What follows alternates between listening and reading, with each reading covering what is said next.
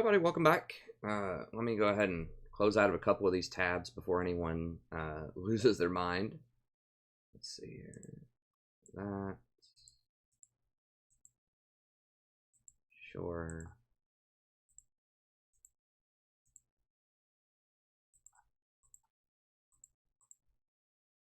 I know some people are very particular about not having a lot of tabs open, so I'm trying to respect that. We'll close them up. Did they really hotfix Civer?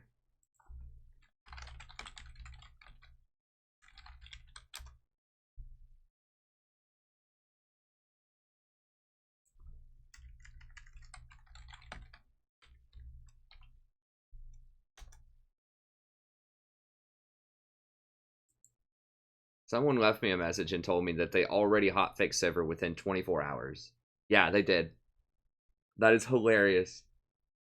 That's what it looks like. I mean, let me see. Thanks to Dylan on the Discord.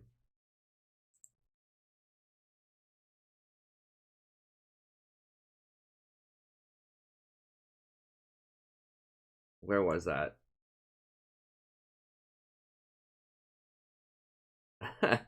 I like that.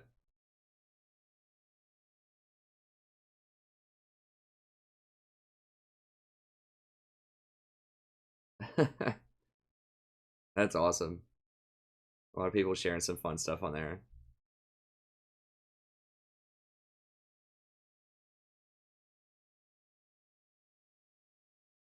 I'm trying to see where it is. I think it was...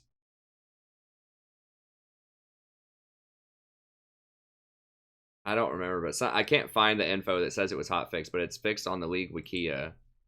Let me see if it has the history down here of it. Because I was just talking about that's like one of the most overpowered things that's happened all season in my patch notes. I was like, I even quoted this in the Civer section. I said, I would not be surprised if they hotfixed this within 1 day. They hotfixed it within 1 day.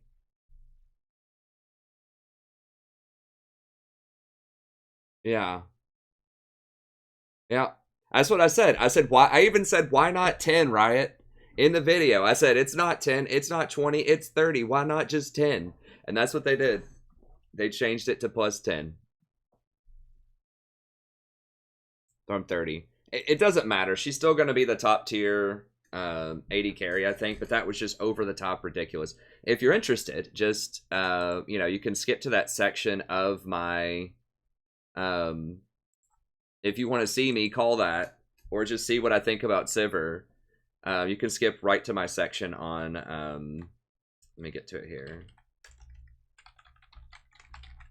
On Civer in my patch analysis video. They haven't fixed Nasus yet, and I think he's really, really strong. Like, really strong. Like, he's not quite as oppressive as that Civer was. It's close. I don't know. The Civer was more impactful for professional play, especially. It's still going to be strong in solo queue. It still is really strong in solo queue, but the Nasus one might go overlooked for a little bit. But I think it's going to be pretty insane. So I just released the tier list and the patch analysis. I just want to skip down because that's just hilarious because that's literally what I said about Civer. Let me see, 134.20. I just want to put that up here just real quick because I recorded this like really early today before they even hotfixed it. They did it like the day, the moment that I hotfixed. 70 AD, which is just standard 80 runes plus a Doran's Blade. Yeah, I just want to see this early on, and now they're buffing it again. So we won't watch the whole thing, but I just want to watch like the first 30 seconds of my little speech about Civer here, which is very in-depth. If you don't understand why Civer is going to be really strong in this meta, if you haven't been in a meta with Civer plus tanks, this has happened a couple of times in League of Legends history, and they usually nerf Civer really hard when this happens. So you want to take advantage of her before she gets nerfed again. She already got nerfed within 24 hours. So I signed up for the $5 a month thing. Sadly, I didn't get to send you a game for the review. I'll get that done now, lol. Okay, cool. Thank you. I really appreciate it. Let me pull that up. Streamlabs. Who was that? Hey, I take your time on that. I mean, I will get to it like ASAP. Yeah, I'll get to that ASAP reroll as soon as you send it to me. But I did spend like this is the longest video. I had to split it up into two this time. Two-hour videos. This is the longest patch note / tier list review that I've ever done. It took like probably 5 hours of research and writing up the notes and another 4 hours to shoot it and like 3 to upload. It was like a 12-hour thing. It was insane. So take your time on that reroll. But as soon as you send it to me, I will get to that immediately. And thank you so much for signing up for the membership. I really appreciate it. But yeah, I just want to play this just for like 15 seconds where I talk about this because I think it's hilarious. Double damage at level 1. A little bit. There we go. You have to proxy farm, and I think a lot of the junglers can run in. I just want like just 30 seconds of this because I think it's hilarious. It's a very good meta for Singed. He's okay, but I just want you to hear my reaction to the Civer change. Oh my god, Civer. This is the other one that is overpowered. And this doesn't look like much, perhaps, to the untrained eye, but you have to keep the meta in mind. If you haven't survived, if you haven't lived through a Civer meta, you're in for a treat because you're about to see one. 30 damage on your Q.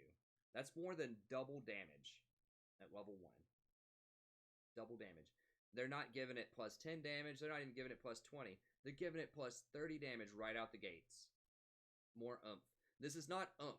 This is like boom, like dynamite blast early game. That is insane. Early game damage from Civer. They nerfed her boomerang blade, I think, a lot back in the day because it was ridiculous early on, and now they're buffing it again. So let's say you have 75, 80 to start. If you hit someone with both parts of your boomerang blade at level 1, this is not even including an auto attack. This is literally just having 70 AD, which is just standard 80 runes plus a Doran's Blade. No auto attacks. You just straight up hit them with a Q. 200 damage. Level 1. 200 damage.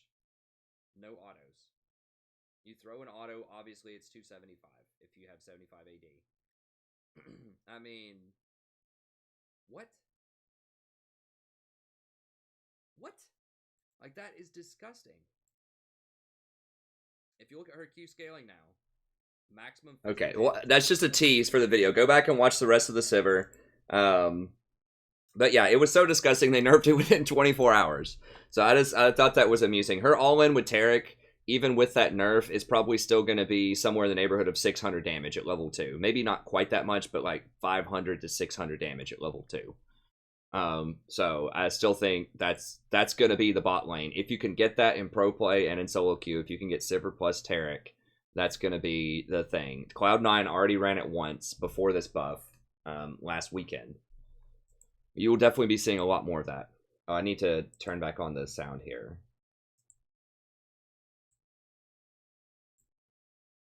Because that Urgot music while it was loading is just like ridiculous. I'm sitting here trying to finish my patch notes, like listening to heavy metal while my league client's loading in. I'm like, come on, man. Yeah, let me see. I don't know how to add people to the club. Someone asked yesterday. There's a limit to the club. I don't know why there are limits to these things. Let me see.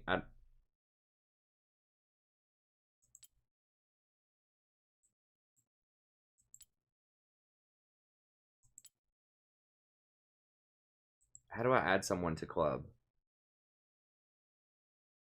Invite to club. Okay, sure.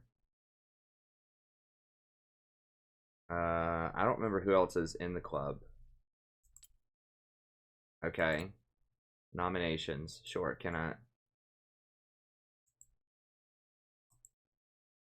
don't know. I'll try to add. Someone else asked last night. I forgot about it. I wasn't able to add it in, but... Okay, let's get in here. I just wanted to do that. Get your news. I couldn't even say get your news here first because I couldn't even publish the video fast enough. Before they nerfed Civer. I just thought that was hilarious. So they took it down to 10, plus 10, which is still good.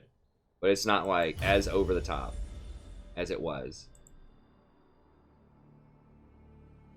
I hope so, Epic. I mean, I don't really want to, jinx it or promise anything, but I have, I've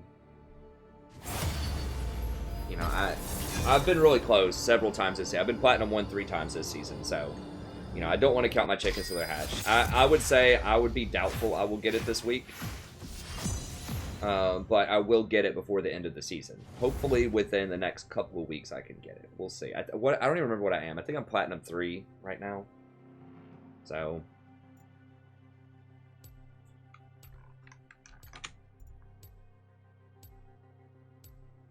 I mean, I hope so.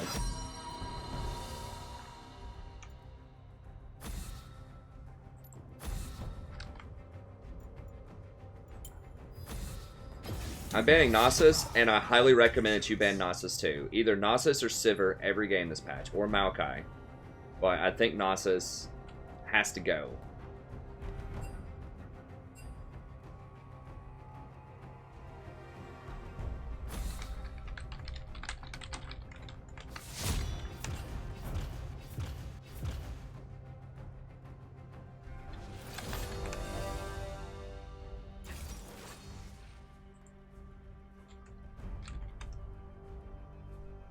Well, the other team's already figured this out, too. This is a lot faster than I thought people would figure it out. Like, they banned Nasus also. You notice they left Zac open? They left Zac open, they left Maokai open, they left Cho'Gath open. They chose to ban Nasus. I'm telling you, right? Nasus is gonna be perma-pick banned in pro play. Like, I called it in the patch notes video. Like, he's that ridiculous. Maokai's still really ridiculous too, so I'm not happy about seeing Maokai. But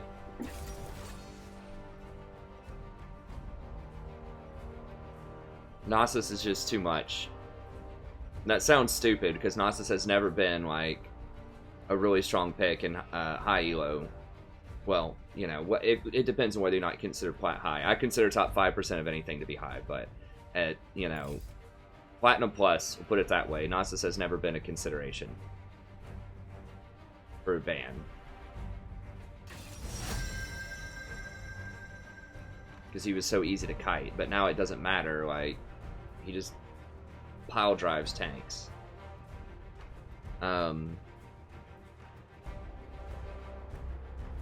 Why would you pick Caitlyn into Maokai? You're never gonna hurt him.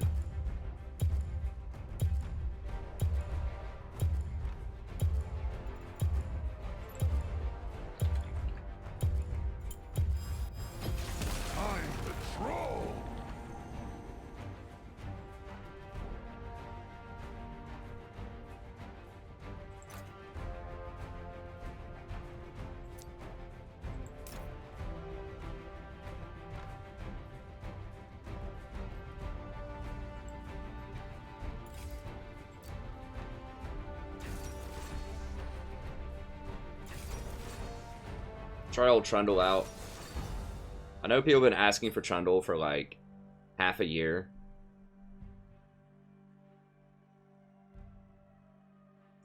I think it might be Trundle's time to come back against some tanks. If we had something, if we had a Vayne, I would definitely do Janna. But we're just not going to have enough to cut through that Maokai without Trundle, I don't think. Even with Trundle, it's going to be very difficult.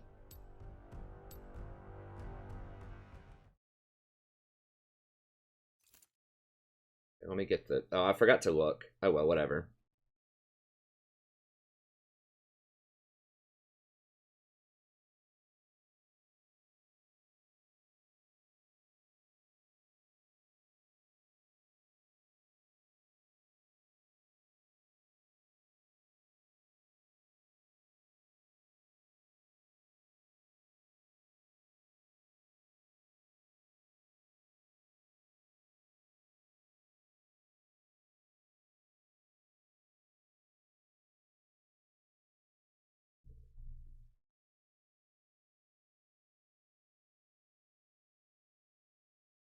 I'll answer like why Trundle, why I think he's back.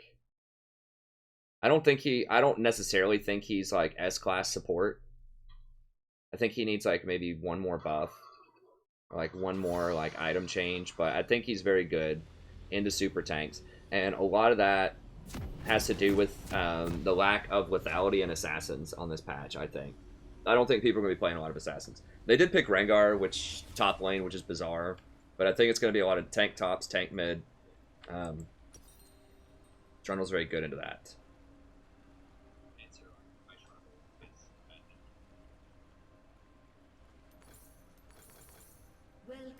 Zeke's also helps him a lot. They did buff his chomp a couple of patches ago, so he can take towers really quickly. I can get executioners if I need to against Maokai. If Kate doesn't get it, it's not a total waste on him.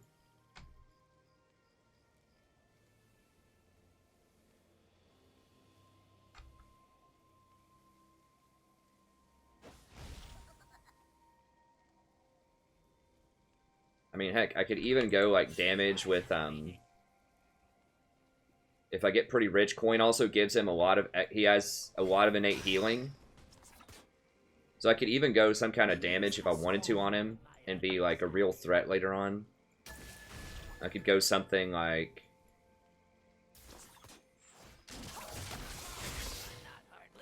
Dude, don't get hooked, please.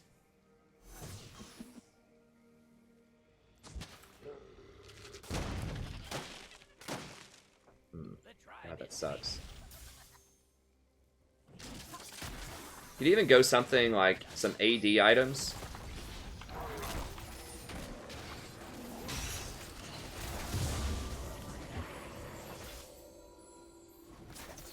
Jesus Christ, these guys.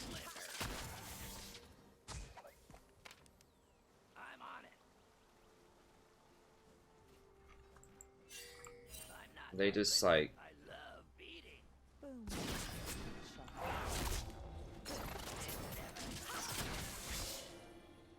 I saw Thresh go upriver, so I figured I would punish him. Punish this guy for coming up here. I could have auto-Q auto'd, but he's gonna be crushed now, I think. The tribe is waiting.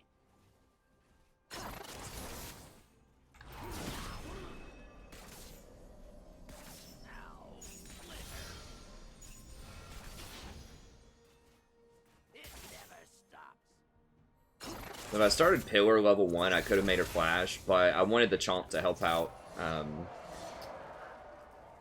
Shaco on his golems.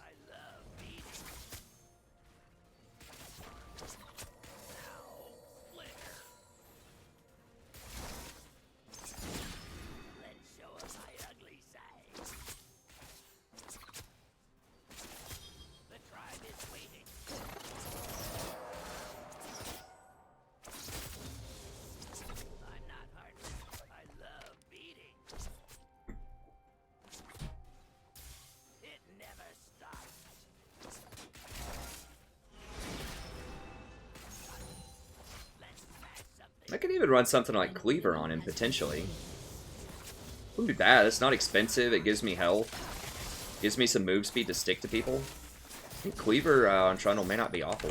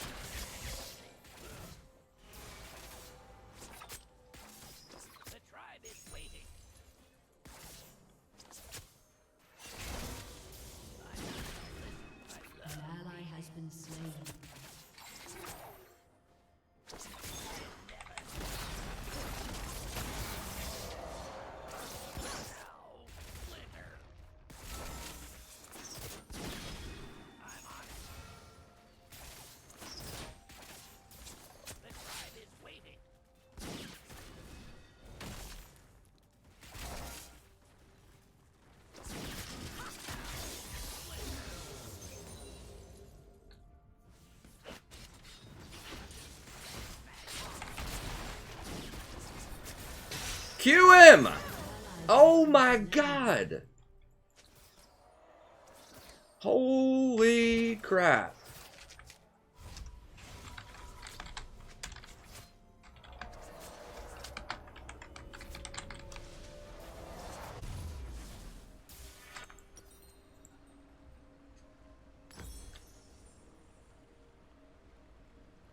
Okay. Jeez, that's tilting. Alright. Let's... Whatever, that's fine. Well, you tasted death because you just didn't press Q, and he hooked you under tower. And you died with your heal and your flash. I mean, it happens. People make mistakes. That's a really, really big one, though. Really big one, because we could have just completely... We were already had a huge advantage on him, and they got to reverse it. Like, if we kill him there, we get to keep pushing Xayah under tower. I can tower her, or pillar her again, and then we eventually Q and kill her, or she ends up missing a whole wave. But instead, she gets a free bailout card. She gets to go back.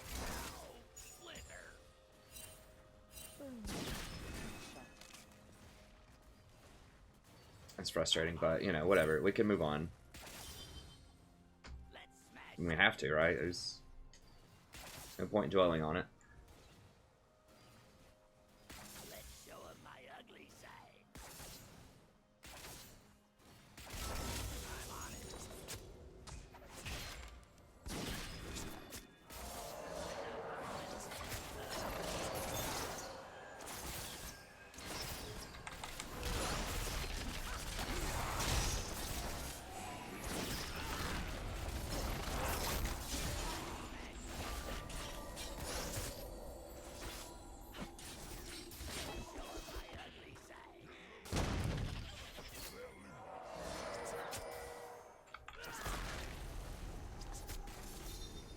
A little trick when you're, if you haven't played Trundle before, if you use your W when you potion, then you get extra healing off the potion. You get 20% more healing off your potion, so.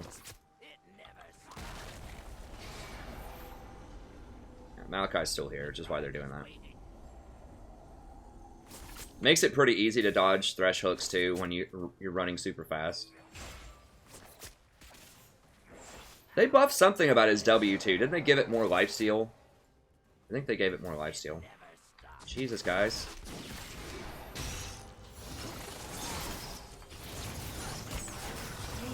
Jesus. That stupid ignite. Well, I guess I should have flashed it or exhausted. I didn't think it was going to do that much damage. Queen Cuts does a ton of damage. Okay. Alright, well, I'm going to need some tankies here. We'll probably just go Zeke's.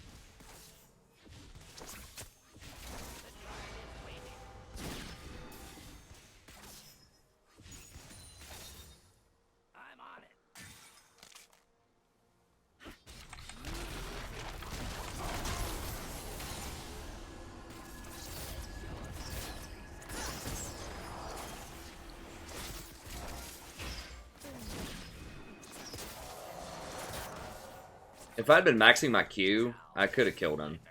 But I'm trying to get that pillar for ganks. Okay, Shaco's not here.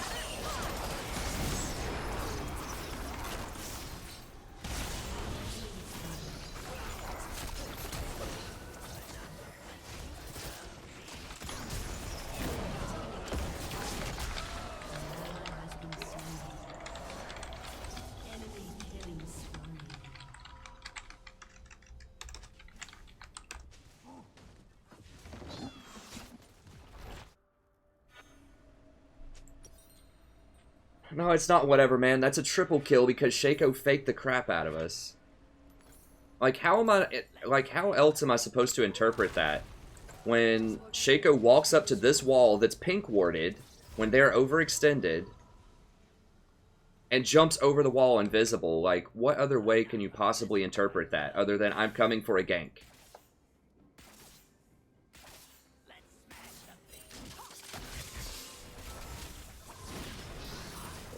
Well, this is one reason I don't like engaging with tanks that don't have escapes is because you can get faked by your teammates like that, which is very frustrating. We would have had him easily if Shaco just shows up for that. Easily. Double kill. Because they were all in, committed. They had no vision. No, we can't. We can't. They have visions. They have the scuttle now. Sorry, I don't need to be negative, but that is so tilting. Like, that's one thing that tilts me more than anybody, is when people leave me hanging like that on engages. This is why I don't play tanks a lot. They didn't get Pillar Vision anymore, which kind of sucks.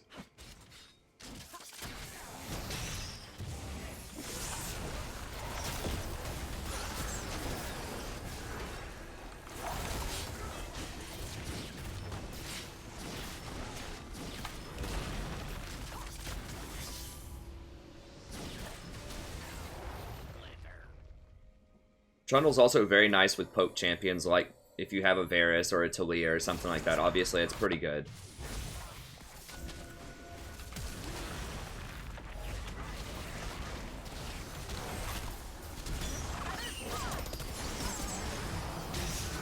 Can we kill somebody? Oh, he ran out of mana.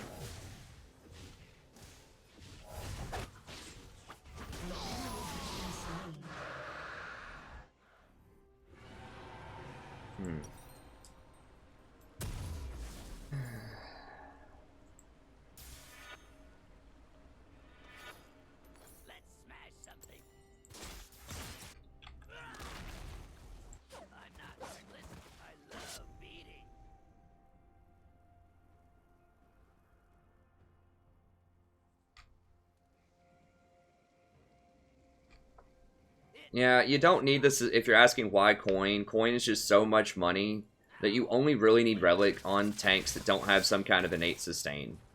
So, like, yeah, you might still need Relic, and you should get it on someone like a Leona, but you don't need it on Taric anymore, or on Trundle anymore. You get a bunch of sustain off of your W. So it is okay early. That would have helped us out a lot early if I had more health for those all-ins, but at the same time, it shouldn't have gone down that way. We should not have... Bot lane should not have happened like that. We gave up that free Thresh kill early on. I got baited by Shaco into a death, and I don't remember the other one. The other one was rough. Oh my... Seriously? Protobelt Rengar is smashing Gnar top? Protobelt Rengar in Platinum.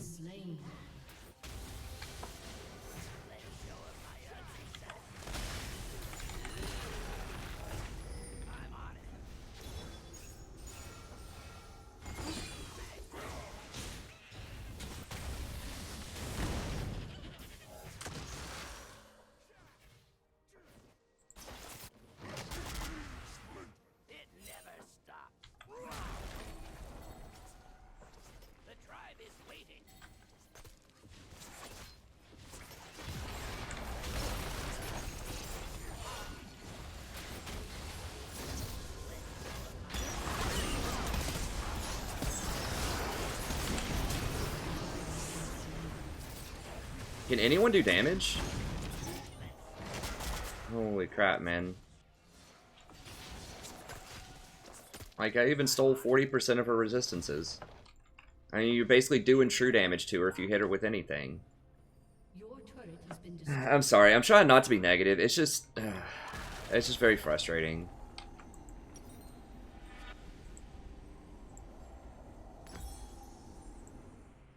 I feel like we've had a lot of opportunities for this to go much better than it has been.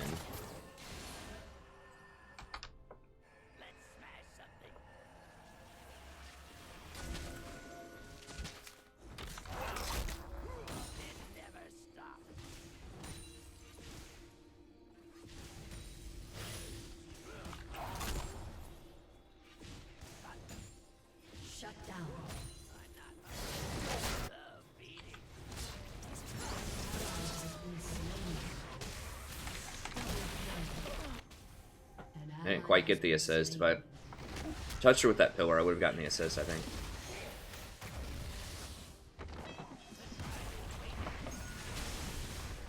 not giving up. I think we can still deal with this.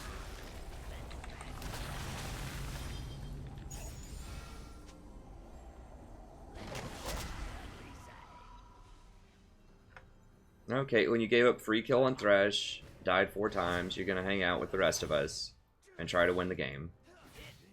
You don't get to give up that easily. Your turret has been destroyed.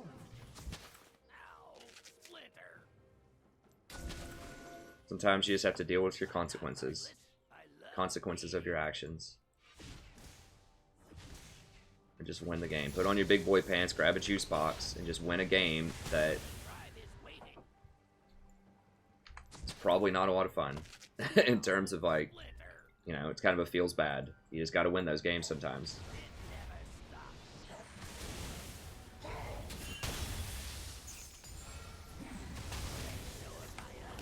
Trundle also has one of the few things that can stop, at least delay a Righteous Glory engage also. Once Maokai gets his Righteous Glory. There just aren't a lot of other things that can really deal with that very well. But an upgraded Trundle Pillar can.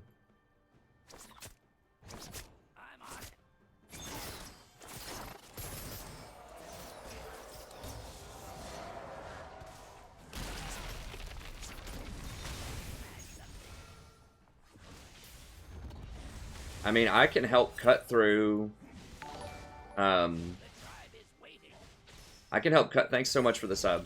I can help cut through Maokai later, and the pillar does make it much easier for Xerath to hit his skill shots on squishy targets, so he can potentially one-shot people later. Like that. Oh, never mind. I mean, this Shaco has like 500 games of Shaco. At like 55% or something. Maybe not that much, but he's a one-trick Shaco, so I don't really get what's up.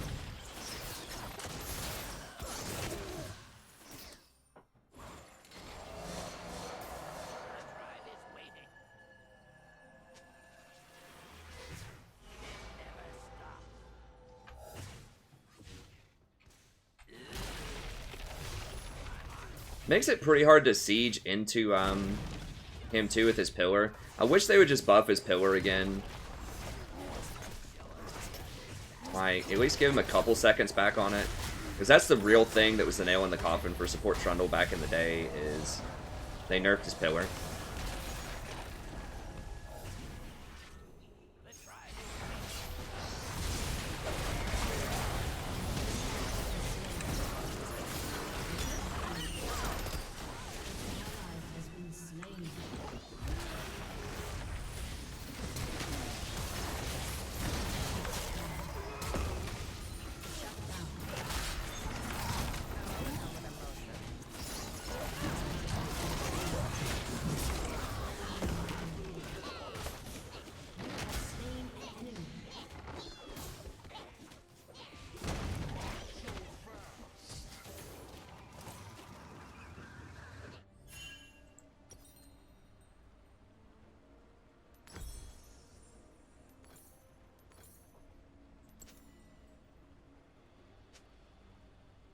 Yeah, I'm P3 right now.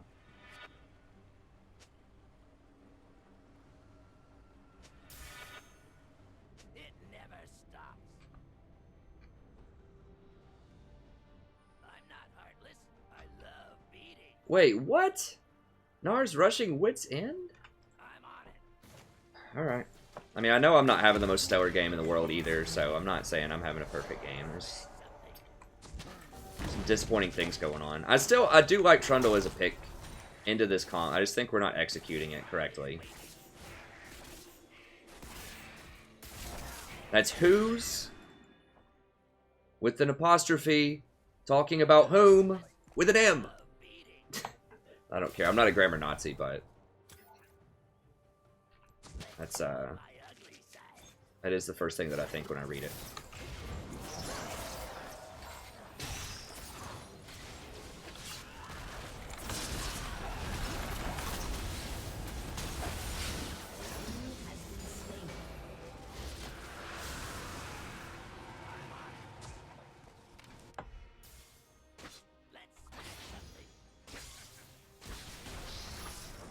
No, they're not that tilted, honestly. They're not raging at each other that much.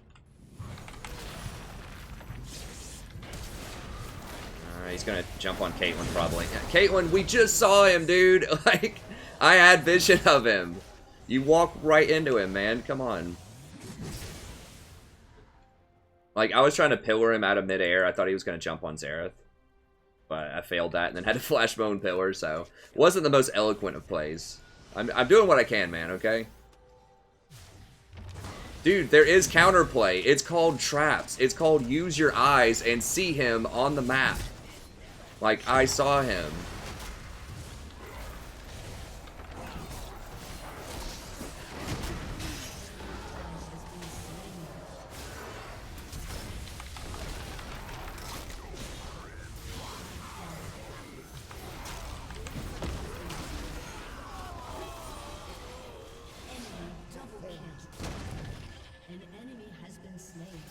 Well, percentage-wise, we are coming back. They're making some pretty stupid plays. Like, if you're Caitlyn, what you do in that situation, first of all, don't walk towards the visible Rengar, but if you know Rengar's around, you drop a trap, and you play around your trap, and you watch for him. And when you see him, like, jumping in, then you net either away from him or you net across your trap so that he has to jump onto your trap. Like, that's how you get around Rengar. You actually use your traps to create zoning distance. I'm gonna have to go Tab-Eye this game, I think. I guess I don't need that many of those, but whatever.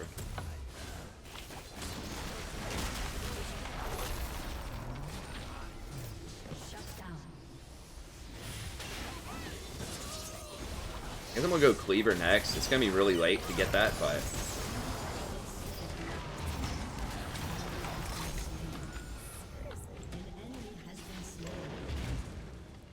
Well, they only have one inhibitor. We have been getting a couple more kills.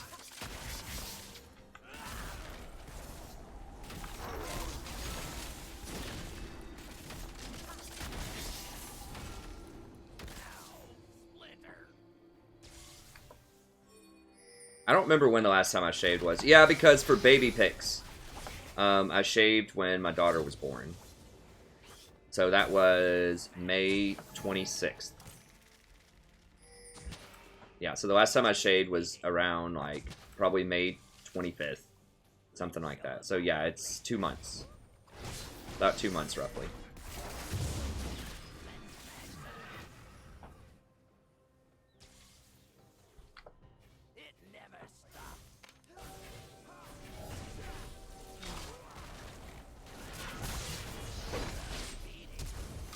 We got his flash. Actually, you know, Talisman wouldn't be that bad. Not with this team, but just in general with Trundle if you want that speed up into your team. It wouldn't be that bad. I think something like Frozen Gauntlet, or whatever it's called, Iceborne Gauntlet, and Black Cleaver could be pretty good on him too.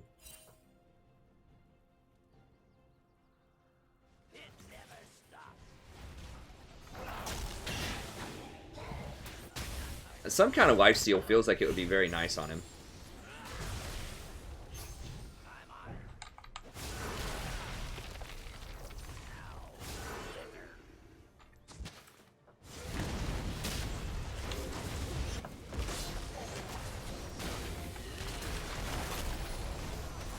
Alright, I'm just ulting him. We just gotta make sure he dies. Really? We can't even kill? Oh my god. We can't kill an ulted support? I should have put the Zeeks on the Shaco, though. That was my mistake. It's still on Caitlyn.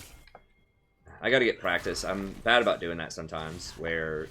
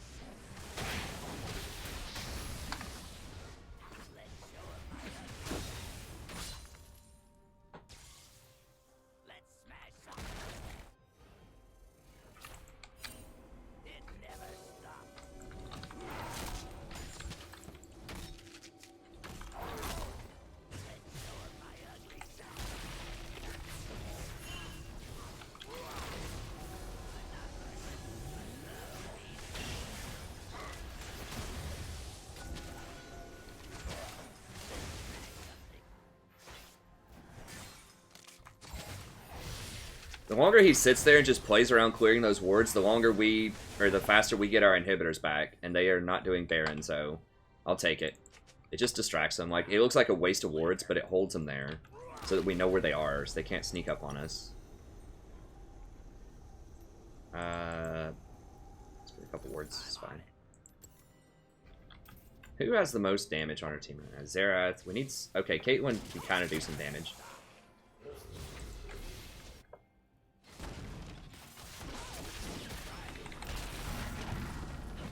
He got his ult.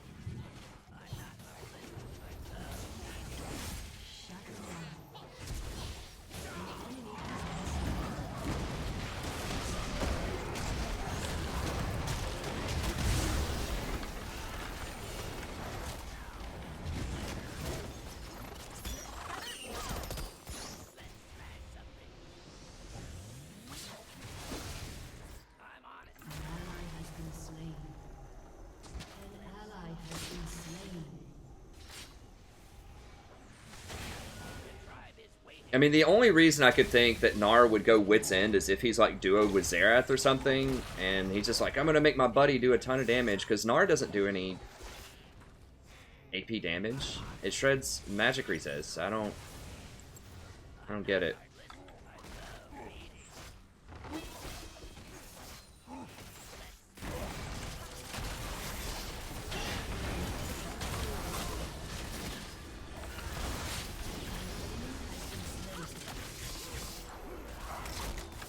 And we are coming back.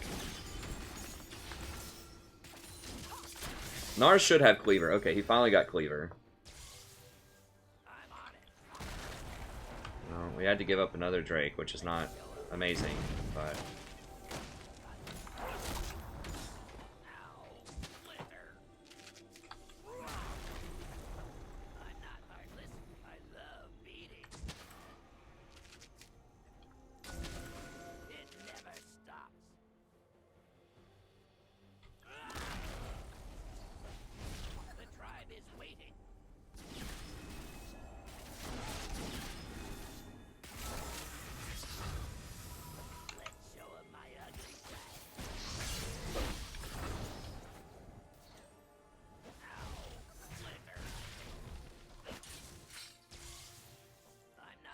My phone's low. I need to plug it in real quick. Gnar's dead, and they're gonna Baron off of that probably.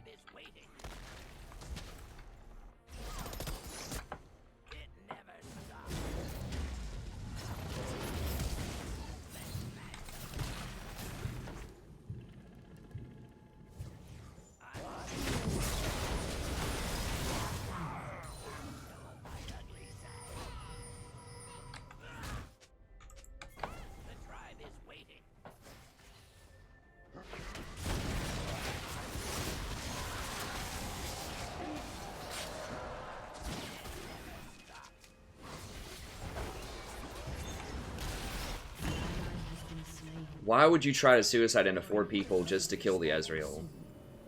Like, you're gonna die. Like, the best case scenario is that you die.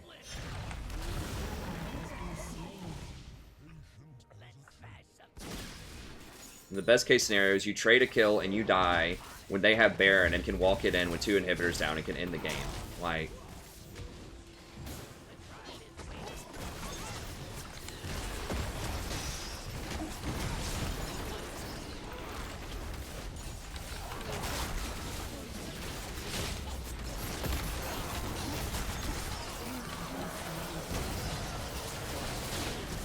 Caitlyn, is she seriously aiming for the Thresh?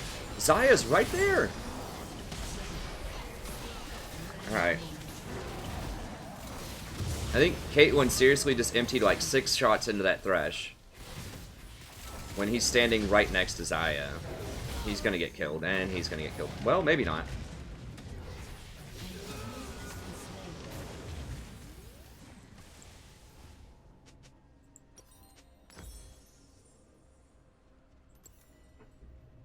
Okay, I need to probably get like Thornmail or something next. I don't know.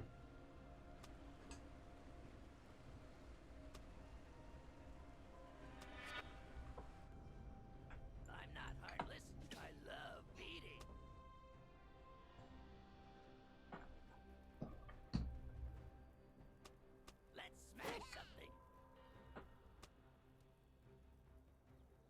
Let's show 'em my ugly side. This guy's so obnoxious, man. Just play the game. You started off like 1-6. You're getting cleanup kills. Just shut your mouth and play. Attack the Zaya. That might be a good place to start. Like, It never stops. just figure out ways to win. I'm not heartless. I love beating. Let's smash something. I'm reporting her for negative attitude. It's just ridiculous. She just won't shut up about it in our chat and in all chat. Just so defeatist. Like, she's been wanting to AFK and leave for, like, since 2 minutes into the game. Maybe not that early, but since she missed that kill.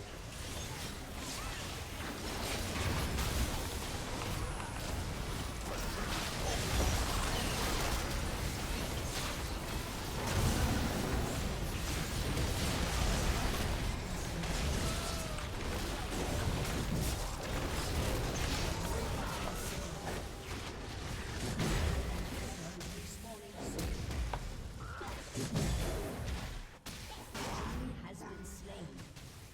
Do we get to Ezreal? Rampage. No, don't go wandering in here, dude. Ezreal's gonna jump out and kill you. You're not gonna catch him. What? I guess she's gonna go down and get this tower or something.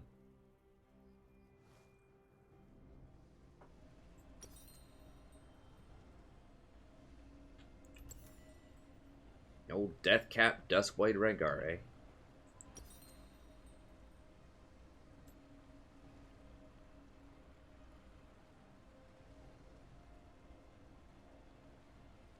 I mean, I could just get a Vamp Scepter and just try to lifesteal my way. I do have a lot of, Your team has destroyed. I'm gonna just go with that. Let's go for like a Death Stance or something so I do a little bit more damage. Unstoppable.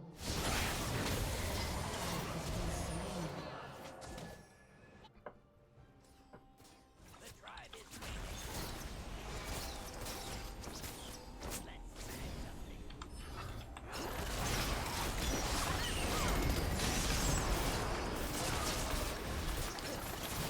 Get the person who actually does damage.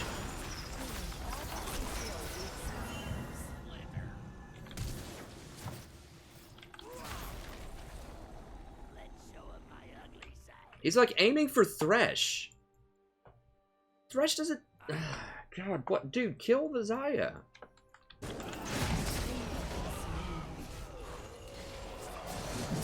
Unbelievable. Like, it's unbelievable.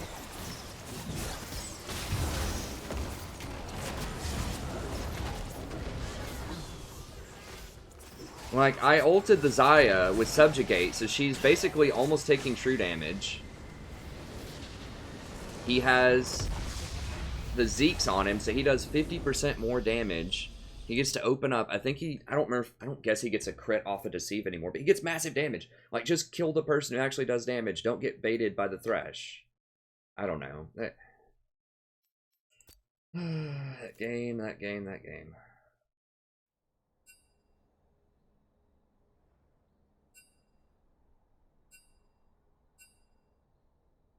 That game's a head scratcher. Well, I hope you have fun with your reports. Unbelievable negativity. Just shut up. Like, we were coming back. Just shut your mouth and focus up and just win the game. It's just so frustrating.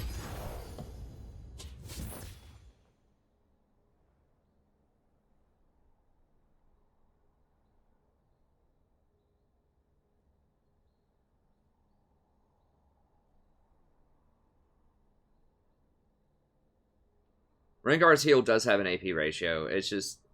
He does have some AP ratios. It's just ridiculous. Like, that shouldn't be happening. No, I can't get a locket just for Rengar.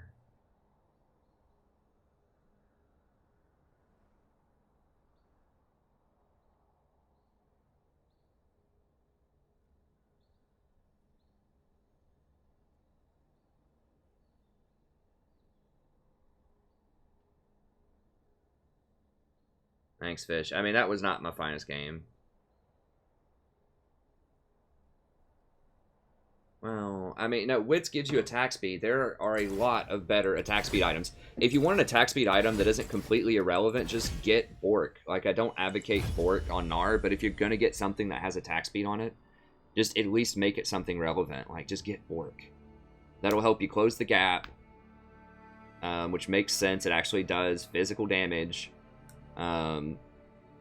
It's just got way more utility than Wits End. Wits End just doesn't even make any sense. If you want an attack speed item on Ring or on Gnar, just go Bork.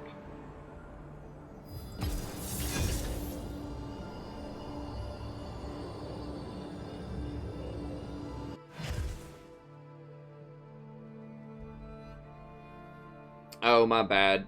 Okay, yeah, I'll change it. I forgot to turn off the viewer night. Yeah, viewer night was last night on Tuesdays. If people are asking about viewer night, I've got a link in the description. It's really fun. It is every Tuesday. I just spent all day working on the patch analysis video, so I didn't change it. But it's just $5 a month if you'd like to join. And nothing on the channel is money-walled. Like, nothing that was originally there before I started this program. So, you know, all the guides are free. Obviously, the stream is free. All the playlists are free. Talking to me is free. You know, all of that stuff is free.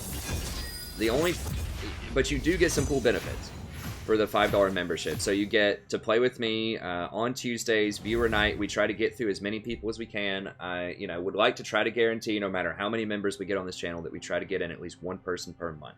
That's my goal, like one game per month. Right now, it's a lot of games. People who played last night, I think we were, a lot of people played like 3 games or something last night. So people were definitely getting their time in. So that's less than a quarter a day. You get to play games on stream. It's fun. You get access to the Discord, which is really cool. So people are having some fun conversations in here, posting up pictures, links, talking with each other about their day, their pets. Just stuff that, interesting, cool stuff they found on the internet. People were talking to each other in different groups. You can set up groups to play with other people if you want. You can just come in and talk about your day or stuff that you learned. We'll wait a second, just in case there was a troll on the other side. So it's a really cool place, and this is where we set up members night stuff. So I think that's pretty cool. You could even go into one of these rooms and just like listen to some music or something on stream and talk to people, other members. So I think it's really cool. So you get that, you get the access. If you want a coaching session, usually it's $20 if you want a coaching session. If you're a member, it's 10% off, so just $18. Pretty good little bargain. You get to vote each week for normal champions. I'm going to reset the vote after stream tonight. I meant to do it today. The patch notes video ended up taking like 10 to 12 hours to research, like write, film, and produce and upload. Took a long time. But I'm going to upload this every week. It's a straw poll, and I try to get through every champion that people votes for at some point during the week. A lot of those are on viewers' nights, but I try to get through some during the week as well. So if you don't have the $20 to donate to have me play whoever your favorite champion is on stream, then this is a good way to vote, and I'll probably get to it at some point. I'll try to. I'll get to the highest voted ones at least throughout the week. And then if you like the Total War series that I do, then you can also vote. I'm going to have a straw poll up for that, which I can do after the stream tonight too. You can vote on which next 3 episodes I produce. So if you want to see some dwarfs, or you want to see some chaos, or you want to see, you know, when the new stuff comes out, you want to see some lizardmen or skaven or whatever, then that gives you a little bit of say over that. So you just get a little bit, you get to participate a little bit more in the content of the channel itself by playing in the games, voting on stuff that I play for various things. You get discounts, you get to hang out a little bit more with a personalized community. I guess a more privatized community. More, I don't know, a smaller community of regulars. So I think all that's really cool. And then on viewer night itself, I just play all normals, stuff that people vote on. I play with viewers, of course. I get to play in a lower elo, bronze and silver, so I show how you can win in those, or different strategies you can use to potentially win in those. And then everything's, all my other stuff is half off. So if it's on viewer night, you can just drop $10. I'll play your favorite champion, or drop $10 to automatically play the next game if you want. Because I know some people show up and they want to play a game, But, you know, if we have several members, they might have to wait a couple of games before they can get in, you know, and they want to go now. So that's a good way to kind of fast pass your way if you just have time for one game before you go to work or something like that. So I think it's a really cool concept. That was just our second night of it last night. I think it was very successful. It was a lot of fun. So if you want to get in on that, go ahead and sign up. The sign up's easy. It's just at the bottom. I'm going to have a video about this too after I cut my hair. I've been putting off cutting my hair for like a week and a half. I need to do it. Maybe tomorrow. I'm literally so busy I just can't cut my hair. But yeah, you can sign up here. It's just a PayPal link. Click it. PayPal takes like 1 minute to sign up for it. Super secure. It's probably the most trusted worldwide. May I please divide this into 20 for a Velco's support game, team comp permitting, and the rest for an advanced Velco's guide? Sure. Thank you for being awesome. Yeah, that sounds great. Yeah, I'll do a normal with Velcos next time. Thank you so much. I really appreciate it. And then I'll add the Velcos guide on here, and I'll get through some of these advanced Velcos. With the advanced stuff, I'll try to make them like it's not going to be elementary stuff. I'll research and give you some better, like more in-depth stuff, and they might be a little shorter video, like maybe 45 minutes or something, short videos. But yeah, I'll try to start cutting through some of these guides that I have as well. I finally caught up on most of the coaching sessions, so I'll start getting through the guides. Thank you so much. Really appreciate it. But yeah, you can sign up for the membership via PayPal if you'd like. And then, of course, there's no contract or anything. Obviously, no contract. Cancel anytime. If you need, you know, if you decide down the road, a few months down, you really need that $5 to help pay a light bill or something, obviously, you can leave anytime you like. I can't prorate, so I can't give you back like $3 if you leave halfway through the month, but I will continue to give you the benefits for the entire month.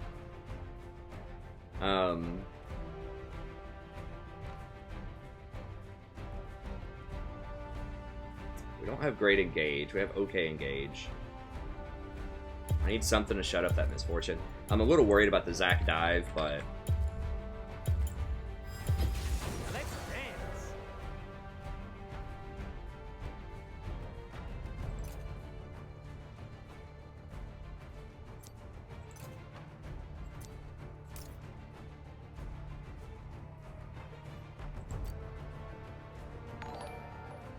hey, thanks so much for the sub. I really appreciate it. And I think that about covers what viewer night is. It's on Tuesdays, but you know, I try to give you some benefits throughout the week too. If you wonder why, well, why does he, you know, why can't I just play everything that people want me to play every game? Like, why do I typically have to charge like $20 for a game on a normal stream night? And the reason for that is I don't want to create too much demand for it, because most people tune in to watch me play serious solo queue ranked stuff. And so if I only charge $3 for play whatever as a champion,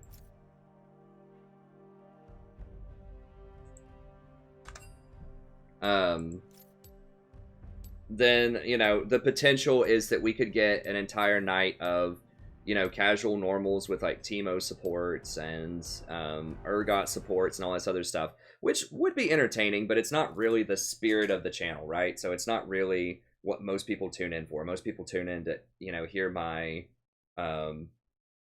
relatively serious commentary on stuff that is viable or that's really strong in the current meta through solo queue play. So it is refreshing to get some Teemo support games or to get some, you know, whatever support games every now and then. It's a great way to mix it up, and obviously I really appreciate the donations.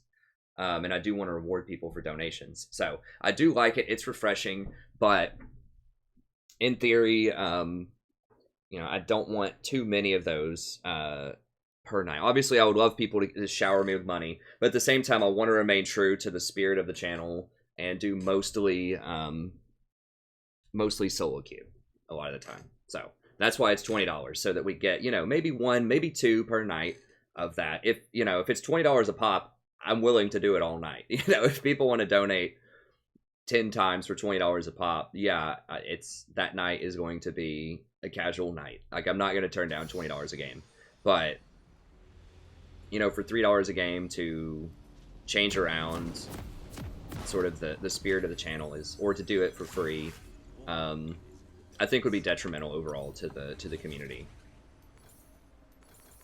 If that was on an every night basis. That's part of why I have casual Tuesdays also, members nights. So not only we play with members, but I can play a bunch of stuff that people don't typically see, and that people have requested a lot on the vote system. So I've tried to balance it all out as much as I can, because I know there's always this tension where people want to see serious rank, they want to see me try to climb, but at the same time, they want to see diversity. You know, they don't want to see Janna every game, and so, you know, I try to balance that out as much as I can. It's a delicate tightrope to walk. But yeah, that's why I can't always play everyone's favorite champion for free, or not even for a nominal rate like $5 on most nights.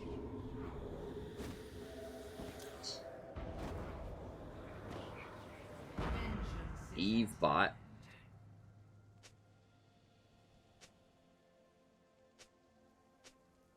I could take Courage on Rakan. It would have been okay in this matchup. Basically, Courage is a lot better early in the game, but I really don't like it. It's okay later, but Windspeaker scales so well with his shield, and especially if you get Redemption, which I'm favoring more and more these days, it's like a second item pickup.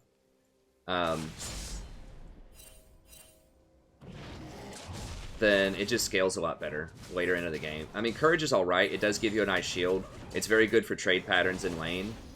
But we outscaled him pretty hard, so if we just farm it out, that's fine too. I mean, if they want to fight, we can fight. Nautilus is a little dangerous, because he has so much crowd control.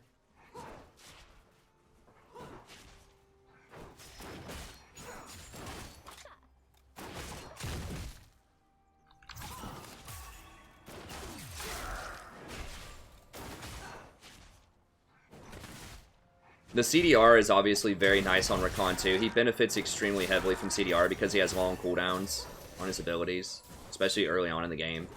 So Insight is way better than the Tenacity on him, at least early.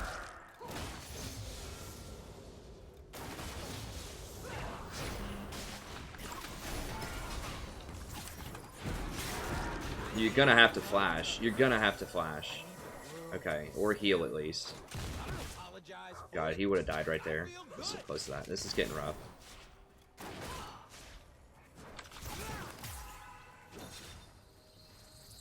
Please don't get hooked. Okay, thank you.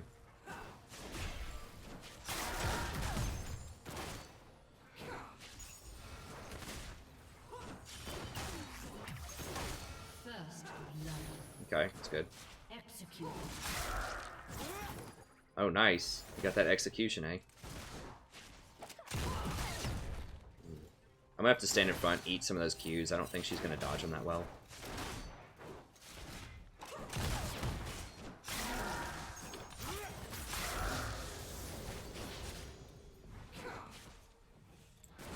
Does she have Warlords? She is healing up, though.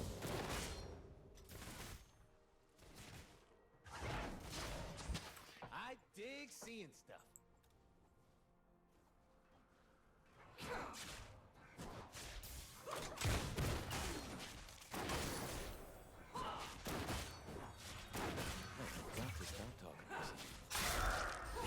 Where are you?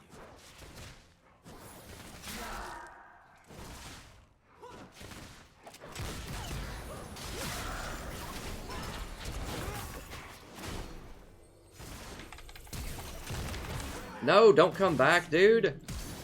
Oh my god, why?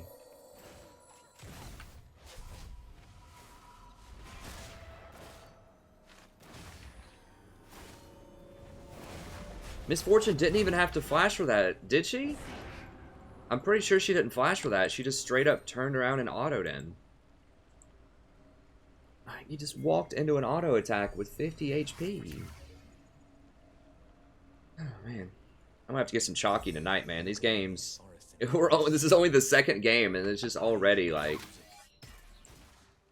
very facepalm. I'm really doing my best to try not to be negative, but that's like, the magnitude of that incompetence is staggering. Okay, nice. That was good, though. That was good. There's good stuff going on in the map. I'm just not seeing it a lot of the times so far in these bot lanes tonight. I'm gone. I am so gone.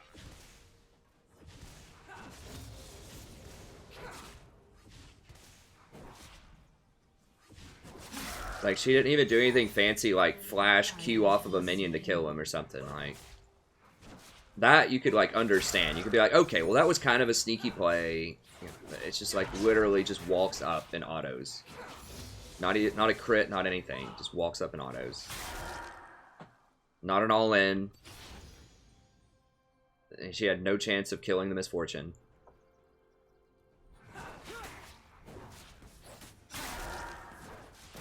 Right, well, this is a problem. I think Misfortune's not as good on this patch, but if you give her a free kill and she gets ahead with the lethality, Duskblade's still, like, alright on her.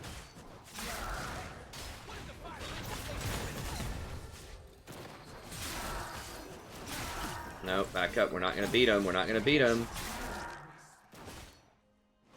You're really far behind.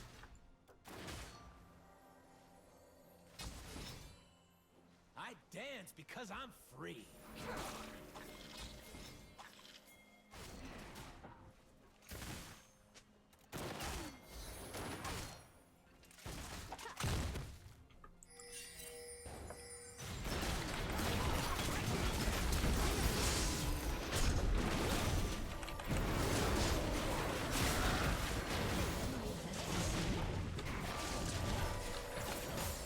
Seriously, that hit a minion?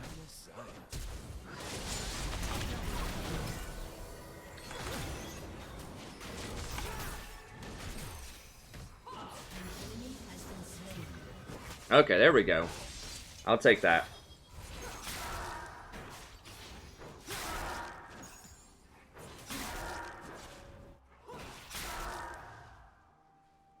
There's wildness in the bees and the flowers. It's just a fury humans don't see.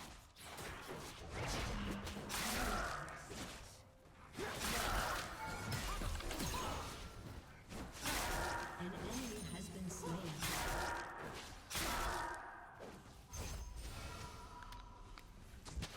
Every road leads someplace. Okay, that was good. That was good. That was good. Started off a little rough. That was good. That's the makeup call.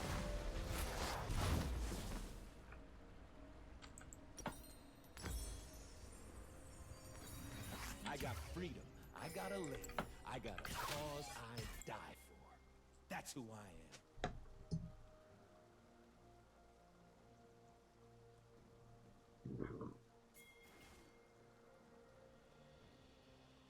Your team has destroyed a turret. Yeah, I mean, Duskblade MF is still very strong. They nerfed it a lot on this patch, a lot. But it is still strong. It's just, she's not, like, ridiculously oppressive. I think she was the best ADC for solo queue on 7.14. People just never figured it out. A lot of people didn't. I lost to Misfortune, like, 3 times in a row. One night, near the release. But it was a very short-lived reign. She's still, like, okay, I guess. I don't think she's top 5 anymore, though. Oh, he went middle again. Okay, interesting. She pokes her head out here. We can definitely kill her.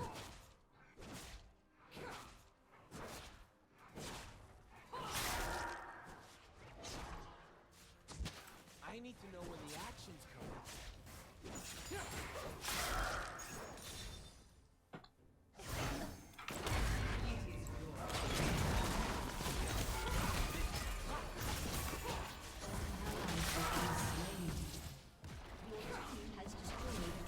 There you go.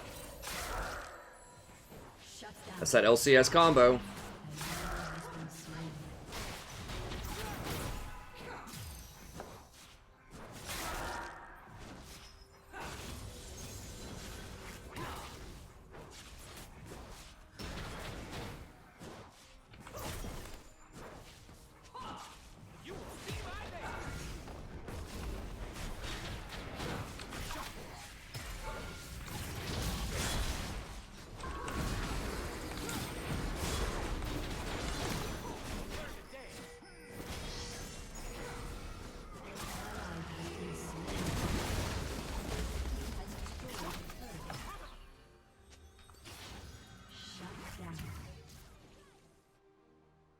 Yeah, we should have just killed the tower. That was my bad. I should have hit it.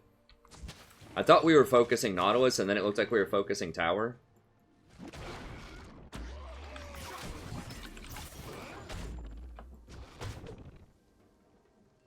Just trying to stall him. I don't know. Can we?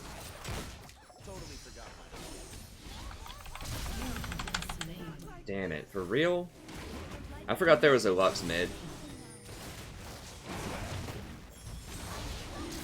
That was just really dangerous. I wasn't even paying attention to there being a 4-0 Lux middle.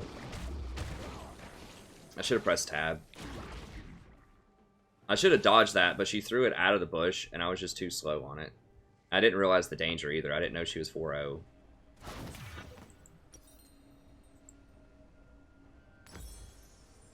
So yeah, that was pretty bad. Actually...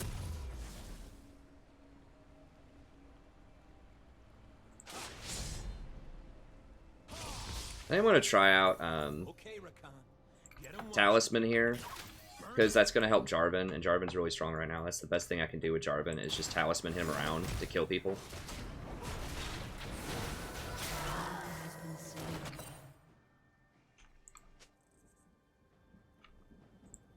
Wait, what? Why does my R have 2 charges? What?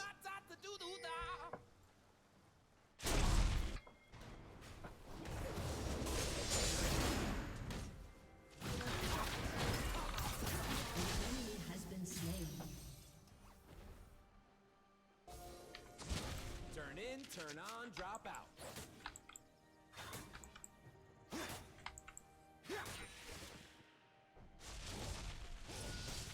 Humans' magic is like fire.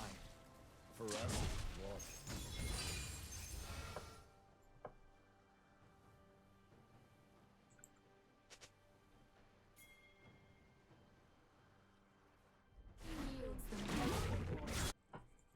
Enemy killing spree. I am not blind.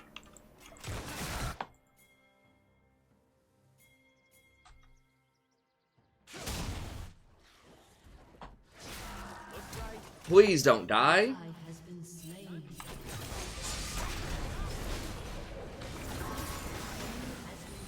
Dunk him, dunk him. What you looking at? Okay.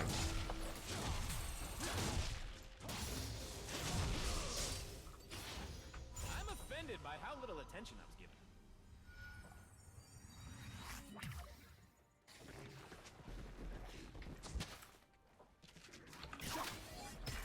Your turret has been destroyed. Yeah, J4 is still really strong. He just has so much utility about him. I'm getting impatient. I need to get Moby Boots.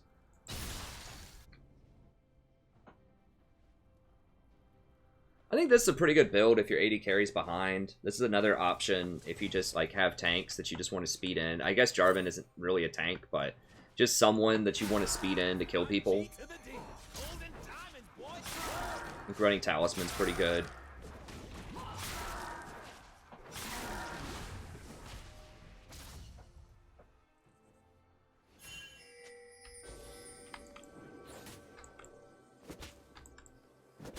Okay, they got him. I think, right? Yeah, she's gone. An enemy has been slain. Right. There we go.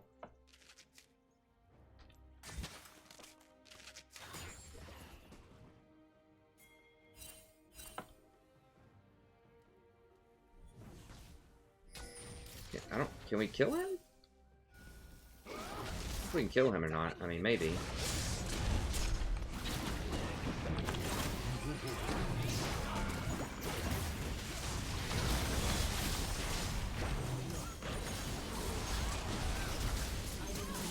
Yeah, that feels bad. Like, diving at Zac feels really bad.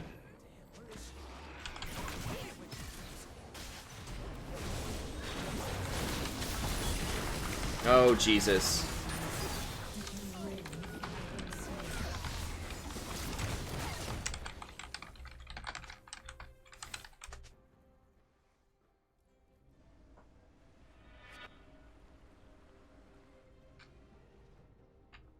Wasn't J4 the one that flag and dragged under the tower? Or am I mistaken? Like, who dove in there? I followed up when, and he ulted, like, right when I did my thing. But I shouldn't have been complicit in that. Although, to be fair, if I did hit him with that, if he did ult at that exact moment, then we would have killed him. Without anyone dying. But...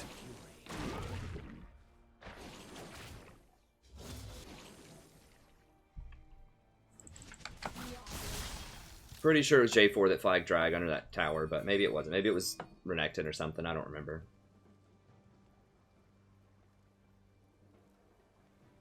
The only way to understand magic is to plunge into it, move with it, dance and dance. Okay, yeah, sure, let's get it.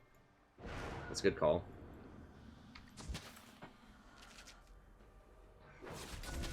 I need to say, people can see how awesome I am. This is probably more important than Windrake, because it's going to be a tier 2 tower if we get it.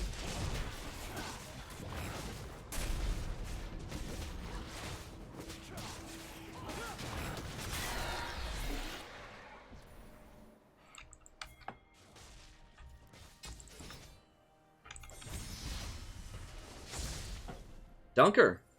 I guess it's dark and he was scared. That's fair. I mean, Zach was in there. I feel like my 4th ward is definitely, is a lot later. Maybe I need to be rushing, Ruby faster.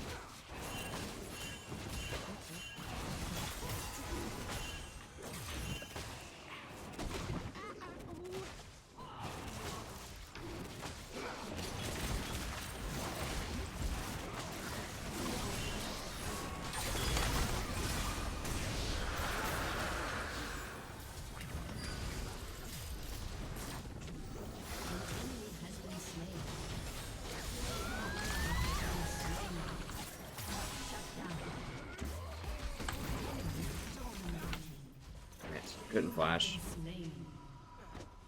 Your team has destroyed a turret. Everyone died with their ult.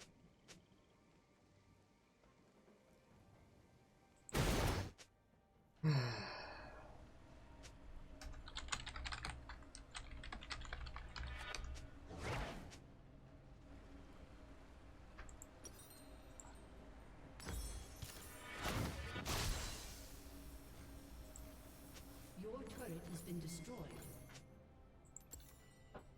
It's magic that's wild. I'm just here for the party. I feel like if Ori and Callista would have used their ults somewhere in there, like after I ulted and shut the MF up, then Callista could have picked me up and throw me back into somebody, I feel like. Because I zoned both of them off for quite a while, the Lux and the Misfortune.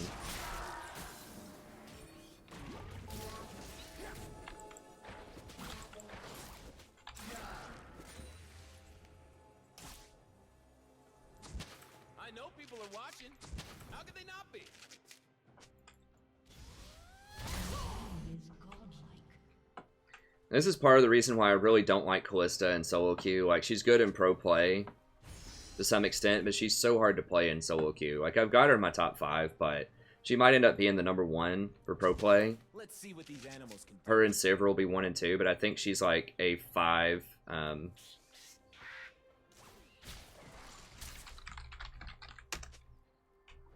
I do not wish to Don't kill be an them. idiot, Renekton. Just play the I win. want them to hear the music. Whatever that means, do it.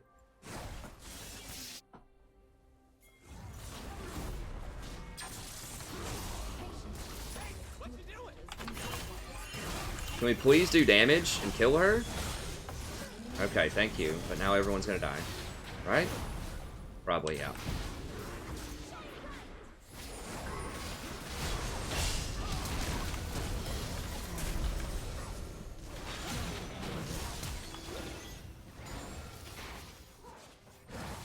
Is Lux dead? Has been slain. Mankind is blind. I want them to see. Dude, guys. Okay, come on. Come on.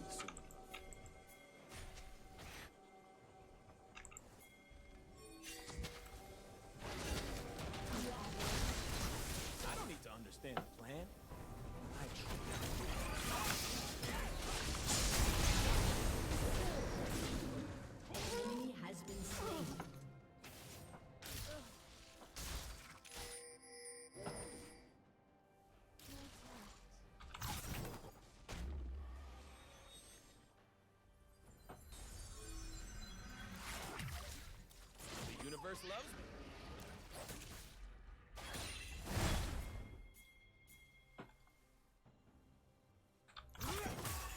Dance or die.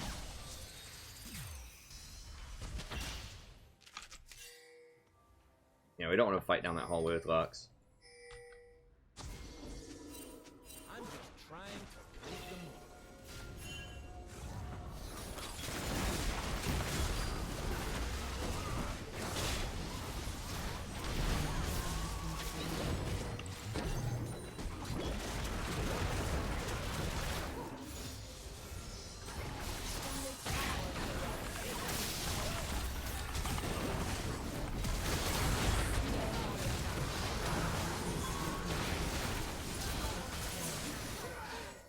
You have been slain. An ally has been slain.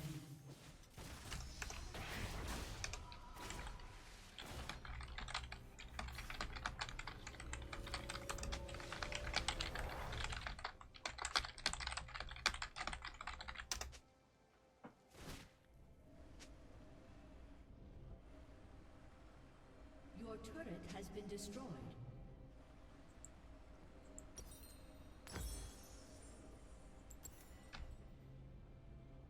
Like, the guy's saying this guy's full tank, or like full AD Jarvan. He's full AD Renekton. But you too! Like, that's how you build Jarvan. That's why we have enough damage to kill people. It's not Jarvan's build. It's people being ridiculous. We can still win. I mean, we're only down 4 kills. It's not game over. Like, it's real easy to forget that because everybody complains and thinks the game's over every time somebody dies Get it started! in a platinum game. Yeah, just get this. Hello? Jesus Christ. Just get the... Come on, they don't even have it warded.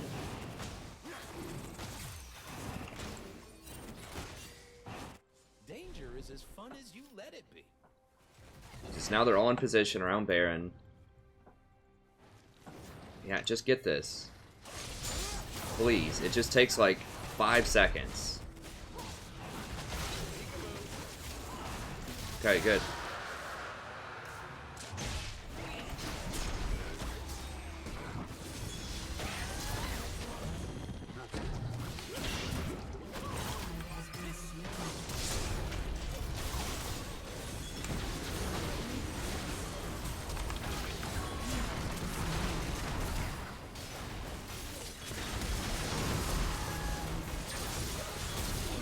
Double kill. Aced. An ally has been slain.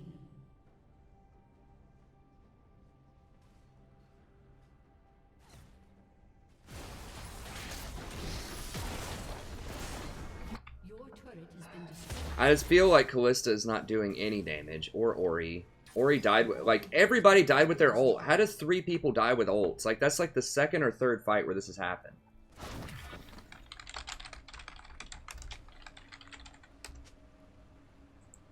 Your turret has been destroyed. I know that's a novel concept, but when you have team fighting ults, you need to use them in a team fight. At some point. That should not happen.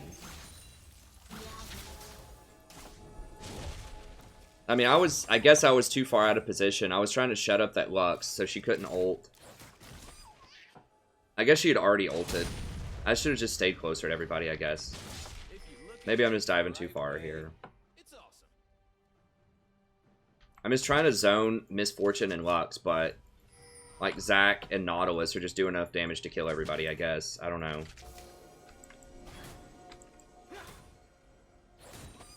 Camille's like never there on time. She always shows up really late. I don't understand how we're not killing people with, since we have no tanks anyways. We have like full damage on everybody.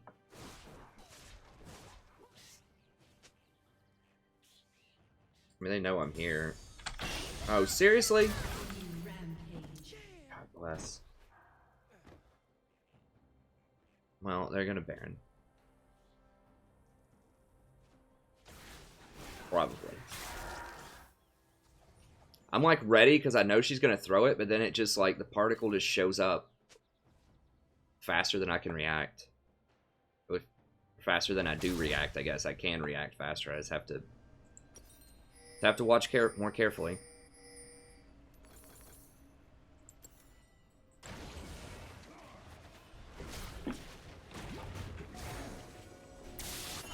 If it don't get out of control, Rampage. An enemy is unstoppable.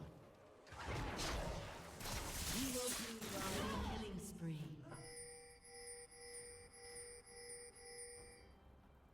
Yeah, I mean, what do you want? don't leave nothing. Bring it on.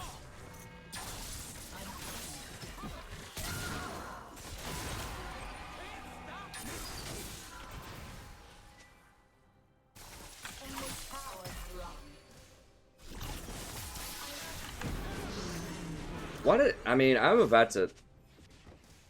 I don't know why every loser has to say that. I mean, I don't want to sound mean, but seriously, that is the complaint of losers. Like, people who say, I'm glad we lost.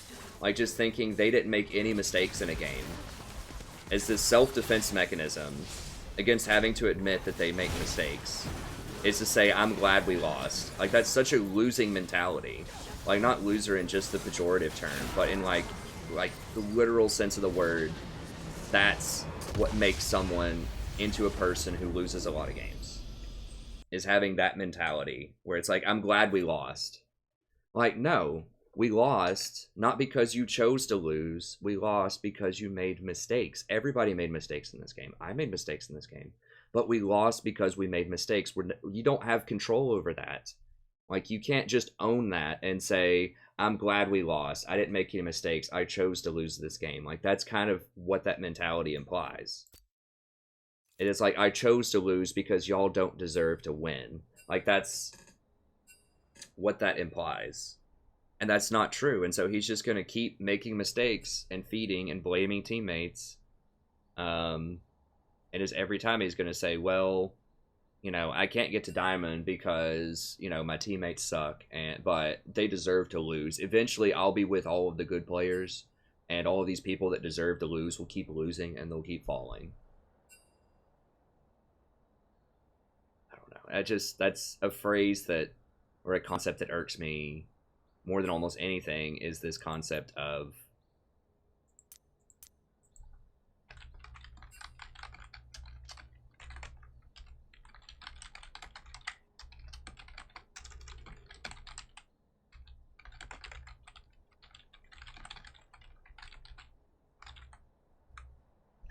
So I'm sure this guy is a lovely stand-up guy. I would love to go hang out with him and, you know, shoot some basketball or something, I'm sure. But, you know, you can't have that kind of attitude and think that you're going to win. Callista was just bad. She didn't have a bad attitude. This guy was the guy that was... Actually, no, Callista was saying GG the whole time, wasn't she? I can't even remember. There's so many negative people. Whatever.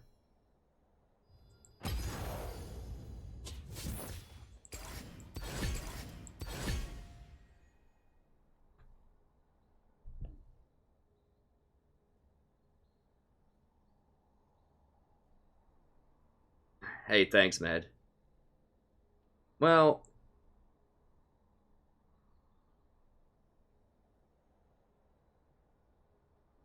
You know, people ask, or you'll hear other videos that say you need to mute people, and it is obviously annoying when I hear that from people, but at the same time, you know, I feel like if you want to climb, you have to be the adult in the room and talk people down. You have to say, no, guys, we can still win. Chill. It's okay. We can win.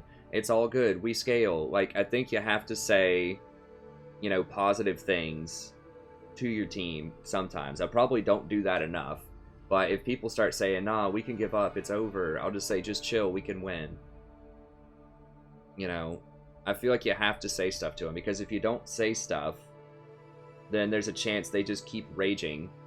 I mean, there's also the philosophy that if nobody says anything, then they won't, like trolls, you know, who are seeking attention, won't say anything, right? And that is true if they're trolling, but I don't think they're trolling.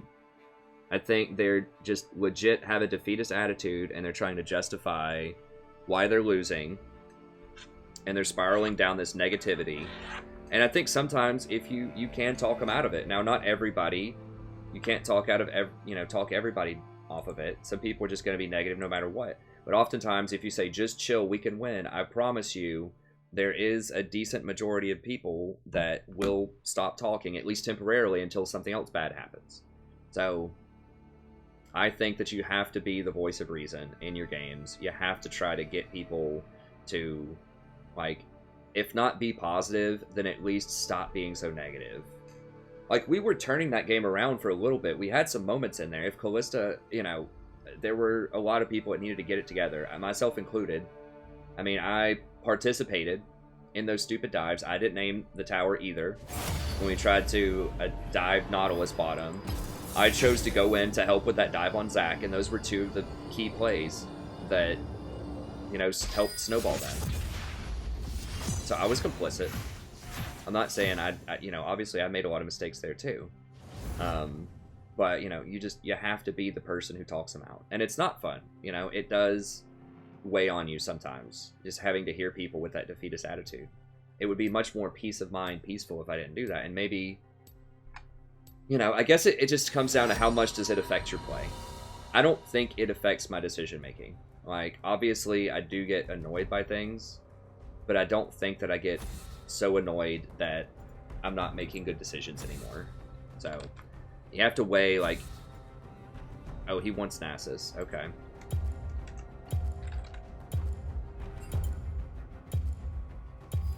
Twitch doesn't need a ban right now. If it is affecting your decision making too much, then you should mute them.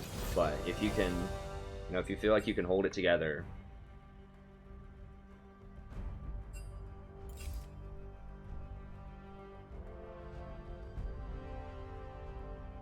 then I think it's better. I need to research. These people in these last few games could have been like 10% players, and I wouldn't have even known it because I'm talking too much. I didn't use my dodge the last ranked stream that I did.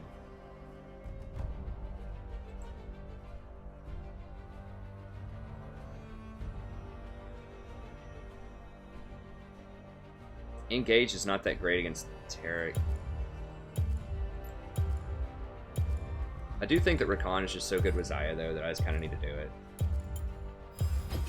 Let's dance.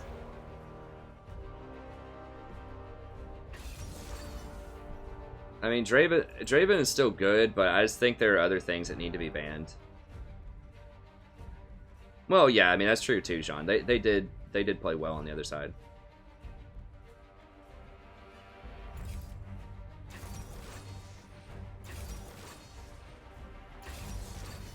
I still think Civer's extremely strong right now.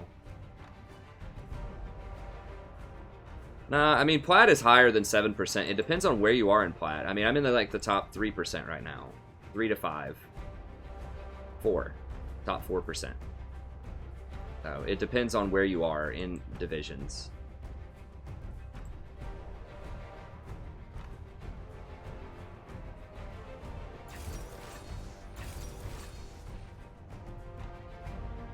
Oh, I don't know, Zach. It should say in the lobby how long the timeout is. I'm not entirely sure, honestly.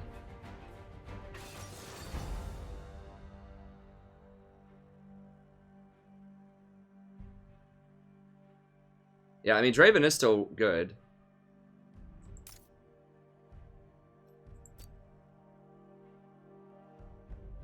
Okay, Tianaku.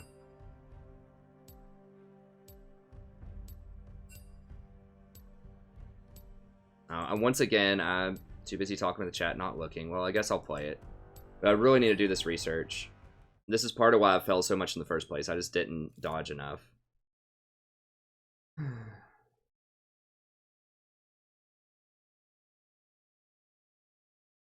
Hey, Gummy Bear. Right now, it's $5 if you want an op.gg review. That will probably rise in the future. But right now, I can do it for $5.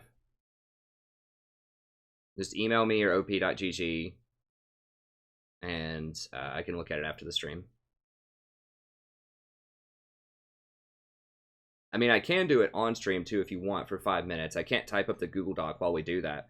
But if you want, 5 minutes on stream, I can do it on stream as well. But I can also give you the Google Doc, and I'll have more time to sit there and look at it if you want after the stream.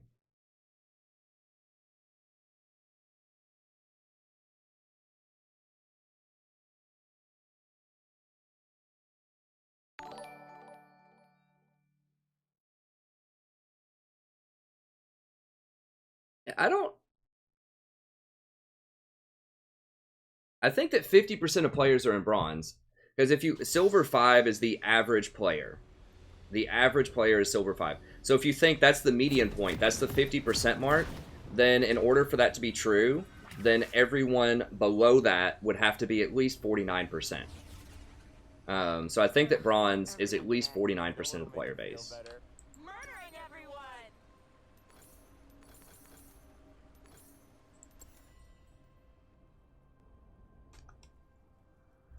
I'm so tired. You gotta rest. Everyone is depending on me. Everyone can wait.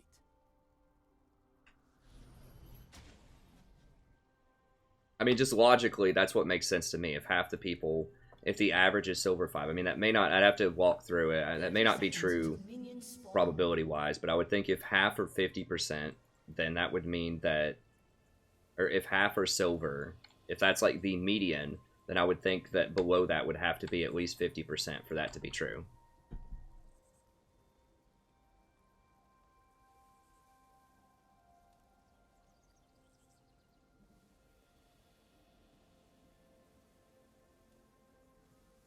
Yeah, coaching does include an op.gg. Like, yeah, to some extent, of the one game that I'm looking at. If you want me to look at more stuff, just tell me in the email, and I can, I can include a little bit extra for you. But typically, I do an op.gg for the game that I'm reviewing, but if you want me to look at some other stuff, too, I can look at some other stuff. Just let me know what you want in an email.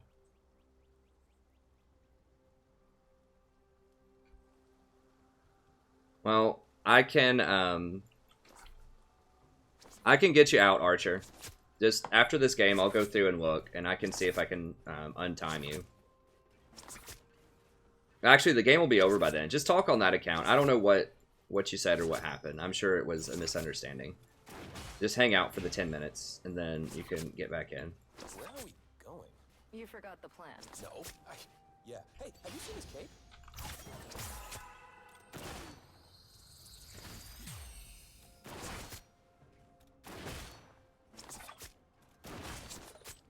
Hey, Andy.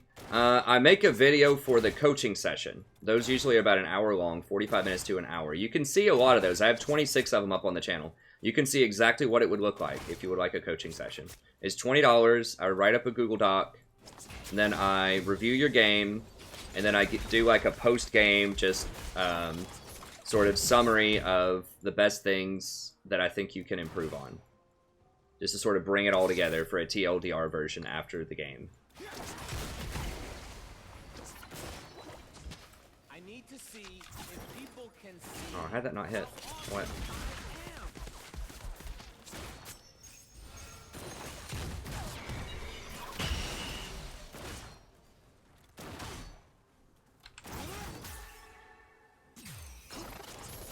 Is there a jungler? That's Rengar.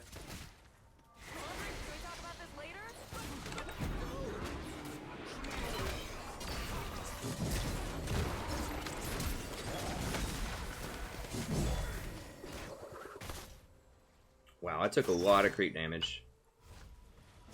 Well, we got a teleport. What else? Rengar had to flash, though. Xayah healed. Probably not worth. Taric exhausted.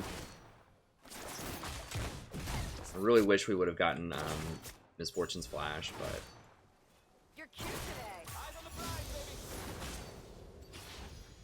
But yeah, so the coaching sessions video, the op.gg, because it's just $5, I really can't put a lot of production value into that. I do create a Google Doc for you. It's usually a couple pages long, but I can't spend much longer than 10 or 15 minutes on that, or it just won't really be worth my time, unfortunately. I'm really, really busy with channel stuff. So that's about what I think is like you know, $20 an hour or so roughly, I think is fair. So that's what I charge for the coaching session right now. And then, you know, a quarter of that for 15 minutes on an op.gg is $5. But sometimes, realistically, it does take longer than 15 minutes, but it shouldn't, like...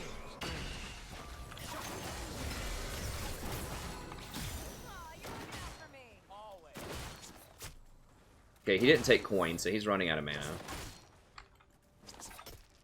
Yeah, so I think it's a good deal. I think it's a good deal.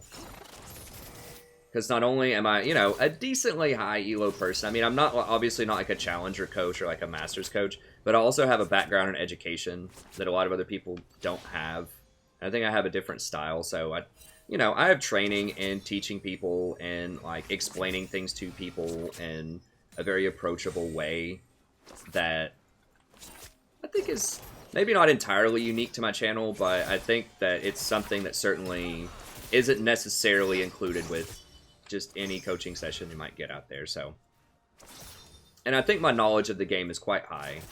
You know, I think what holds me back more than anything is just my mechanics, just execution, making mistakes, you know, in the game. So not doing the things that I know I should be doing.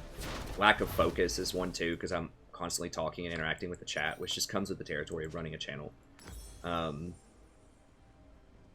I'm not trying to scapegoat and say, oh, you know, I can't, you know, it's taken a while to climb because, you know, I'm talking to the chat. It's obviously because I make mistakes, but that's undeniably a part of it, is the amount of interaction that I have with the chat. It does take some brain power, but obviously I want to do it. That's why I have a channel. If I didn't want to do that, I just wouldn't have a channel, you know. I would just focus up and go real hard, you know, in solo queue without talking to anybody and just, but that's, you know, I enjoy having the channel, obviously. I enjoy talking. I really enjoy helping people. I mean, that's why I'm a teacher. You know, college instructor. It is one of those things where it's not like a super thing that irks me, but it kind of does. It kind of does. When someone's like, oh, you're a teacher. I'm like, I'm a college instructor. I have about 7 more years of post-undergraduate education than most teachers do. Let's see what these animals Very competitive. Now, I don't use a lot of that research that I did, but I had to go through it. I had to jump through the hoops. I had to do all the tough exams and write all the hard essays and stuff like that. So, yeah, I'm trying to think of like an equivalent or something.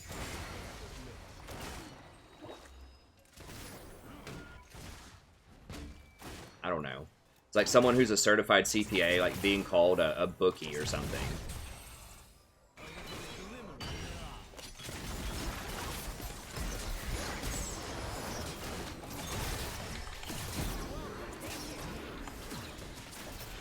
I don't know. I can't think of a good example. Oh, can we beat him?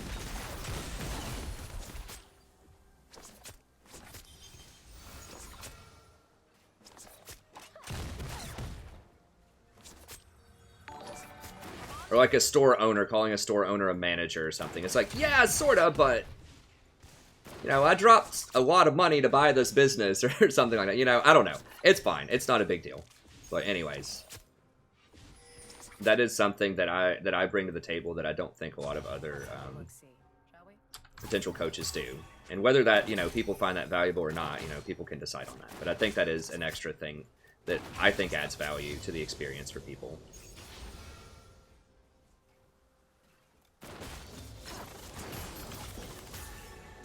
Heal up. Thank you so much for the sub. I really appreciate it.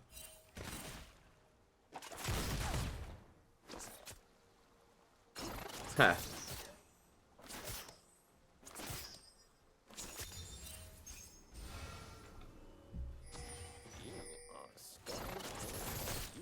Well, thank you, darling.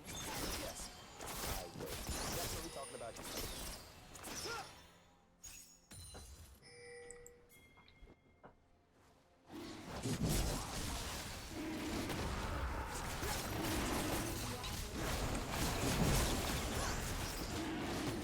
Do we kill somebody? How are we just getting this? I guess we push bot lane back.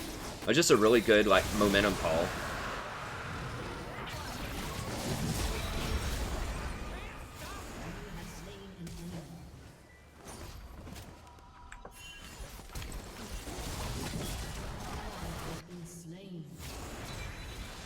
No, no, no, no, no. We're gonna die. Tarek's gonna kill everybody. Guys.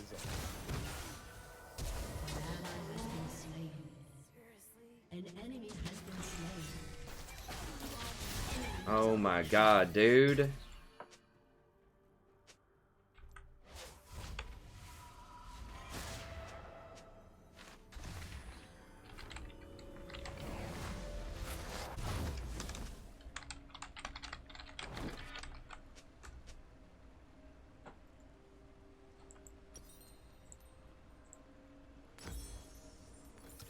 Am I good to you?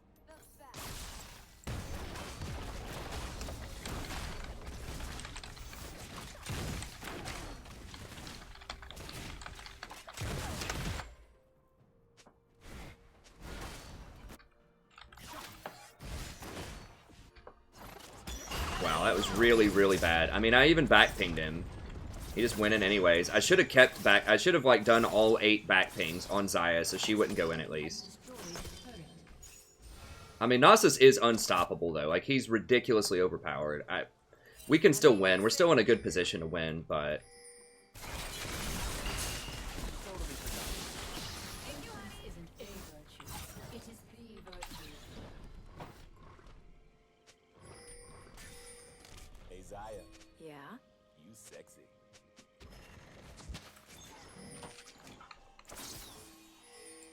I can't do this alone. The world isn't about collecting stuff. It's about seeing stuff. I don't want to use my jump to help with this because they could just come out of nowhere. I really wish Nasus would have helped Rengar. You remember the Apple waterfall? Yeah. I'd like to go there again. Well, I'll try not to die.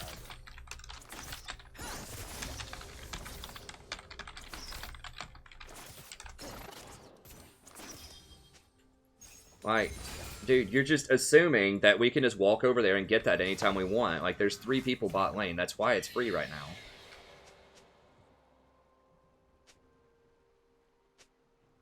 Yeah, but it's not over elsewhere on the map. Like, that's... Hello? Well, I can't either. You okay?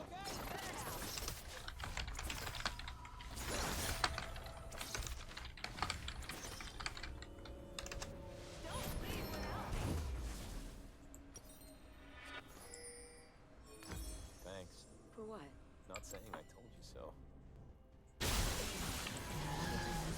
I mean, like, Camille can kill me, Kha'Zix can kill me, all these people can kill me.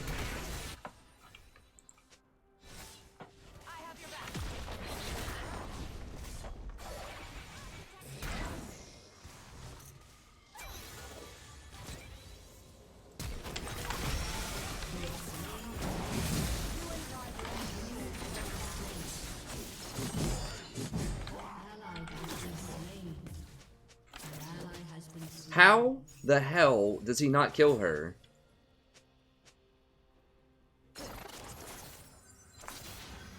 Jesus Christ. Okay.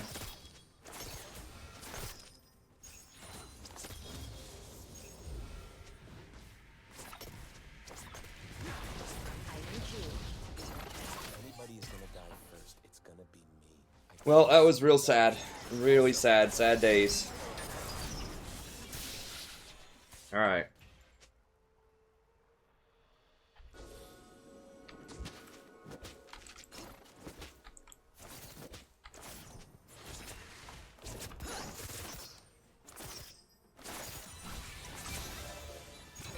I don't understand how they don't evaporate immediately. Did he go for someone else? I don't know. Whatever. We can't do anything about it now. So, is no one's gonna hold this?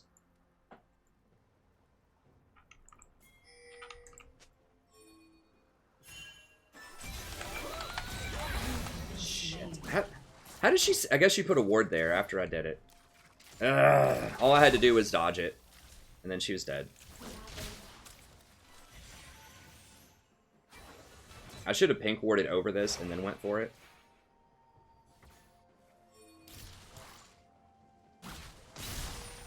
An enemy has been slain. Enemy rampage.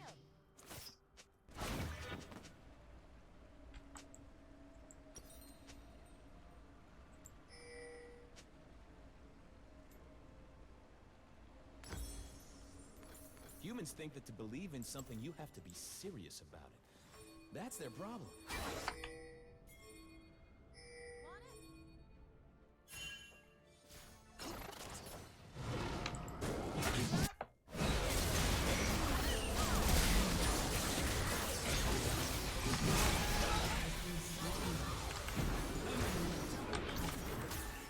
Double kill. I'm lucky to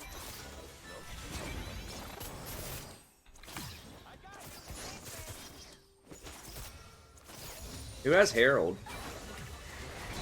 Never end.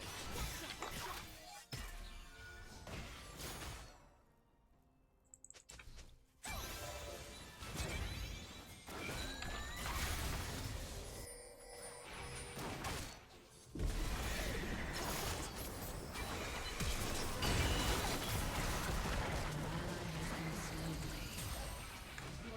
has been destroyed.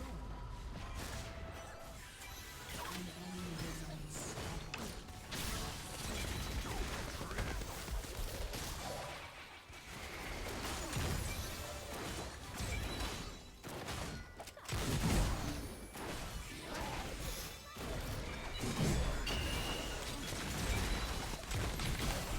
An enemy has been slain. An enemy is dominating. Magic. Your team has destroyed a turret.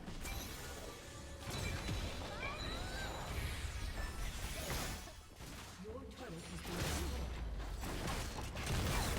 Need one more person. They're in effect.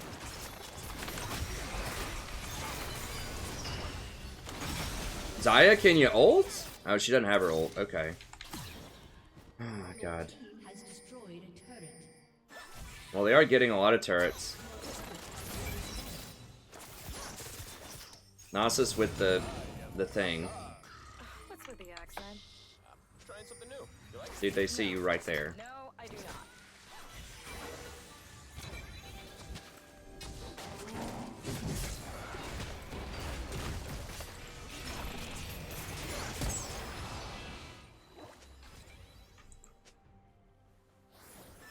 We have Ori.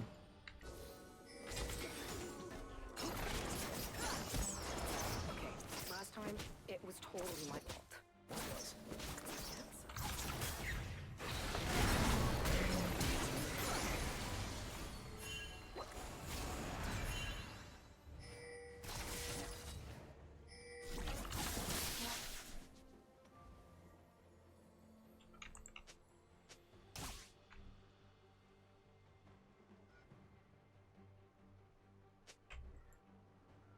Yeah, Trinity. I don't like Trinity on Nasus now. I would really rather have Frozen Fist. I mean, it is a little bit more damage, but Shoes. I think Frozen Fist is just way better. Like, having that slow field and the armor, I think is far better than Trinity. I want to feel everything. That's the only way to live.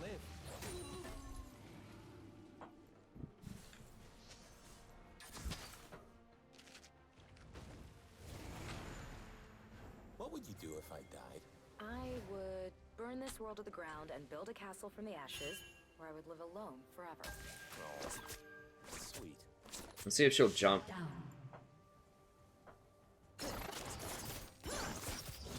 Guys, there's like 3 people top on Nasus. Killing spree.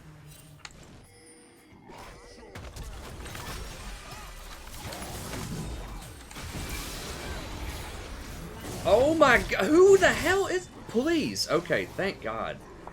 An ally has been slain. I mean, I don't usually get that revved up over people making mistakes, but this is so bad. Thinking? Back there? Yes. It's so bad. Alright.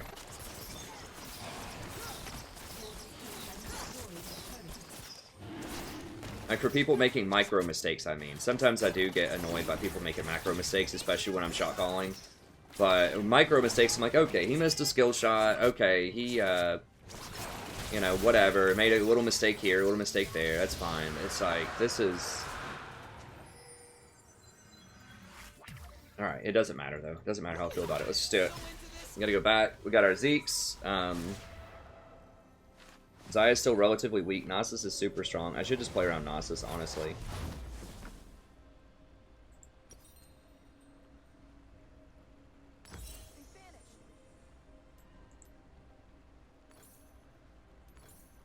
What humans call magic, we call life.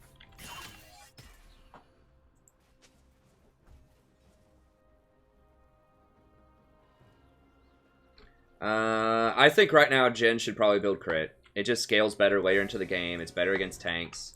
They gone?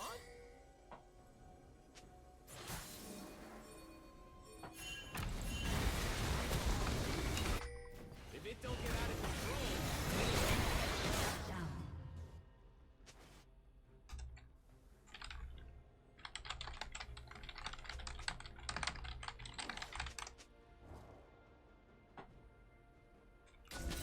Rakam doing his job.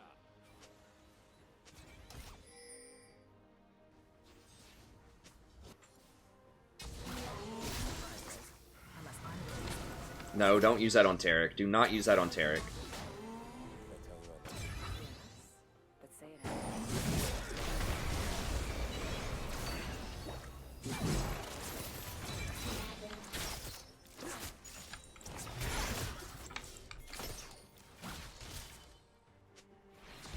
Turn in, turn on, drop Okay, out. she's backing up.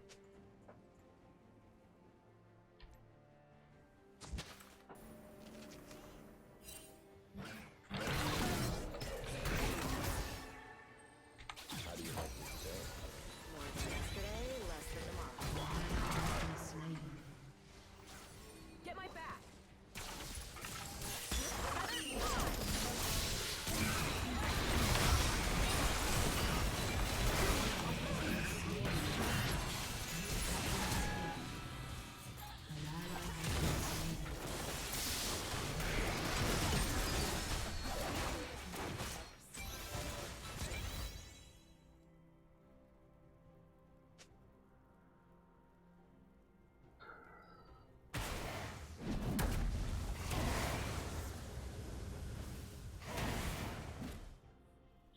I just have to play around Nasus. Just let everyone else go 0-20 or whatever they're going to do. And just make sure Nasus doesn't die.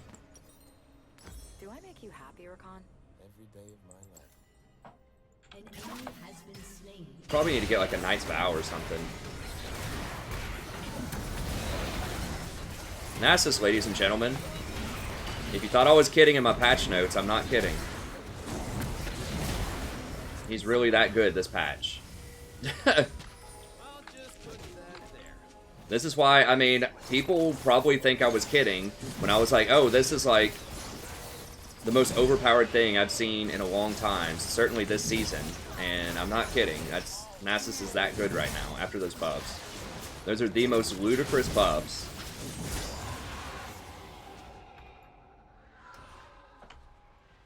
He's not even really itemizing correctly on him. That should have been a Thornmail. Because they don't have crit. Like, there's no crit on their team at all. There's no point in getting Randuins.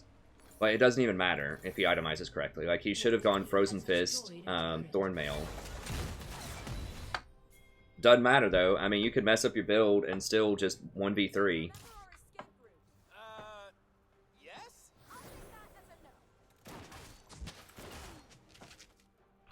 Dude, we know that. Like, there's no reason to get a Vamp Scepter either. Why do you need that? He already has 20% lifesteal. Like, you need to go Frozen Fist, Spirit Visage would give you way more healing than a Vamp Scepter, and it would give you defense. Spirit Visage, Frozen Fist, Spirit Visage, Frozen Fist, Thornmail. Ladies and gentlemen, And then Righteous Glory is also good. And a Righteous Glory after that. But you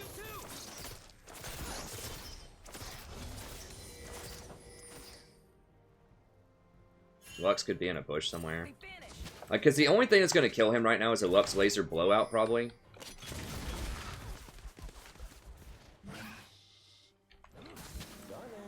Yes. No, we don't want this. Not. No, no, no, no, no, no, no, no, no, no, no, no, no, no. Okay, there's Lux, actually. What's happened? Yo, little help. Get this stuff.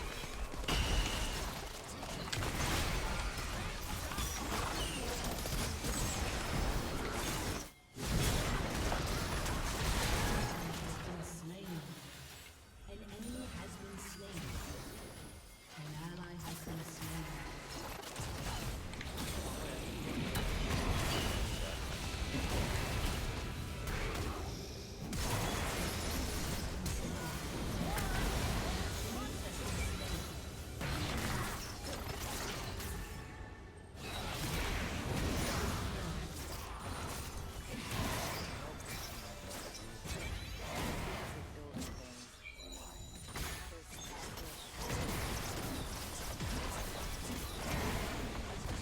See, she can kill him if she lands a full combo on him because he doesn't have Spirit Visage.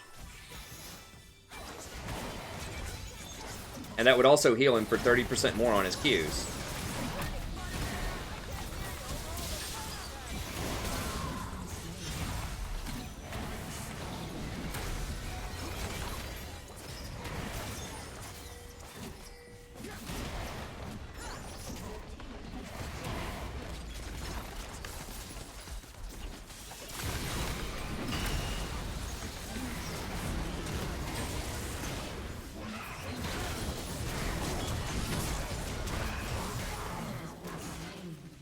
Or he's getting blue. Or what? Was she getting Gromp? I guess maybe she was pushing the side lane. I don't know. Oh well. All they can get off of that is Wind Dragon. We probably should just back. I thought with my ult up, if I'd hit the Camille, I think we could have turned it. I should have pinged it more to let him know that's what I was going to do. Trying to think of like what would give him the best chance to survive. That's what I need to do. Probably just Knight's Vow. Then I'm just going to stop what I'm doing and get Knight's Vow here. Just put that on Nasus. I am a chronic line stepper. Obviously was going to do Ardent Censor, but this game is all about Nasus. So I just need to make sure that...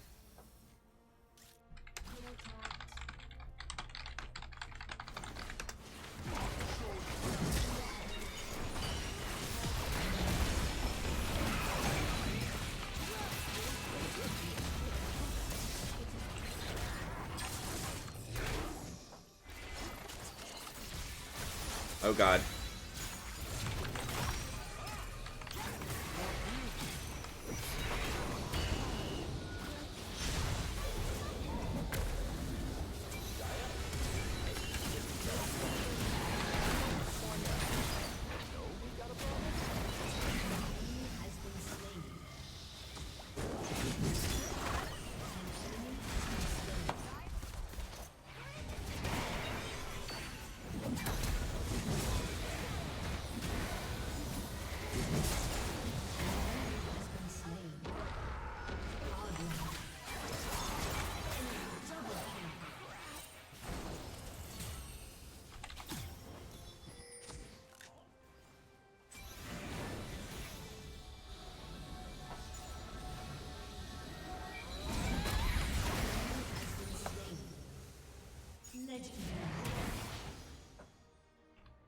They think they can catch me.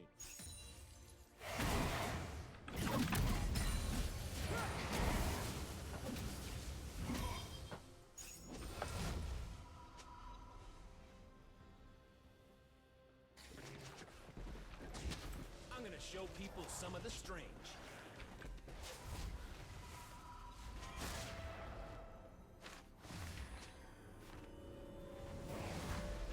Yeah, she was ridiculous, Kleenex. I mean, I didn't get to play either. They nerfed it, like, within 24 hours while I was still making my patch notes video.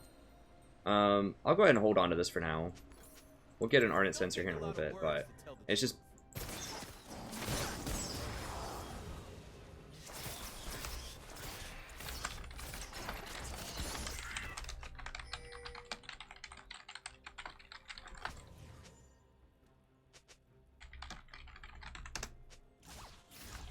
An ally has been slain.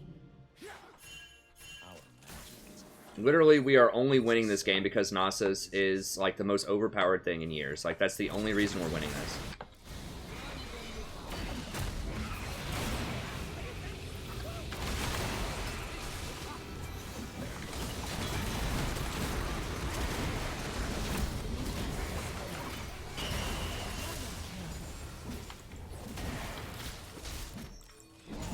It's one person pushing it.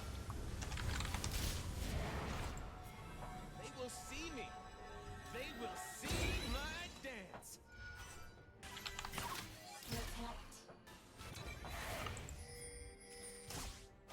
We can probably solo this too with Nasus.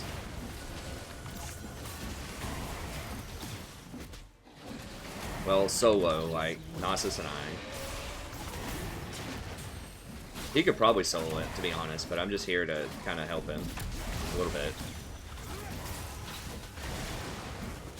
We don't have a smite. Oh god.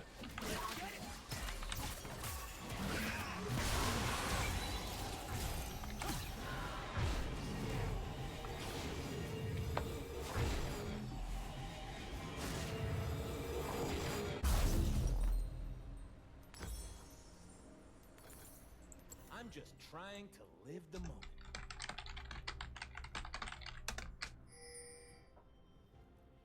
Yeah, I mean, Nasus... Watch my patch notes video where I talk about him if you're wondering, like, what happened? Why is he so insane? I spent probably 30 minutes talking about it. He's literally the most overpowered thing. Like, the guy's not even building him correctly. He finally got a Spirit Visage. But it doesn't matter.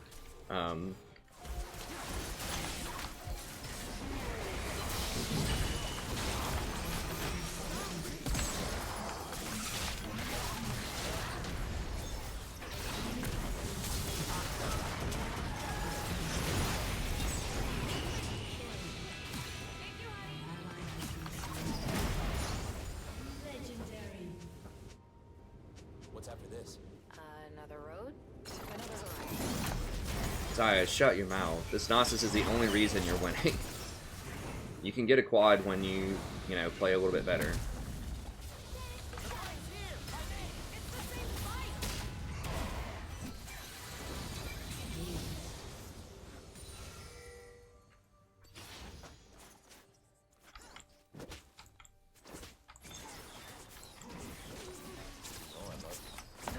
What we have is greater than some human word.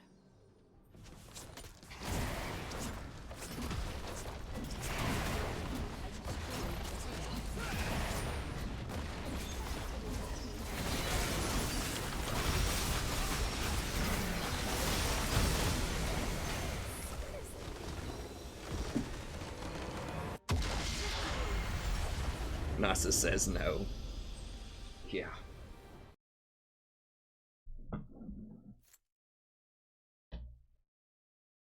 Yeah, LS was saying in his patch notes, oh, it doesn't really matter. Nasus is not that big. It's okay. He still has some of his old problem. No. Dude, even in pro play, I'm telling you, he's going to be pick banned every game if they don't hotfix him. He does way too much damage. He's way too tanky. There's no counterplay to him. Like, the only thing that can possibly stop Nasus one-on-one is, like, maybe a Jax with a Quicksilver Sash that has, like, 4 items. Like, maybe.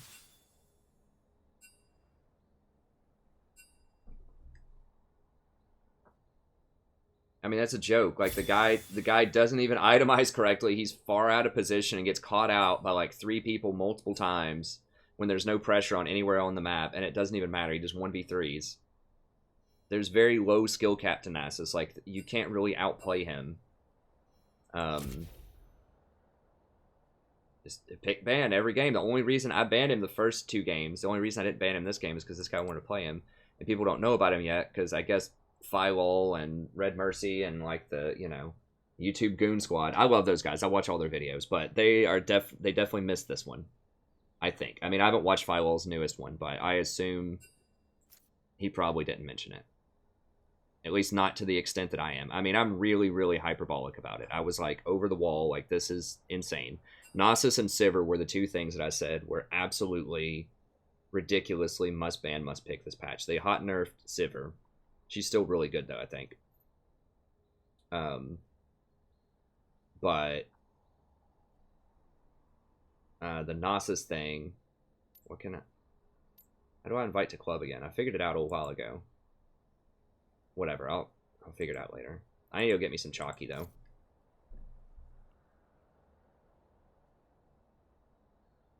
No, I really don't think so.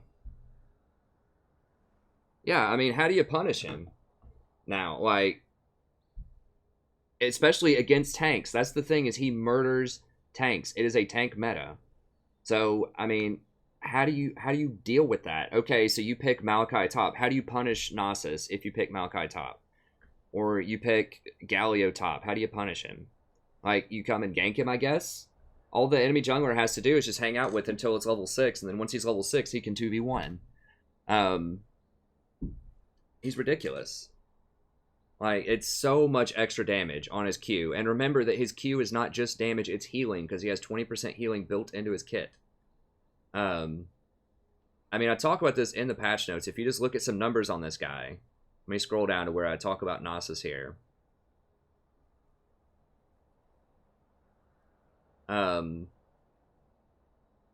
You got to remember, his E is 35% of total armor, not bonus armor. So it's even better than a Last Whisper. It's like a free Last Whisper on crack. This is why they nerfed Last Whisper, is because it was too strong against tanks. This, if they nerf him, this would be the first thing that I would guess they would nerf about him, is they would change it to bonus armor rather than total armor. Because right now, a lot of these tanks, you know, will end up in the mid game with like 70 base armor on stuff, and you get an extra 35% shred on that. So if you have a 200 armor tank, which is not really like that far-fetched on a lot of these tanks, it's like 1.5 armor items. If you have 200 armor on tanks, then he's going to shred 70 of that. 70 armor is worth roughly 1,400 gold. So you're basically stealing 1,400 gold from them by having the E. And just by the way, E does like 440 damage just for funsies as well, base damage. It has a really high AP ratio too, but you shouldn't build AP on Nasus. And, you know, assuming that this, I use 25% CDR, just maybe a little bit from your runes and 1 complete CDR item, 200 stacks at level 9. I don't know what his stack rate is, but that seems really low. That's like maybe 60 minions or something by that point that you've queued. That's 310 damage. So 310 plus 83 base damage that you're going to have at level 9, plus 83 from a Sheen proc. I'm just assuming you have a Sheen, not a Trinity Force or something like that. And then 1 tick of your R against a 1,000 health target, which is very conservative, is 30 damage. That's 506 damage every 1.5 seconds. It doesn't include an auto attack reset. His Q also auto attack reset. So you get attack, Q, attack, attack, Q, attack, attack, Q. Like, you get extra autos in there too. So it's really probably closer to like 600 damage. At level 9 with like 1 incomplete item, like just a half item. Couple that with the fact that, you know, he's going to be lifestealing for 15% of that base, around that amount, I think. So, you know, he's going to be healing back 80 on hit every time he does that. And that doesn't include his normal attacks also healing a little bit. Like, his power level is just through the roof. And we're in a tank meta. Like, how do you fight him as Malachi? He shreds 35% of your armor, and he just beats you up. And you have...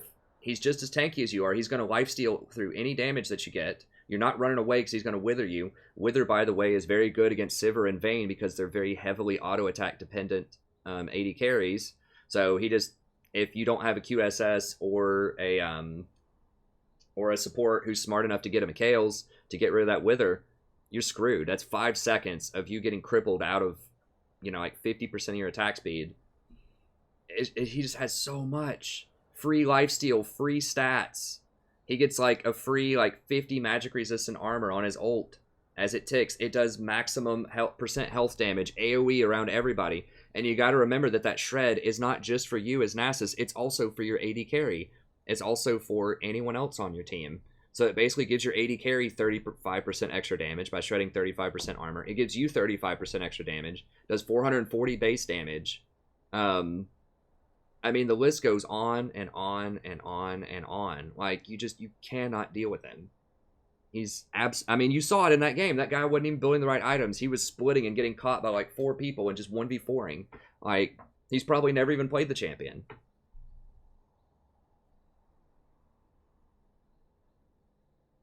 Okay, Romeo. Okay, I'm gonna go grab a drink really quick, and then I'll,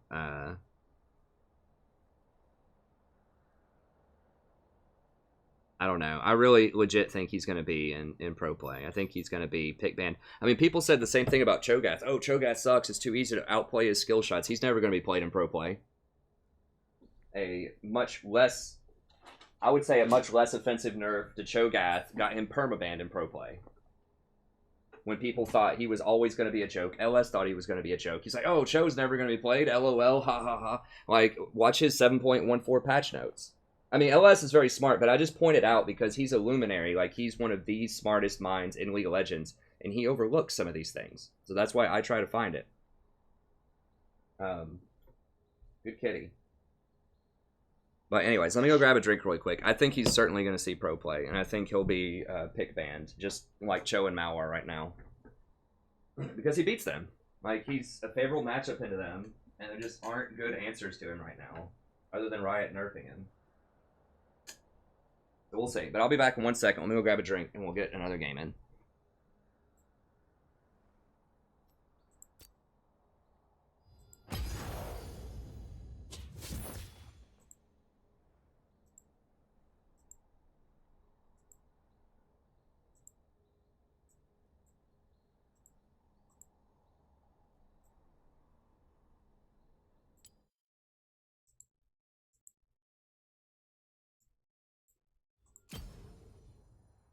Sadie, chill. Jesus. Okay, so I'll be back in just 1 moment.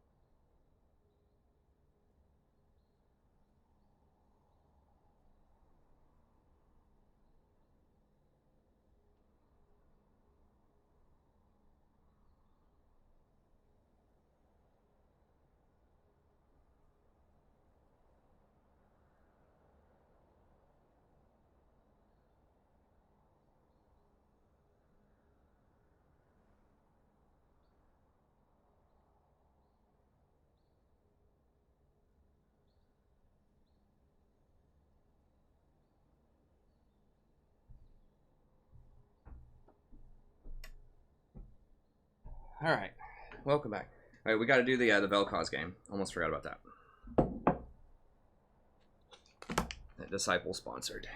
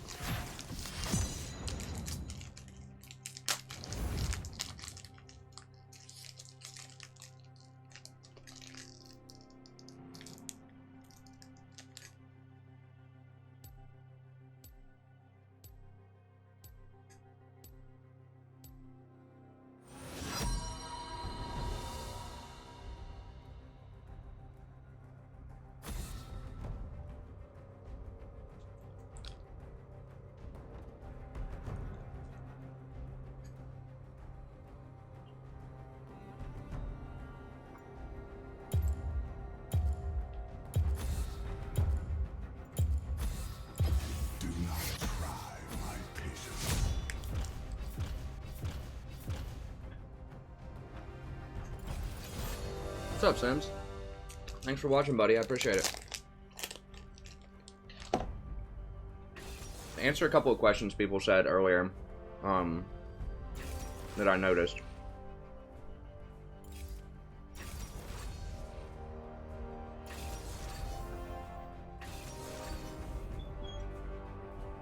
Is it either Talith or Tun? I think it was Talith asked, should the support go for a kill early to finish a Sightstone faster? That Olay had suggested that Sightstone is a bigger power spike than a longsword. That's true, but it depends on your back timing, right? So yes, in the abstract that is true. But typically, you'll often get a Sightstone on your first back anyways, depending, I mean, if you get a kill like level 1 or something like that, well then you can't buy it anyways. Like, that's true if you have like 400 gold and you just happen to get a kill, and you can go back and get it immediately. Let me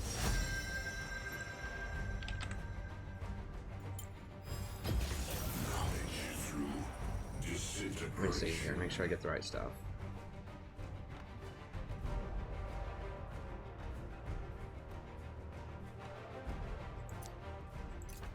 Just want vulnerability power here. But I just think that that's so rare.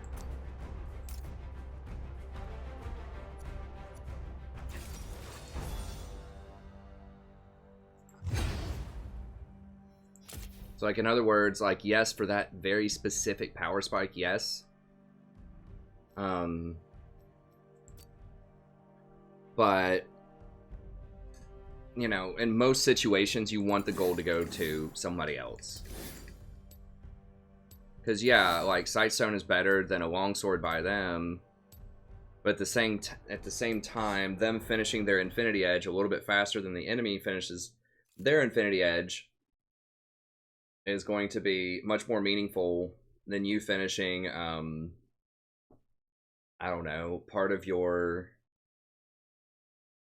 whatever the Glacial Shroud or something like that, you know? Yeah, it just depends. I think in general, you know, the consensus is that gold is better on non-supports because supports have much better item efficiency in terms of gold, and most carries, champions, especially AD carries bot lane, their builds are very expensive and their items synergize with each other extremely well, especially if they're a crit champion. So I think that almost always you want to give the kill over to your AD carry. It's not the end of the world if you get it as support, but I think if it's just like, in the abstract, if we're just saying, okay, this kill goes to one person or another, if you're just like a team manager or something like that, or a theorist, you would just want to give it to the AD carry.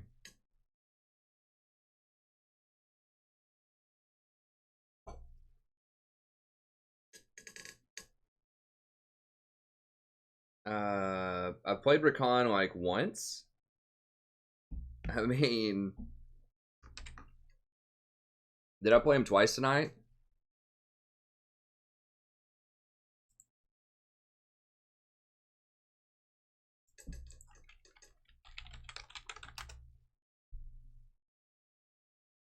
Of my almost 1,800 games of League of Legends this season. I've played 116 recons.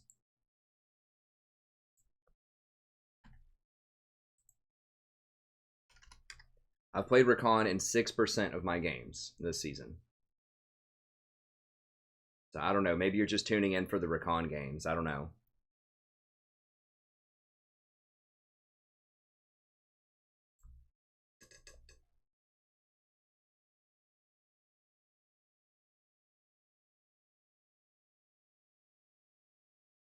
Yeah, maybe that's it.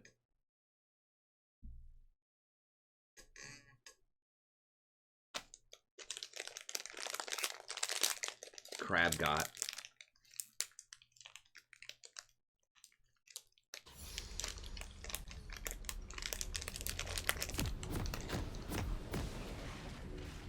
I mean, even with Janna, I've only played Janna like probably 28% of my games.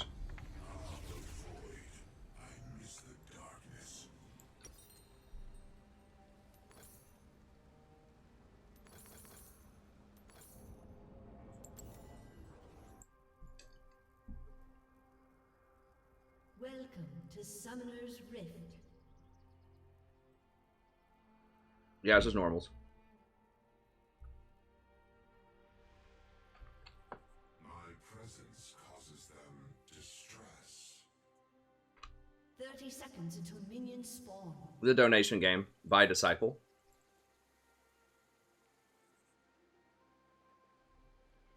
Weather forecast for tonight. Dark with a chance of pain. I mean, Vel'Koz probably is one of the better supports right now because he can do true damage, which can melt through tanks.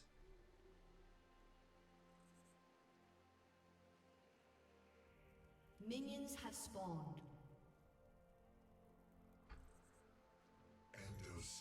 I don't know. I mean, Vel'Koz might be better than Zyra right now because of the true damage.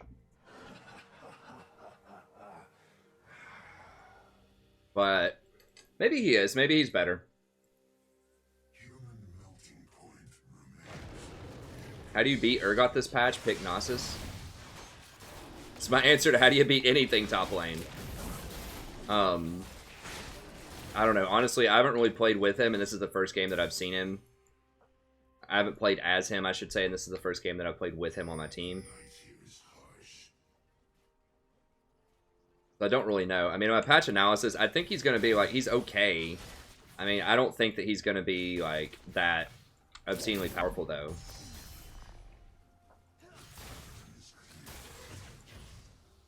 I think he'll be like Kayn, where, you know, he'll be good. Like, in some matchups, especially, he'll be good, but there's a lot of skill to him, and I think his positioning, it's really going to be easy to get baited into going out of position to try to get those shotgun shots.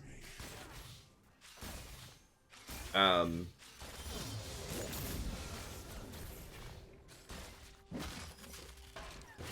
think it's going to be real easy to get baited. I don't know. So I think he'll be impactful. I don't think he's going to be that insane, though.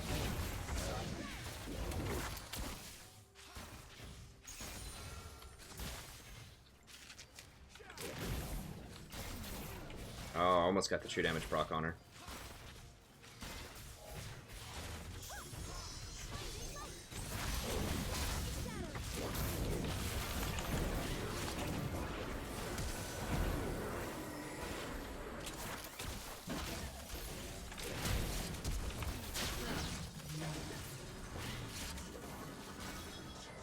We got him, coach.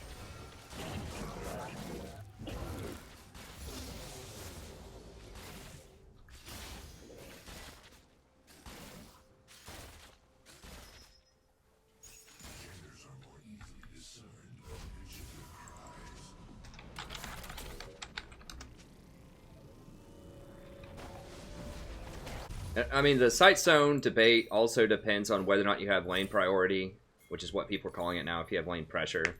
So if you're pushing them in, then sight stone is obviously much, much better because then you can go get deep wards. Whereas if you're pushed in a tower, you may not need 3 wards. Like, you can ward here, here, and like here, but it's not going to be that good. However, if I can ward dragon and into their jungle, that's obviously really good. So in that situation, yeah, it's probably better that I got that kill for now. But no, it was calculated. I mean, I threw it to hit her off the split. Yeah, I think the Taric buff was great. I think Taric's really good this patch. I mean, I have him in my S class this patch. I mean, they're messing around a lot with terrain and walls. I think that's pretty cool.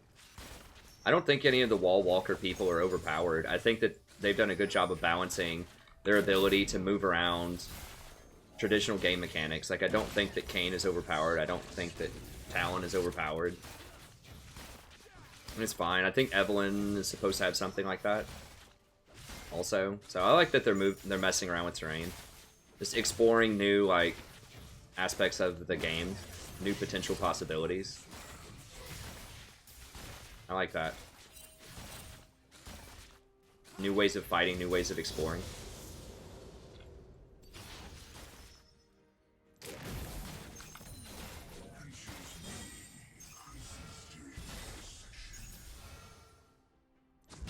Oh, hi, Cho'Gath.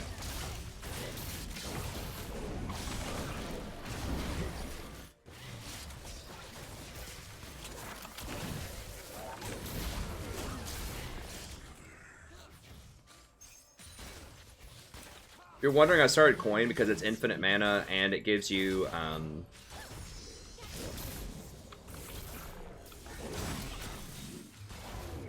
and it gives you a lot more gold, which helps you get to your item spikes a lot faster, because your items are very expensive as an AP support. Having Coin helps you get there a bit faster. Not a bit, a lot faster. Mana's obviously fantastic too. You do give up some AP, which sucks, so you're giving up a little bit of your early game, but you're just like way, way stronger late game.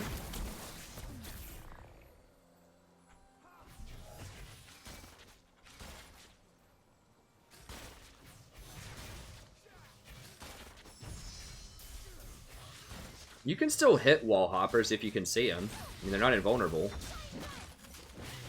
A lot of them, it knocks them off the wall.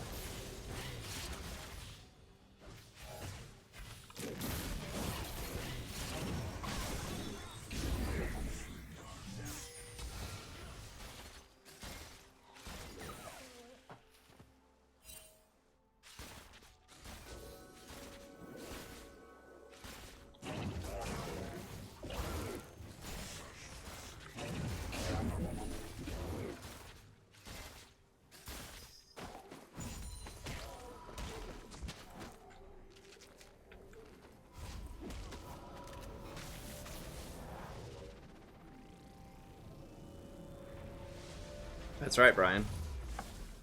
That is correct, sir. I mean,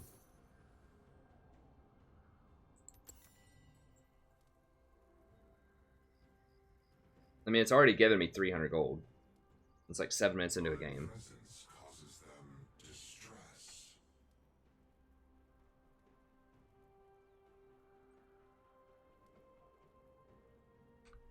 There have been some reworks that have been too overbearing. Or just like, maybe, I don't know.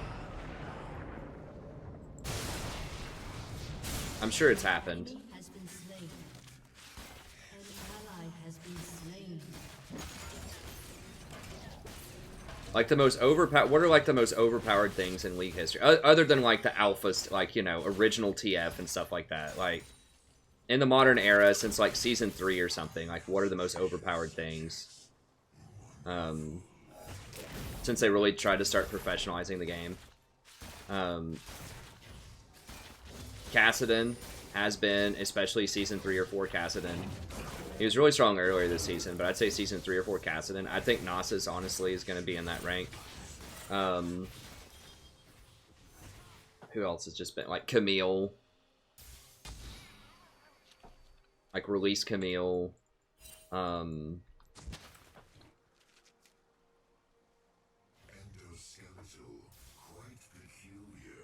Well, last season, I don't think there's anything that was, like, ridiculous. I mean...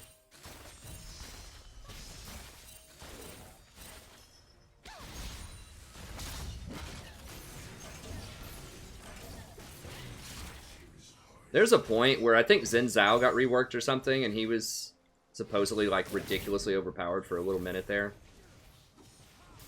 Zhao. Zach has been on the, you know, the banning block for like 5 patches now. Jin, once people figured him out last season, was pretty strong and banned quite a lot. He wasn't banned, he was picked a lot. I don't know. Rengar, like early season Rengar and Kha'Zix were pretty ridiculous. I don't think coin will be nerfed. I think it's just finally viable. Like, it's a respectable trade-off. Like, you give up slot efficiency and early game power in exchange for more money. So it gives you a better mid-game power spike if you get there. But you got to remember that the stats on coin are absolute garbage. Like, you don't get anything hardly compared to other items, especially.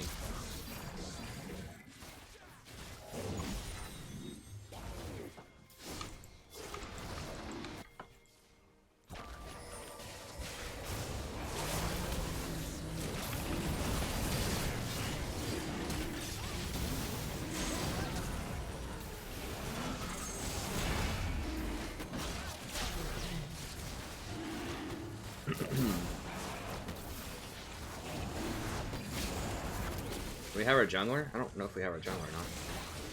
Okay, just get him out of there.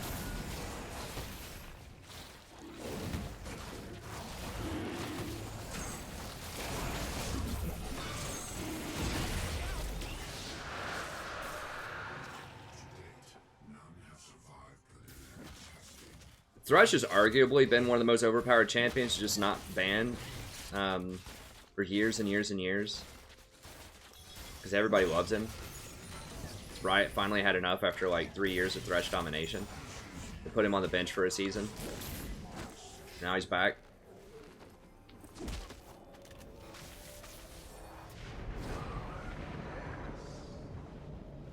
What's up, Brian?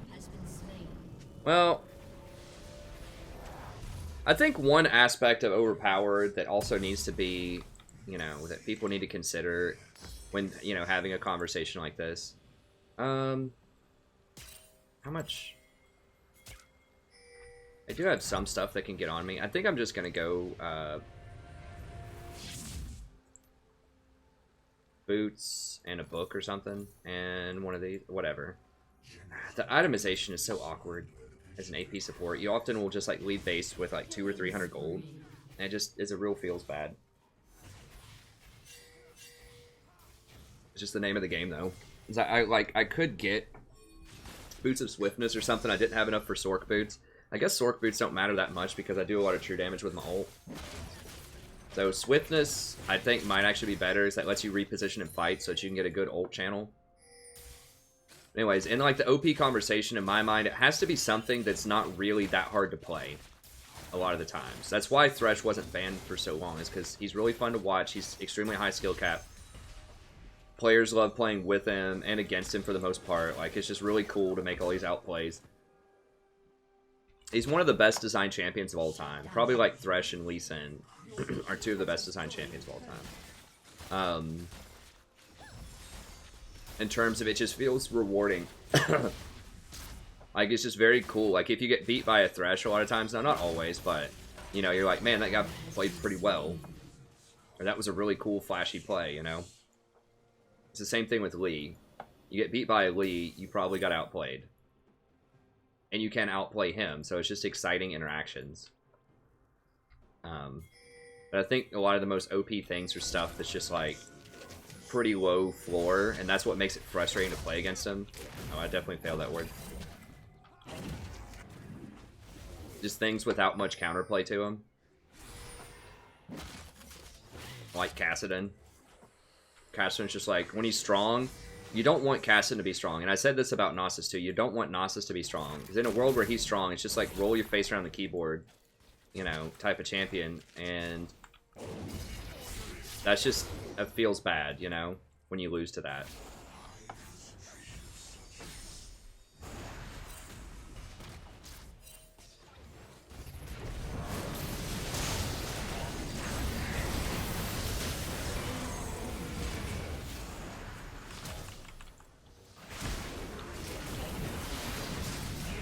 Oh wow, I didn't even see that, Jarvan. Jarvan's kind of in that territory right now. Like, Jarvan is a feels bad, I think. Because he just walks up and dunks you.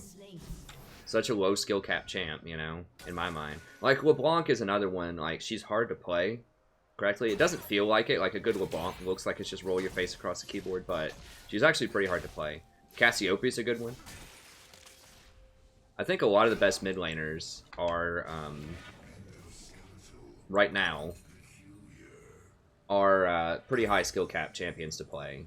I don't think there's that many face rollers that are at the top of the food chain.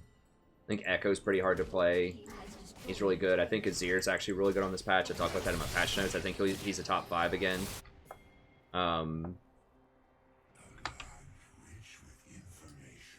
else is top tier middle? Talia. Talia's not that hard to play, but she's alright.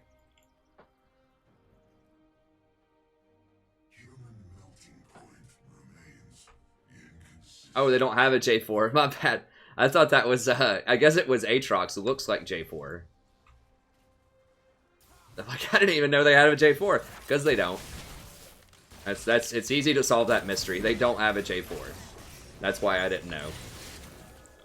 Good call. It just must be that skin that he's wearing. I thought he was J4.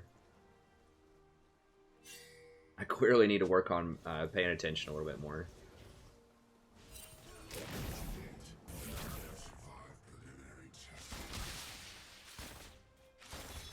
So yeah, we just want to get to Leandre's really quickly, and then probably,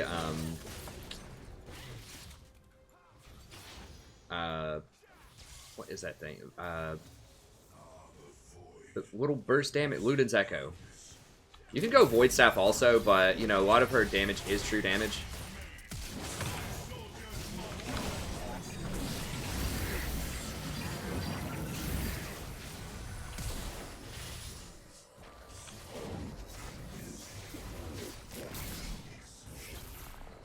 Alright, nobody's coming, but they're going to get other things. They're going to get, like, 2 towers and a Rift Herald, so it's alright.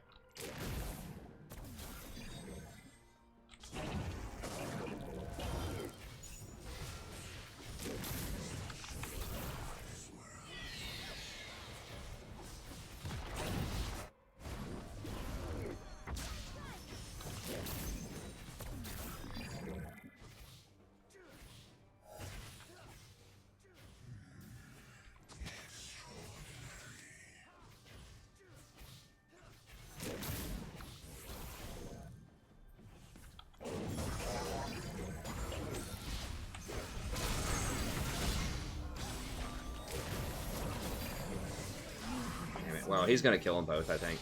Well, maybe not. What? Oh, he doesn't have his ult. Okay, I should have paid attention to that.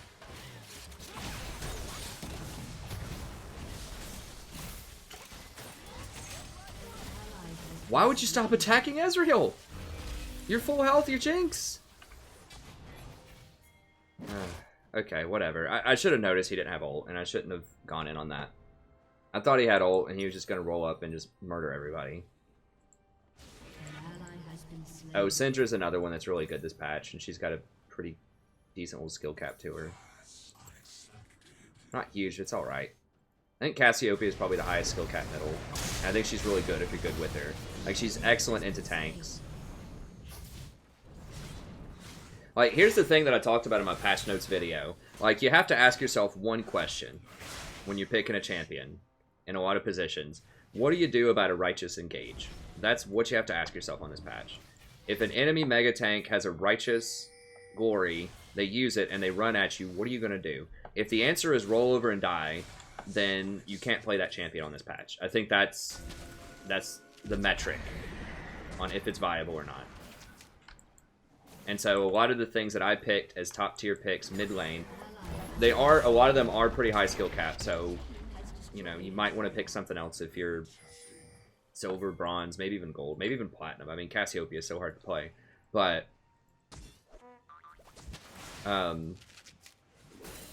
they're all peelers.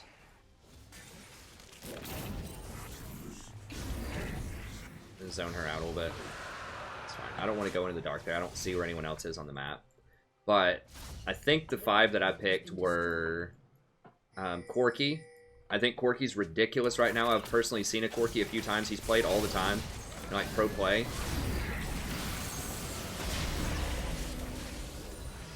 I think Corki's really good because he's very safe, and he has great poke, and he has great burst, and he has great scaling. So I think Corki's really good. Talia, Corki, Talia, and then I think I decided on Orianna,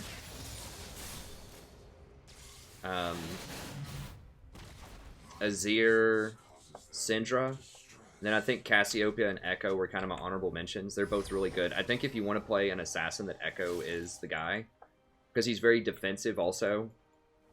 He has insane ratios, really high mobility, great burst, pretty low cooldowns, and he gets to heal for, you know, most of his health back. Do a lot of stuff. Okay, I'm going to get this so I can reposition a little better in fights.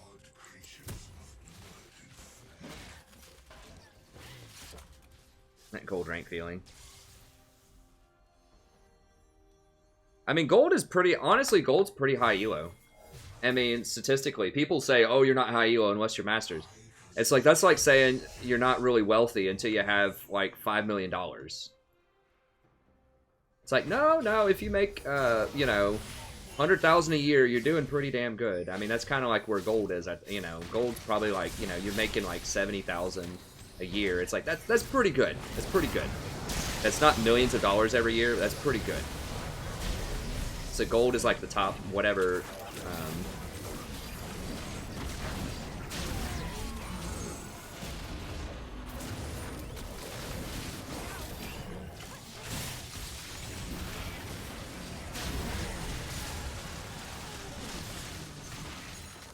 So, you know, gold's the top, I don't know, 15% or something of players. That's pretty good.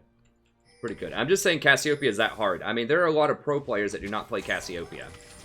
I never see her get picked into tanks, and she's so good against tanks lately, but it's because she's so difficult to play. She also has bad matchups, I think, against Orianna. And probably Jarvan.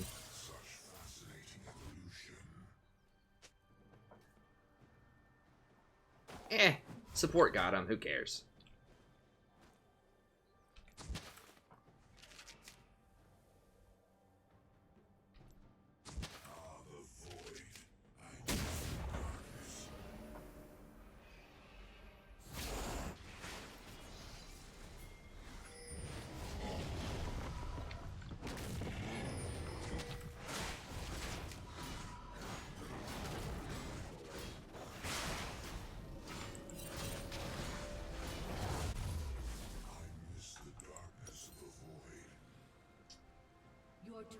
Probably want Ludens here. Wait, what goes into Ludens? Rod? Oh, there it is. Yeah, just Rod. Looks good. Like, you can go Void, but like I said, a lot of it's true damage. If you don't know Vel'Koz, watch my Vel'Koz guide if you want. I'm going to have an advanced Vel'Koz guide soon. Thank you so much, Disciple, for the donation. But his passive and his ultimate turn into... So his ultimate turns into completely true damage once you get 3 stacks of his passive. So that means that, like, magic penetration doesn't do anything on him when you do that. Now, magic pen is still pretty good because it affects his Q before you know, proc your passive. But flat AP is really the best scaling on Vel'Koz because that translates into true damage, and it has a really, really high AP ratio on his ult. I'm pretty sure he has an AP ratio on his passive too. Yeah, he does. So AP is very, very good on Vel'Koz. And that's why I didn't go Sork Boots too, because it's very important that you are in a good position to where you can channel your ult. Like, he's not like Zyra where you just throw your ult down and boom, you're done, you know, and you can just run away in a fight. You have to sit there and channel it for the 2.5 seconds. So you're obviously exposed when that happens. Yeah, I'm just not feeling the Urgot. I don't know. I haven't seen a huge sample size, but I don't... I know people want to be hype about him. He's better than he was, I think. I think what you want to build on him, I talked about this in my Patch Notes video, if you want to watch that, the Patch Notes analysis. I think it's Cleaver, Frozen Mallet. The Frozen Mallet will allow you to reposition around them to get more shotgun shots. Black Cleaver is unequivocally what you need to do because his little W or whatever where he fires really fast doesn't... It only applies 1/3 of on-hit damage, but it does count as physical damage. So you just really stack Fervor and you stack Black Cleaver really quickly.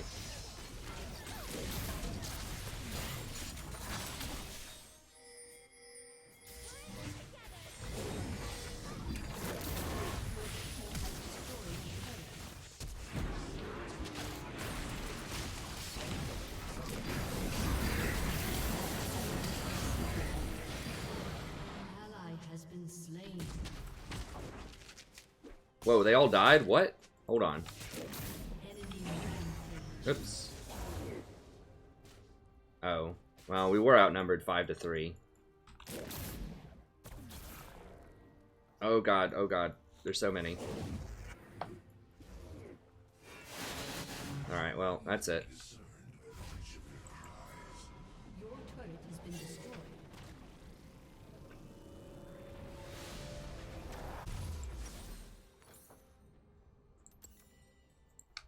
Rampage. Yeah, it does give max health damage. I mean, his intent obviously is to break tanks, but I just think that the tanks are better than him. Like, most respectable tanks right now have percentage health damage on something in their kit, right? Like, they all have it. And I think they all just scale better than him.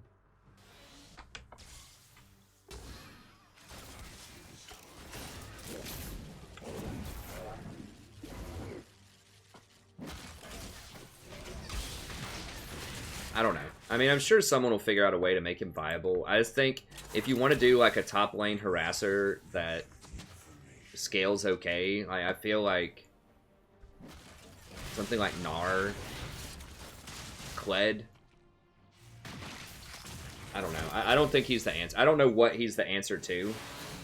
Because he's like a bruiser. I really don't know, honestly. I don't know where he fits in. I talked about this in my video. Like, he's okay. Like, so his really rosy scenario looks very rosy. Like, he has a lot of damage potential, but he feels very gimmicky. Like, you have to have a lot of setup just to get stuff that other champions get a lot easier.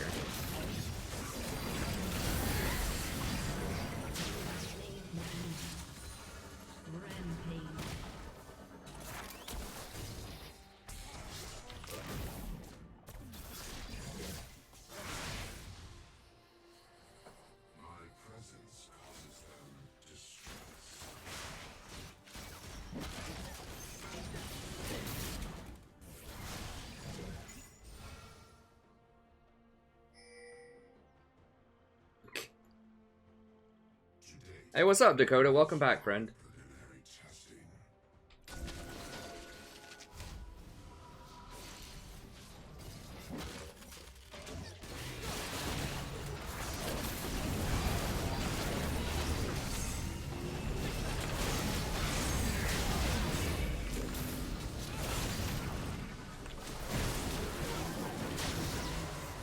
Doesn't stop true damage.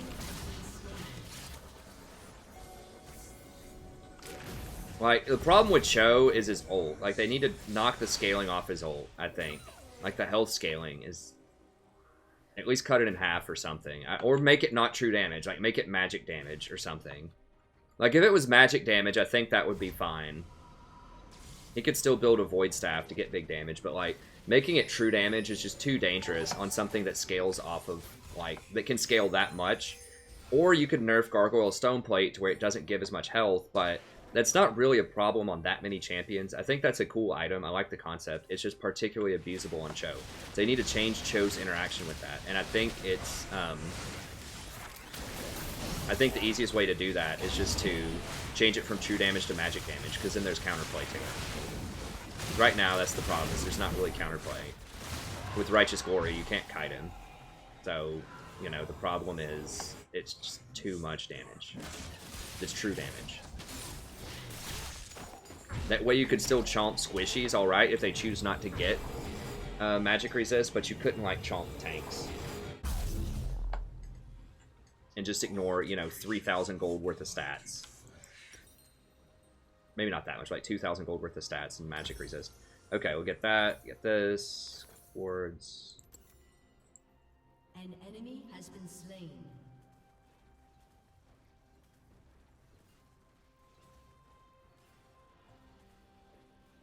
Hey, what's up, Dakota? Awesome. I think Vel'Koz can kite okay. I mean, I think you need... I would get swiftness on him because, as I explained earlier, you don't need sword boots. I think I've come to that realization. I mean, I've thought that before. I always kind of go back and forth because the sword boots do help with his Q, but it's all about positioning with him. You can kite with your Q, especially if you have sword boots, or if you have boots of swiftness and Ludens. Ludens also gives you 10% more move speed. So, you know, that allows you to get around and be where you need to be.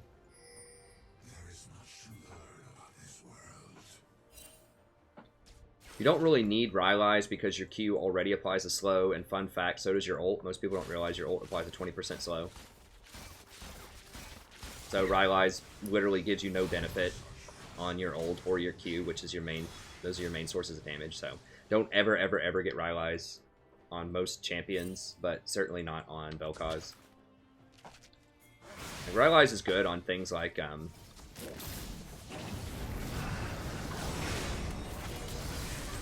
Azir. This is kind of a problem with Lux support, is she's just kind of a sitting duck. She doesn't have a lot of kite. I mean, Vel'Koz is kind of that way, but he does massive true damage, which is great to tank versus tanks. And his kit works to where you can kind of itemize true damage to that tank. Melt him, melt him, melt him, melt him. Well, I didn't totally kill him, but I took off like 90% of his HP with it.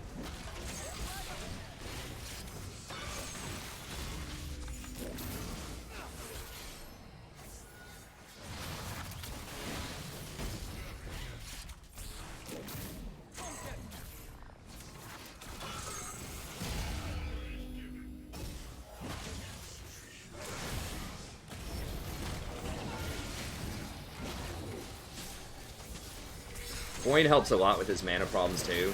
It feels bad to have to buy like Morellonomicon for mana. You don't have to buy a mana item if you have coin, really.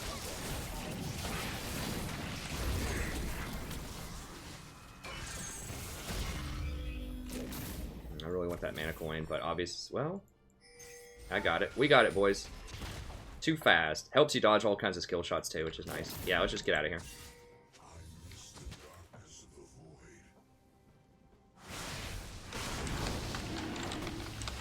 I need to go get bot.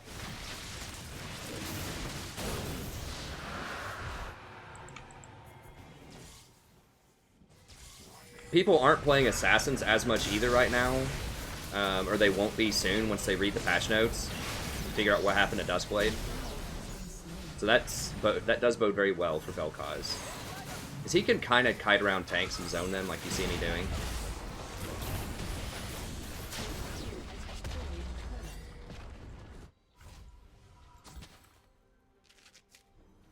They're gonna get caught.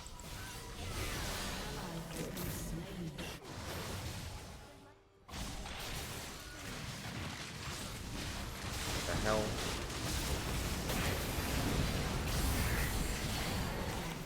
I should have exhausted him while I was channeling the ult.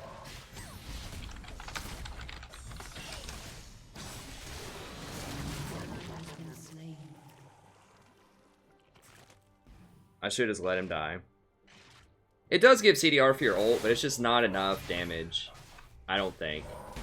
I mean, maybe if they have like a Soraka or something that heals a lot, and no one on your team's getting Executioners, maybe it's alright. I might get Void Staff here anyways, even though I just was talking about how it doesn't have great synergy, it still is useful for his Q. I don't think there's anything else I really want.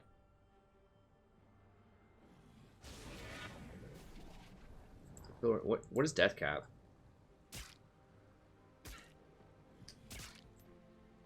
That's what I want. Okay, I can build a Death Cap. Okay, let's yeah, there's no Baron up right now. Sure, we'll go for Death Cap. Hey, what's up, Mike? Doing well, buddy. Thanks for the well wishes. I go Deathfire. You can go Thunderlords if you really want in the laning phase.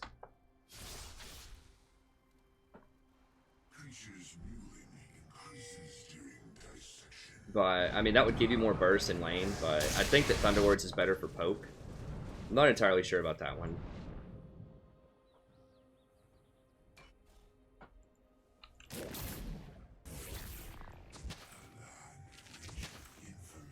An enemy has been slain.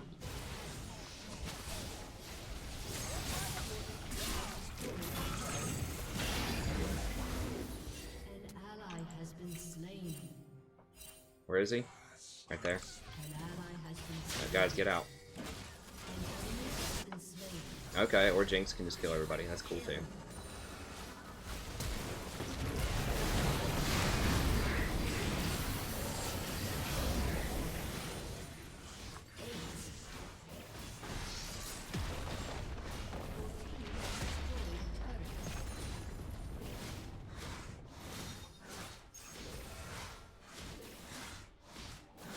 Your team has destroyed an inhibitor.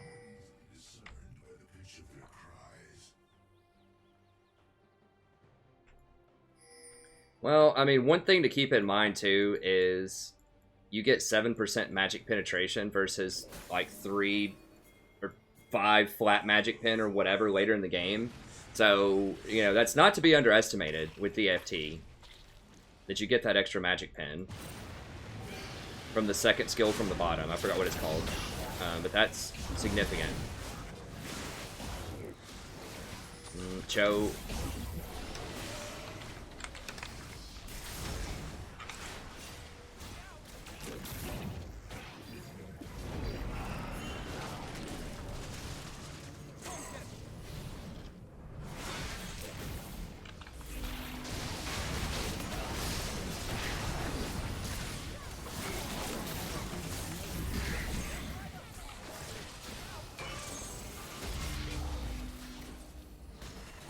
You can't do a Baron when Cho'Gath's standing there, because he can just ult smite and you're not going to take it from him.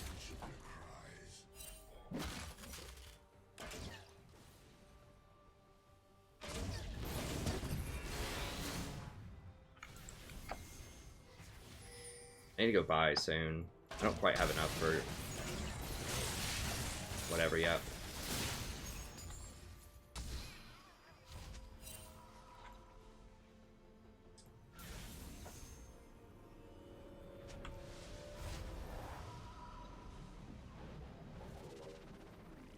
An ally has been slain. Wait, what happened? Let me see. Ha! Wait, he's back on TL, Team Liquid? Isn't that the team he was talking all his trash for? To me, the interview with that guy, if I was a coach, honestly, I wouldn't want him on my team. Like, I don't want to be mean or rude, but he's a distraction.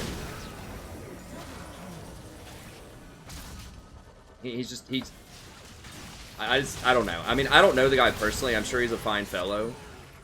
I would probably like to hang out with him and talk about League or have a beer. He seems like a good, solid guy. I would not want him to be my employee.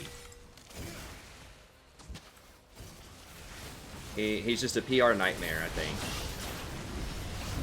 Is Cho dead? Yeah, Cho's dead. Okay, we can do this.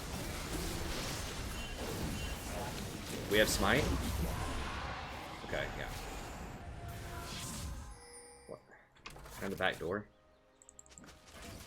No, don't chase. Isn't he going to turn around and kill him? Maybe not. Okay. Nice crit.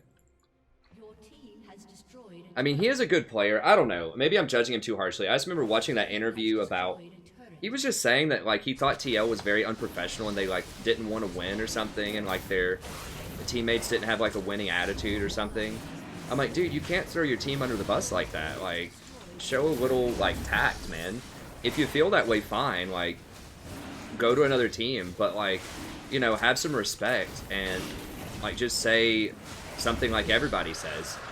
You know, creative differences or just looking for new opportunities or something like that. You know, just...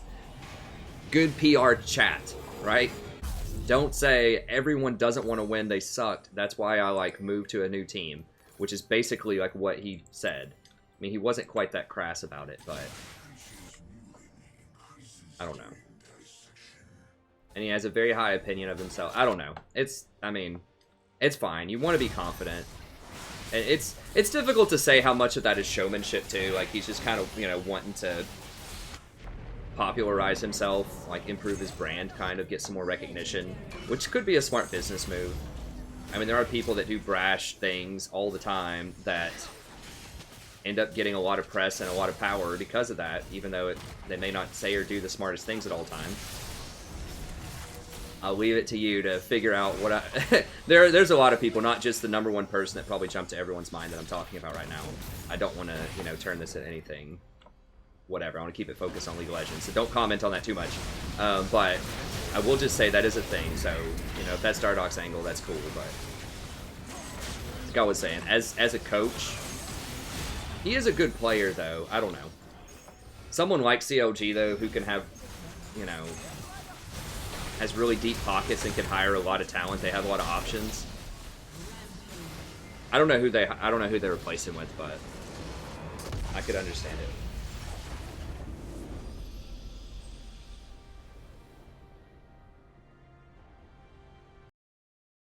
Well, it just depends, White Katana. It depends on your it depends on the game state and what your team needs. So a lot of times, if you're ahead, the best and easiest thing to do typically is just to group up and win the game. Like, just bait Baron, get vision, catch people out, or just get together. Like, we had a really good siege team between me and Jinx. Jinx and I. We had a really good siege team. So that's why we sieged. I mean, Urgot was really weak that game, so we didn't really have a good top split laner, or split pusher. Echo could have done it. But probably. I don't think he could. No, I don't think he could have split against Aatrox. They had a better splitter than us. Like, in order to split push, you need to be able to 1v1 any person on the enemy team. That's what it takes to be a successful split push, and we just didn't have that. But in general, I think the best and fastest way to close out games, if you're pretty far ahead like we were, is just to group up and work together to end the game. Usually split push is like if you can't group, if you can't siege, if they have too much wave clear, if they're just too far ahead for you to group, then splitting is an option. But I think that that's much harder to do in solo queue because that requires coordination and thought, macro thought. You know, your split pusher has to not get killed. They have to have appropriate wards. Your team has to not get engaged on. You know, you have to track teleport timers and make sure the person actually teleports in. If you get into a fight, like, it requires much, much more thought to pull off a successful split push. Unless your split pusher is, like, ridiculously ahead, like 12-2 or something, then it does just to say, okay, get all blue dots on the map in the same place. There's enemies, go fight them and kill them. Like, I think that's much easier for people to understand. Like, that requires more micro. You have to actually position and win a fight, but it requires a lot less higher order thinking in terms of macro. You just get together and you fight. And I think that's just the easiest thing for most people to coordinate and understand in solo queue. Thank you very much, Disciple. We got a good Vel'Koz game in there. I should have recorded that when I forgot. I was talking about something. Go figure. But thank you so much for the donation. I'm glad we could get you a good Vel'Koz game in there. I mean, he might be the best AP support right now that I think about it, because of that true damage. So, I mean, I might pick him over someone like Zyra, or definitely over Brand. Over Fiddlesticks, too. I mean, someone asked earlier, is Fiddlesticks still relevant? I think, and I just remembered that. Sorry, I looked at it when I was in the kitchen, and then I forgot to answer it when I came back up here. I think not. Like, Fiddlesticks' main power is his crowd control and his fear against assassins. But people are either going to be playing ranged stuff, like Azir, Talia, Corki, or a lot of the power mid picks, and a lot of tanks. And obviously, fearing a tank for 2 seconds is okay, but it's not going to be as powerful as fearing, you know, a Talon for 2 seconds, or fearing an Ahri for 2 seconds. God, my hair's just looking wacky as hell. I need to take another shower.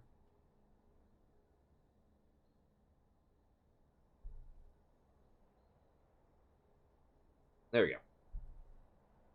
Still wacky, not as wacky, though. Okay, let's see what's in this box here real quick.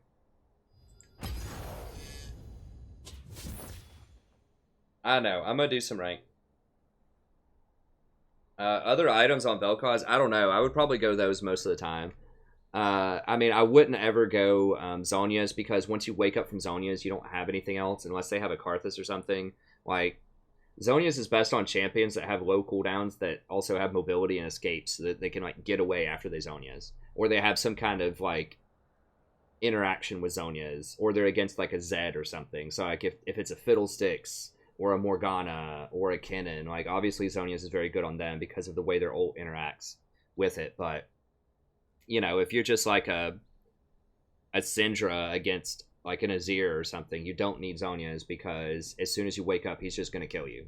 That type of thing. So I feel the same way about Vel'Koz. They're just going to kill you again once you wake up from Zhonya's a lot of the time. So I wouldn't get Zhonya's. Banshees is okay, but they nerfed it a lot. I think just dodging the skill shots with Boots of Swiftness and getting the move speed off of Ludens should be enough to let you dodge skill shots. I don't think you'll need a Banshees. Those are just the core items I would get pretty much every time. At the end of the game, you could switch out your coin ward item for Eye of the Watchers, just so that you get that 35 extra AP. That'd be like at the very, very end of the game.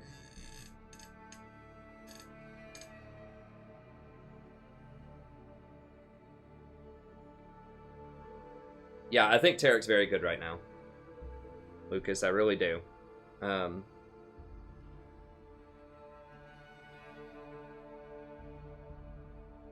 Hey, don't rep your channel here. I mean, I wish the best of luck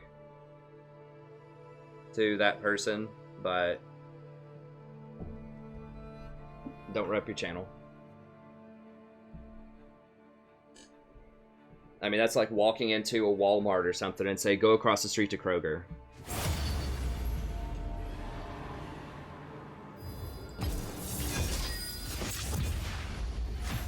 Yeah, Tarek's great. Tarek's really awesome with tanks. Obviously, healing in general is very good on tanks. But his shield scales off of the maximum health of the person that you shield. So that's even more effective on tanks than it is on squishy targets. So I think he's really, really good, especially with Civer. If people start figuring out that she's good and they play her. It's probably going to take seeing it all over the LCS before this next weekend or whenever this patch goes live before people start playing her, though.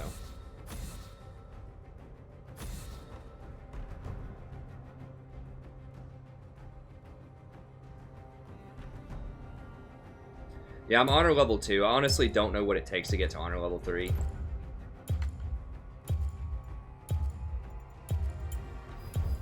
Do not try my patience. Okay, I need to pay attention here.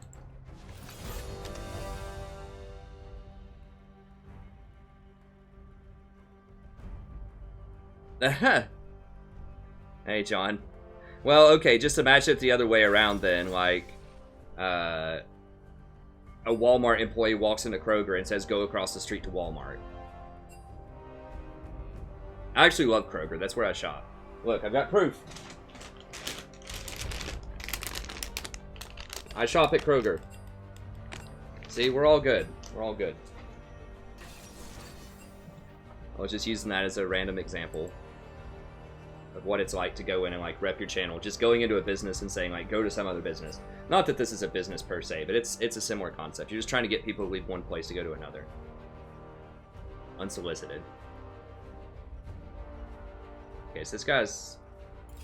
We have 2 ADCs. Now that guy's going middle. Probably going to be a Caitlyn. Hopefully not an Ezreal. Hopefully not an Ashe. Okay, good. Caitlyn.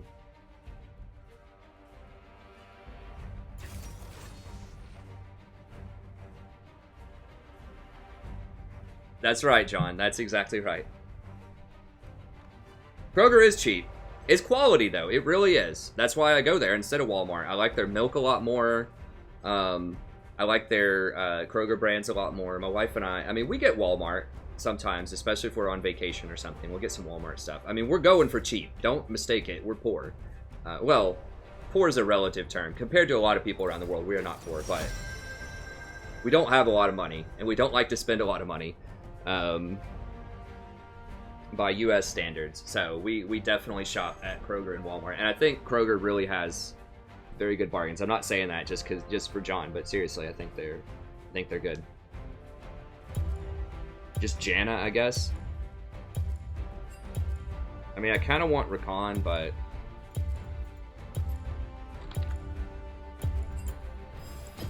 The Tempest is at your command.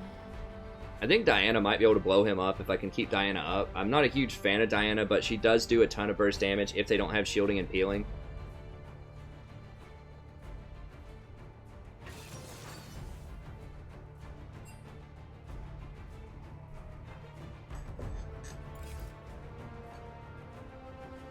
I understand that. L2 off.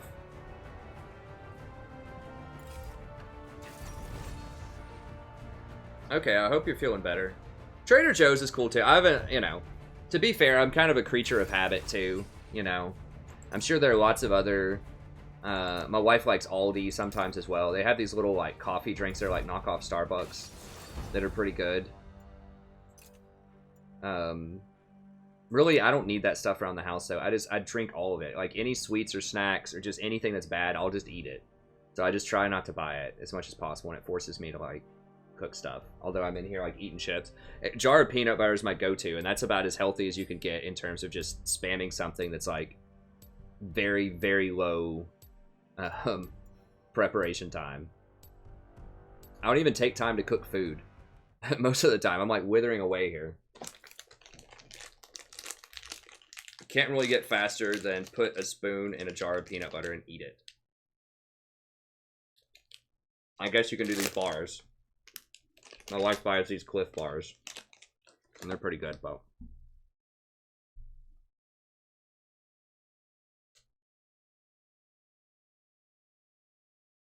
all right, John.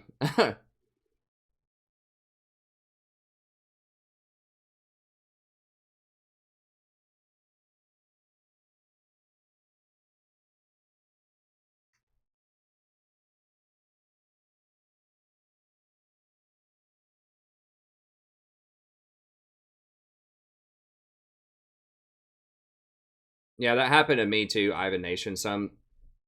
Somebody thought it was cute to do that to me on stream a couple of days ago. It's pretty obnoxious. Sorry that happened to you. Hey, what's up, Clever?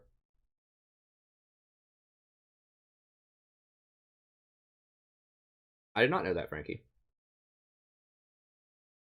Well, Master Yi and Camille are both pretty good. I mean, they have a pretty solid team. I mean, Janna's good against both of those, but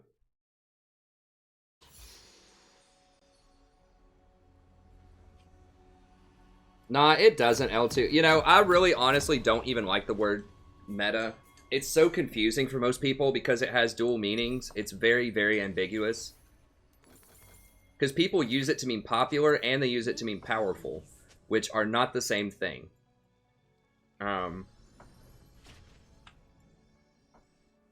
They're not the same things. Often they are, or not often, but there's a decent correlation between them, right? So things that people play a lot they often play them because they're powerful, but there are things that are not popular that are also powerful. So people use that to mean both powerful and popular, and it has an implicit sort of logical fallacy built into it. So that's why I don't like it. People say, oh, this is the meta, that's the meta.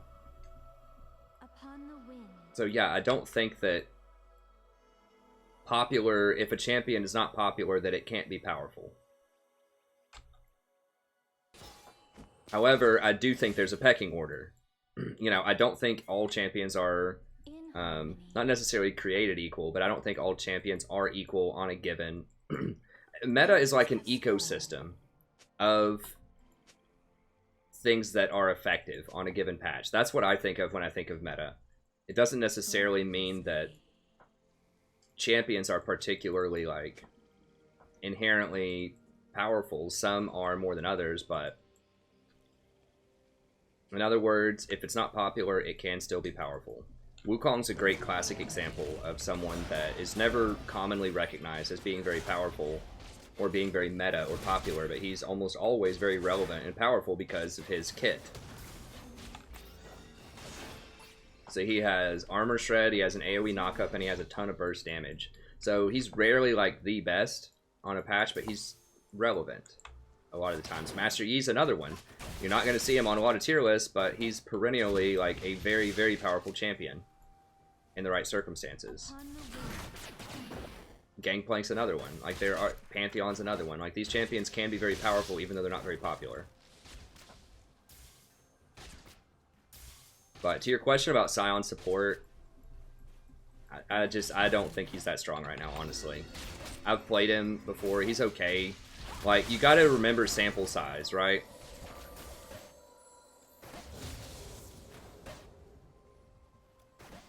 He's less than 1% of supports played on those stat sites that you're talking about.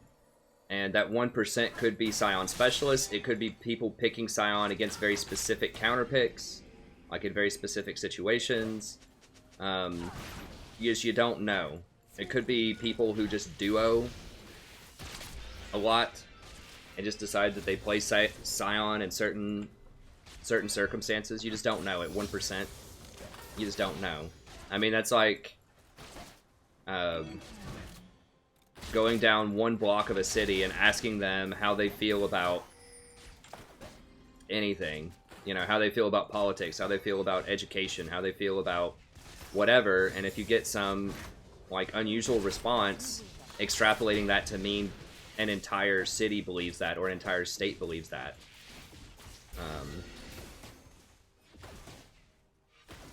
For example, if you go to, like, a super ritzy part of the city or something like that, and you're just like, how do you feel about the cost of living here or something? People might be like, oh, that's okay, it's fine. If, you know, like San Francisco, for example, if you just interview, like, people who work in Silicon Valley that live in some fancy neighborhood in San Francisco, and you're like, oh, what do you think of the place? Is it good? Is it affordable? They might say, yeah, it's great. You get all kinds of awesome things. But then for everybody else, they might be like, oh my god, it's ridiculously expensive here. Because you're asking a small sample size of people. So, sample size matters, and Scion just doesn't have a large sample size. That's why he has a high win rate, but you don't see him a lot, and I don't know. He can win, he's okay. I get asked about Scion a few times a week. But I don't think he's that great. He's okay. I mean, I did play him last Viewers Night, not last night, but like 8 days ago. He was alright. I just think there are better tanks. Better crowd control tanks, if you want that. Tarek. Sejuani, Braum. Probably Nautilus now.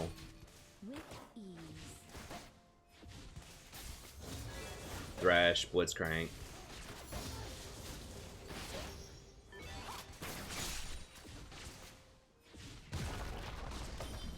Let me move my phone over here. Yeah, I mean, yeah, Zyra pushes really hard, and Misfortune pushes pretty hard too. They have a much stronger early game than we do.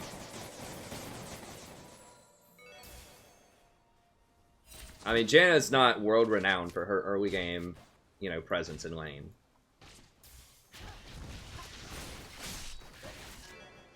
You're not picking her for that, though.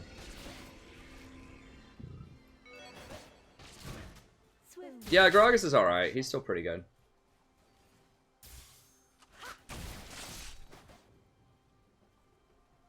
Yeah, that's true too, Talith. People won't know what your champion does. So that can be beneficial, like, if the enemy doesn't know how to play against you, but that can also hurt you if your allies don't know how to play with you. Right? It can also tilt your allies. You gotta keep psychology in mind. Not a lot. I mean, you don't always have to play what people want you to play. But, you know, if you're playing something that's really, really obscure, you know, if you're going, like, Quinn support every game or something, you're going to lose a certain percentage of games just because your team's going to rage at you so hard and they're just going to give up easier. People are always looking for excuses when times get hard. And if you're playing something that they don't have a lot of faith in,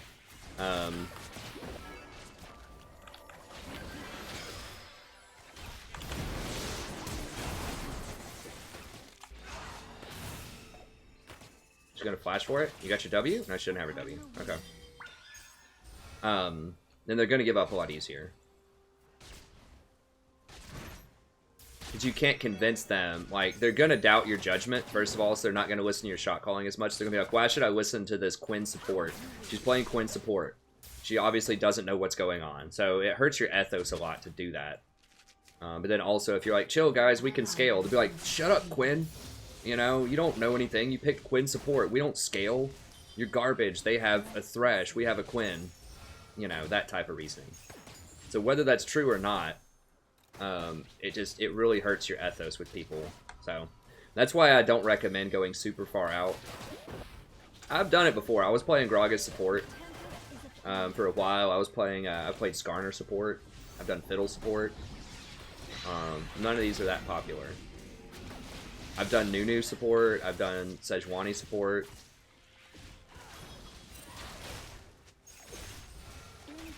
I've done a lot of wacky things. Malzahar support was a huge one. So like back in early December, or not early, but late December after 6.23, I played Malzahar support. And everyone said I was stupid, that was a ridiculous pick. And then it was like 1 month later, it was all over the LCS. And everyone's like, oh my god, it's overpowered, ban it every game. So sometimes you're just ahead of the curve, but... You know, there were some games where I played Malzahar support where people just gave up and raged a lot because I was playing something weird. So I think you can play weird things. You just have to understand what you're getting yourself into sometimes.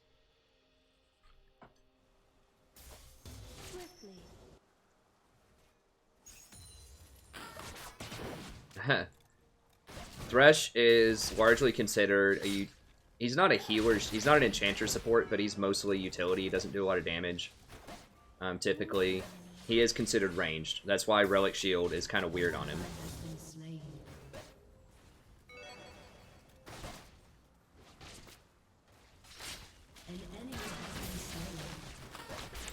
Yeah, he's not really that tanky. Like, fun fact, he's probably the squishiest champion in the game early on. He starts with like 16 armor because his passive gives him armor over time. So he's really, like, he's squishier than Janna early on in the game. People think he's tanky because he looks like he should be, but he's actually not. Not early on.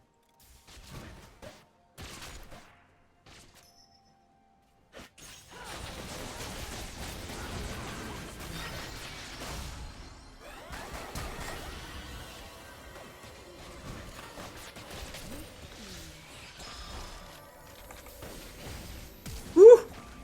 Get him, baby. Oh, God.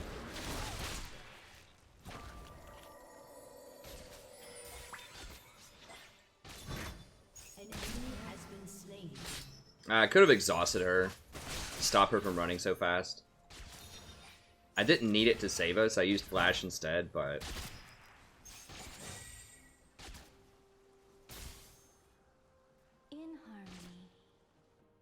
Well, it doesn't execute because they specifically don't want it on ranged champions.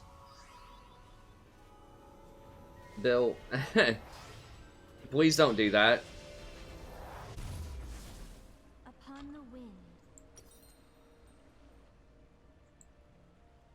That could be somebody else's number, like, you could be soliciting, like, this person that you're trying to prank or something. Like, nobody call that number, please. Just...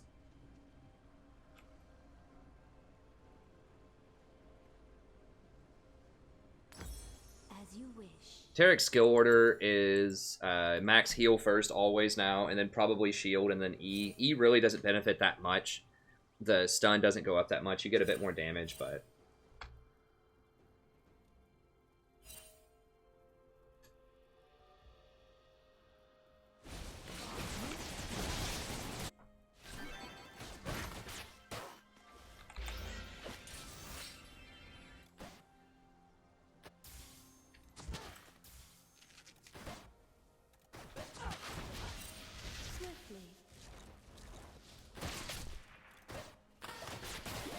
I need to link my 7.15 video in the description.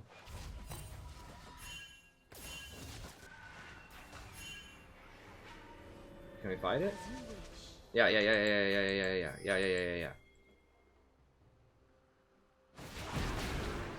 Hello? Like, what? Why would you not jump on her way faster than that?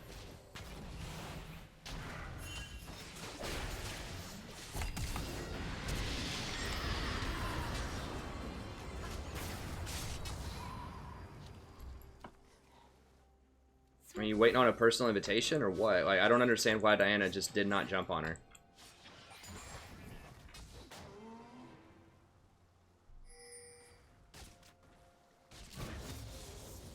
Whoa, whoa, whoa, whoa, whoa, what? Seriously? God, I hate Diana as a champion. She's okay. I just feel like every time I see it's just always a fail. And it's boggles my mind how you can fail on a champion that's so face roll easy to play. But nevertheless, here we are, and she's gonna die. An ally has been slain.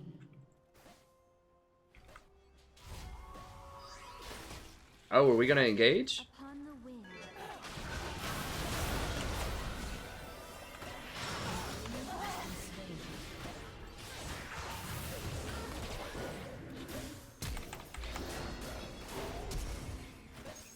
An enemy has been slain.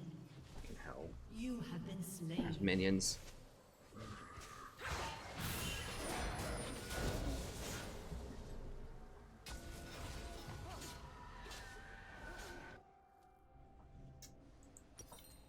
Alright.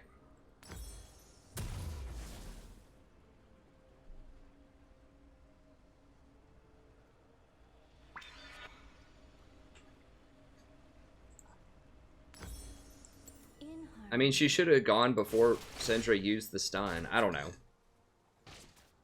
It's whatever. Just run at her when I'm running at her. I can exhaust her. Breathlessly. Yeah, I mean, Diana does very high burst damage. So you can just get kited very easily.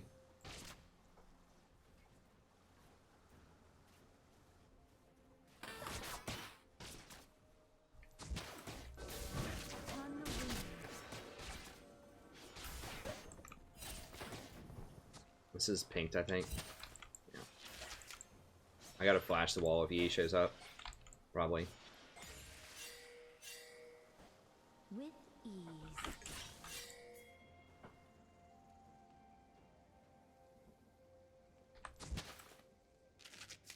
Enemy rampage.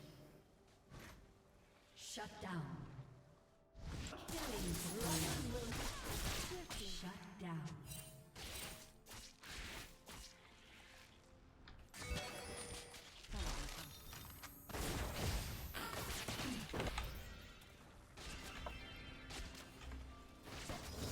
Upon the wind.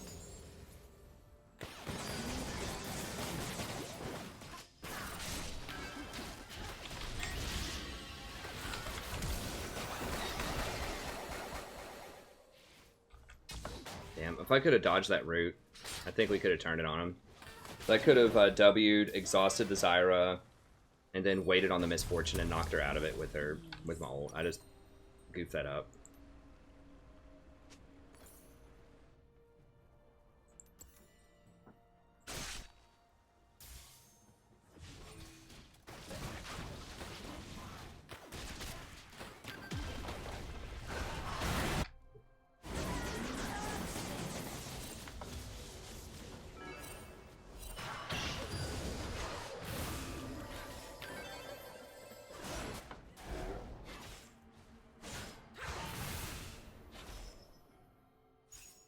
Breathlessly.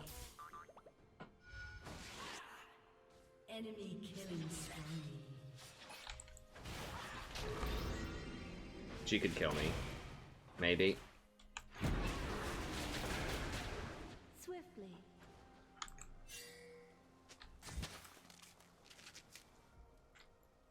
Yeah, because you're playing Darius, dude. I mean, Darius is really bad against competent players.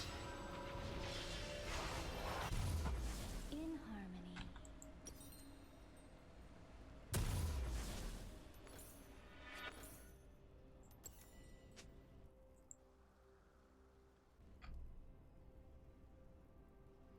Did he just die again to her? Your I love it. turret He's has been like, destroyed. As you wish. she got too many kills. He has 4 deaths. She has 4 kills. Like, just say I died Slain. to her 4 times. He's trying to make it sound like it's somebody else. Coin on Tarek.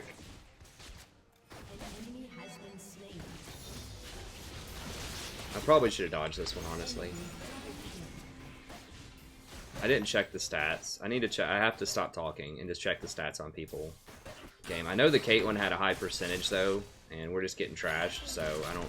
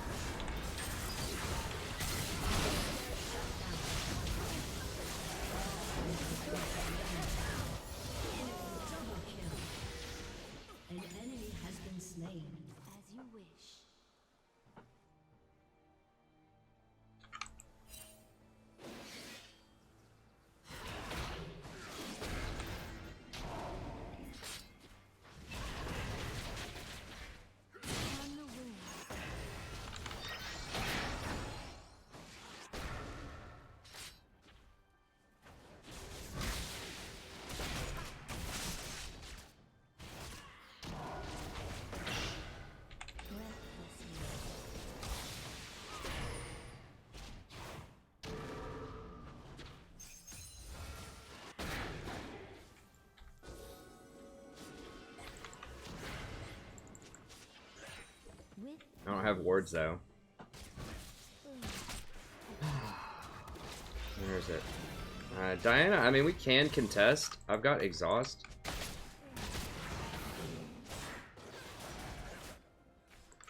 Swiftly.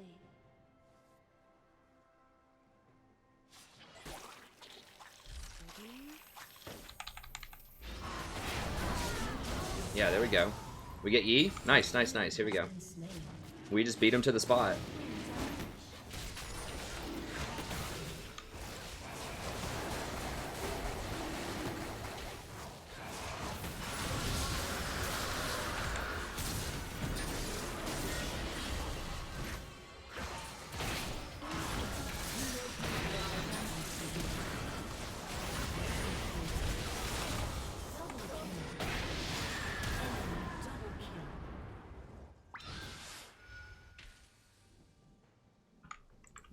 Swiftly.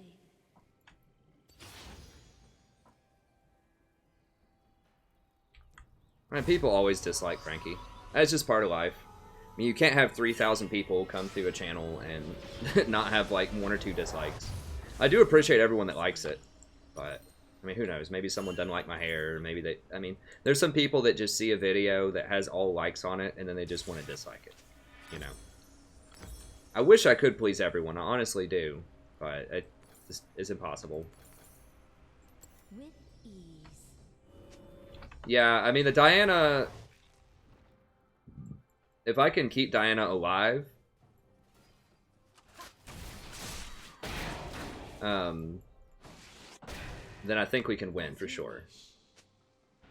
It's gonna be Diana versus Yi, pretty much. I really wish that people would go something like, maybe Runeblade or something.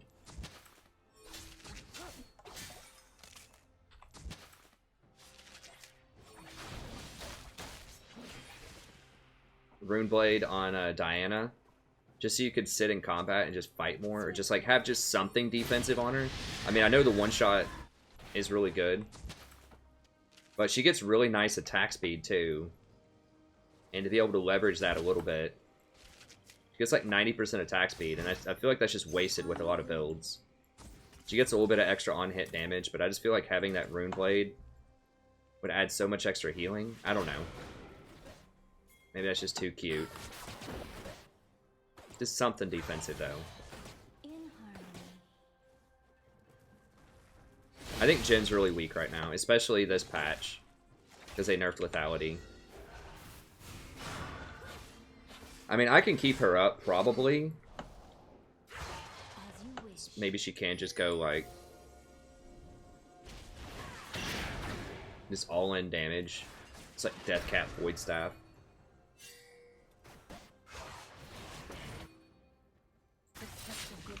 I wonder how, like, a, Proto Belt would be on her, just to have that extra, like, cooldown of burst.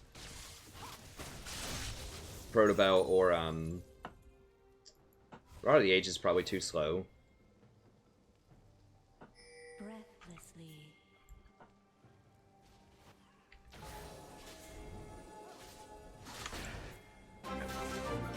Alright, thank you so much for the donation. What we got?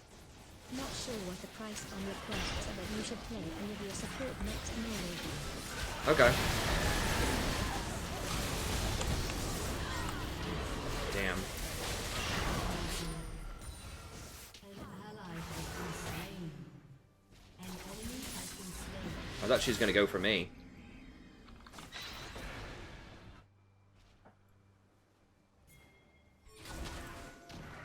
An ally has been slain.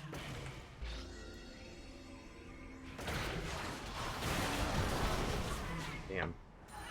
Shut down. God, how long does Ghost last? Is it like 20 seconds or what? 10 seconds. You're not gonna beat her, friend.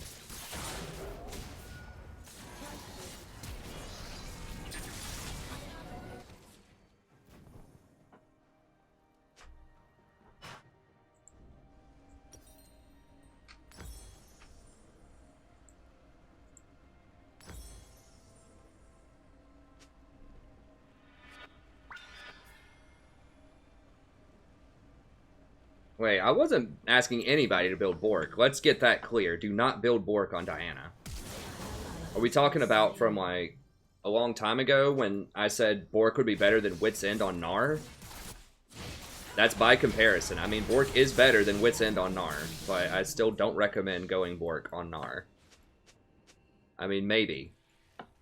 But Bork is better on solo lane champions because it gives them extra mobility. But Swiftly.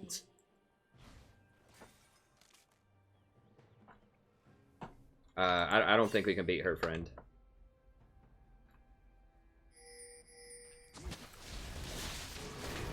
Not true damage. We can't. Diana's dead. This is about what I see as Diana. She usually has like a 1.0 KDA, maybe a 2. It's almost always like very high kills and very high deaths. Like she does super high damage, but then she just dies. As you wish. She might be able to take over. I guess Zhonya's is pretty good on her, because that could give her time to get a jump back, to get her cooldowns back up.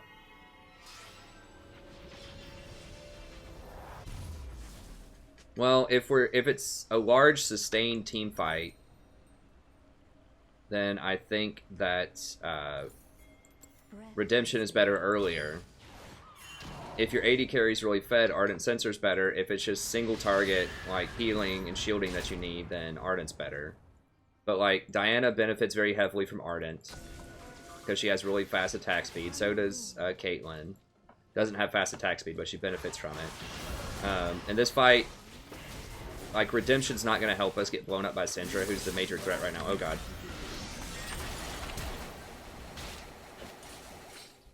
In harmony. An ally has been slain.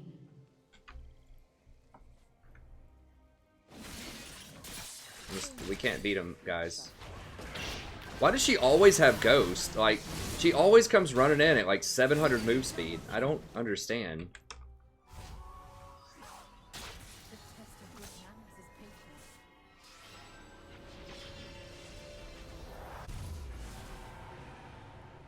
No, I don't think Ezreal is strong this patch at all.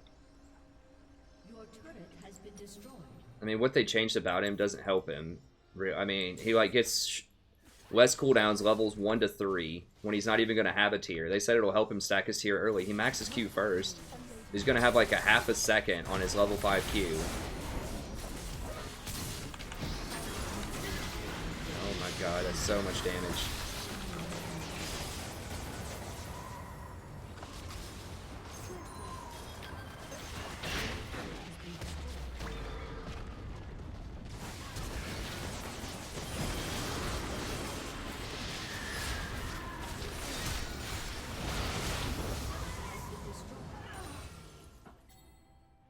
An enemy has been slain.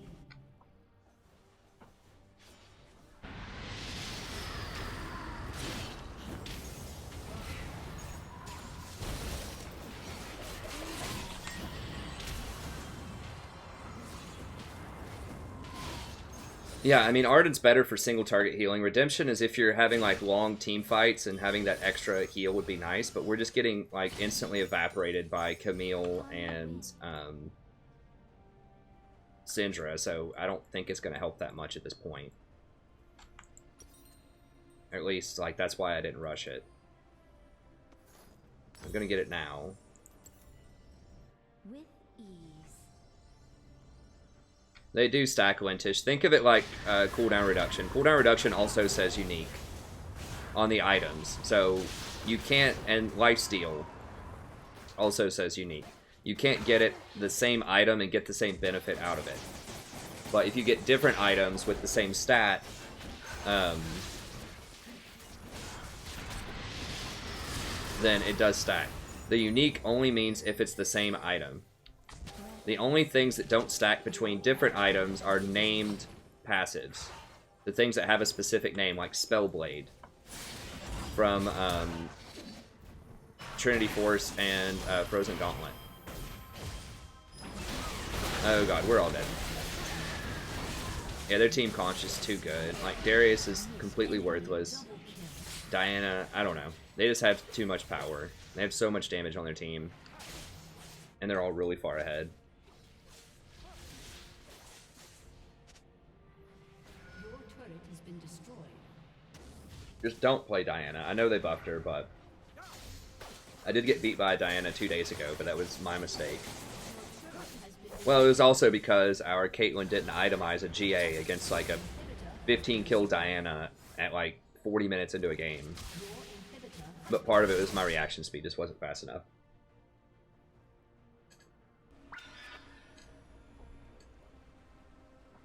And I was standing too close to the Caitlyn. I think that Upon the wind. overall it's just too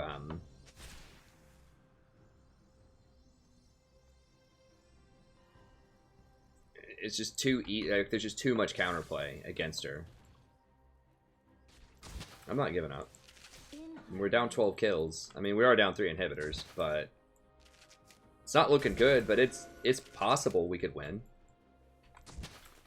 Talked about this before on stream. You have to win. You're going to have to win at least a handful of games that look impossible at some point during a season if you want to climb. You can't only win games that you're winning. You have to eventually win some like miracle comebacks.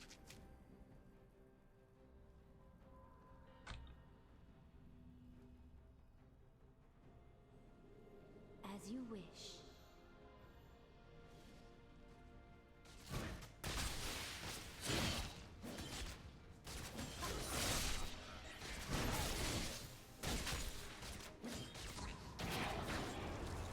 Swiftly.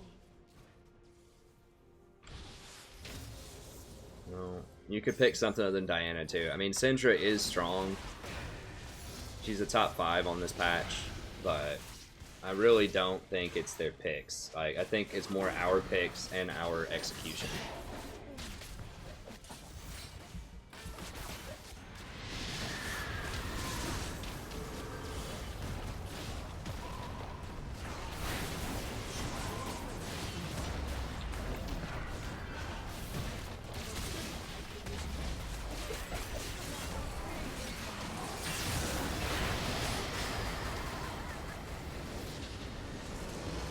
Yeah, Anivia only lost lane because of Diana. Whatever. Anyone but me, right? Oh gosh. Anyone but me.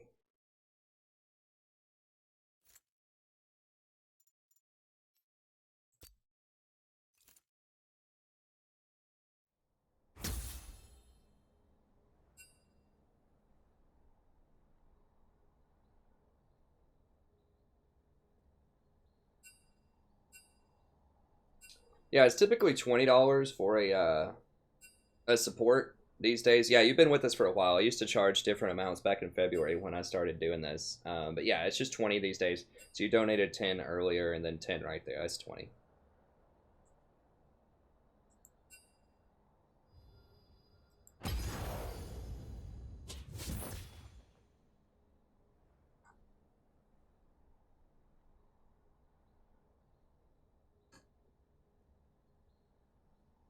ESM new episode. Okay.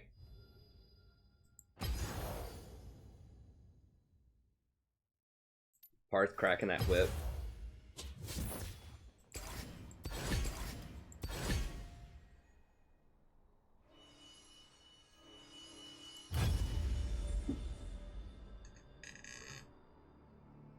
Where do you find that TSM episode?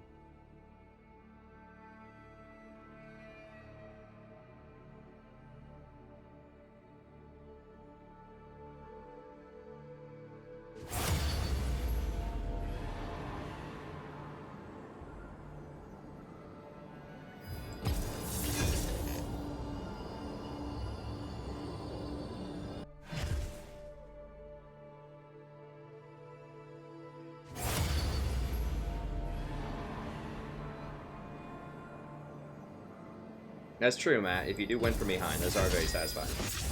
Oh, I mean, Francisco, I don't think it would take a very wise person to bet against us on that game. I'll put it that way. We had a very, very low probability of winning that game, especially as it unfolded. So, I mean, predicting that we're going to lose that game is almost like predicting that the sun's going to rise tomorrow.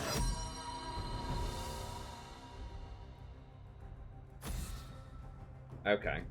I'll have to watch that then. TSM episode.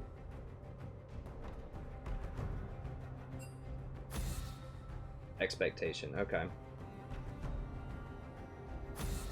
So, Lintish, Mikhail, stop. Okay, so he wants Nasus. Let's get a ban Maokai then, I guess. I mean, it removes anything that's not a suppression. So it doesn't remove a Warwick's Warwick ult. It doesn't remove a Malzahar ult. It doesn't remove an Urgot ult.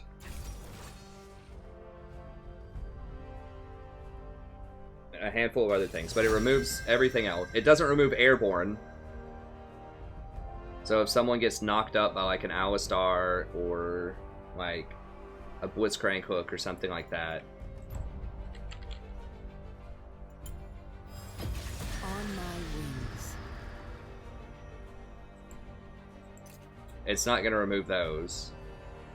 But it removes stuns, slows. I don't know if it removes silences or blinds. I'm not sure about that. Silence, I think so. I know it removes stuns, it removes wither, it removes slows. Well, they get Nasus. This game's basically over. I mean, that's...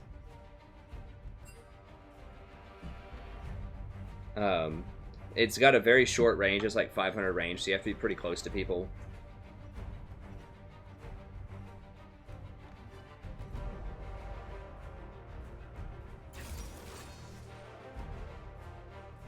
Well, I don't care. Dude, guys, I don't care about checking them because it's a normal game.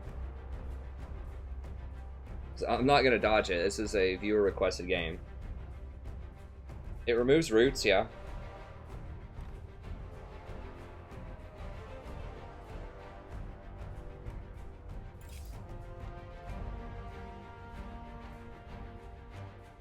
I mean, Trundle has a decent shot of being able to maybe kill Nasus. Depending on if Nasus gets Thornmail or not.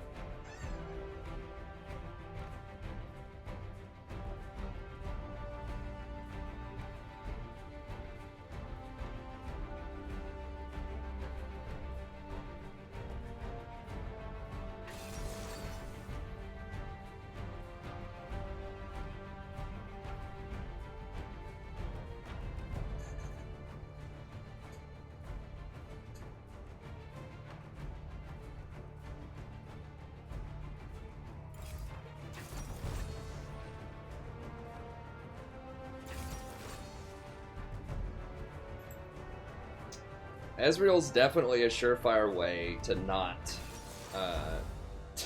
deal with Nasus. I mean, maybe I can get enough damage. It's gonna be real rough though.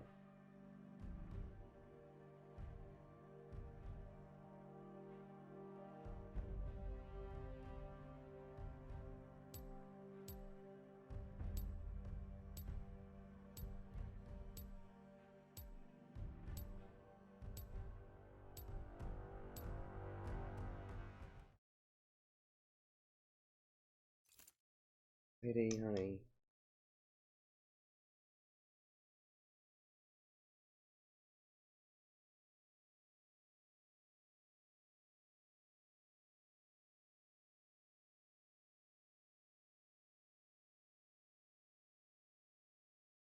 Yeah, I mean, I smart cast it so that it automatically does it. But yeah, if you don't have it smart casted, then you do have to click on the ally.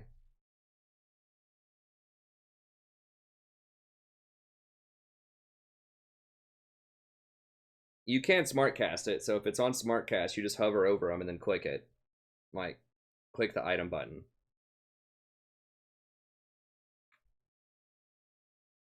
But yeah, it has to be smart cast.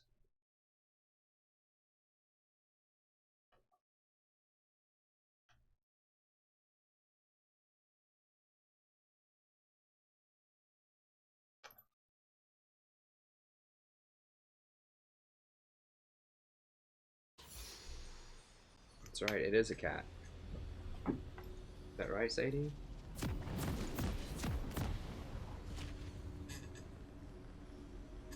Good kitty.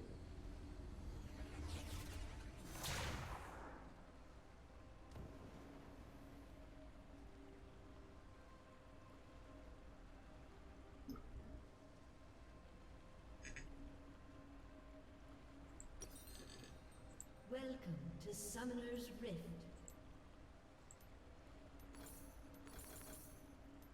Coin does help Anivia locks. You're gonna get a lot more mana. Ever watchful.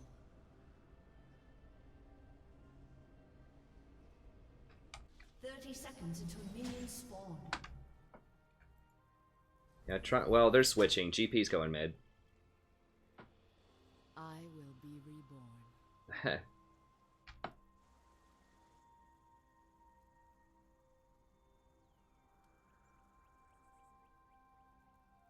Yeah, well, you have to smart cast the item key slot. So smart cast, you know, item slot number 2 or whatever. Minions And then always put your Mikhail's in item slot 2. I mean, I just smart cast everything. Except for Rumble ults, but I don't play Rumble anymore.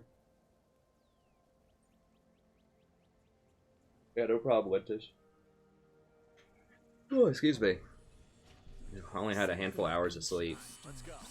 What's the scanner say about their power level? No enemies display a power level over 9,000.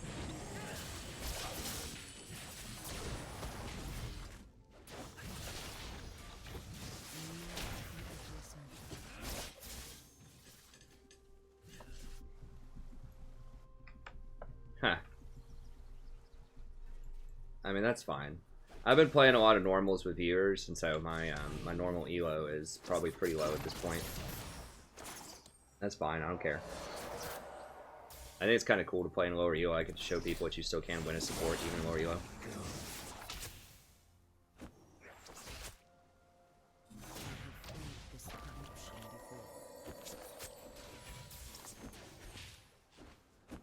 Does have a pretty long auto range.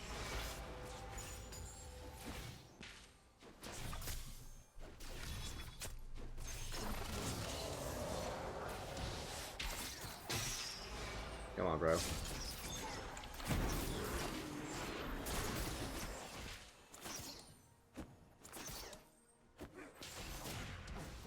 Lives will I give for the fair lord.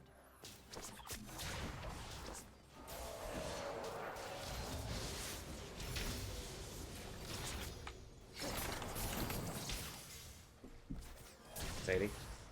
Let's soar.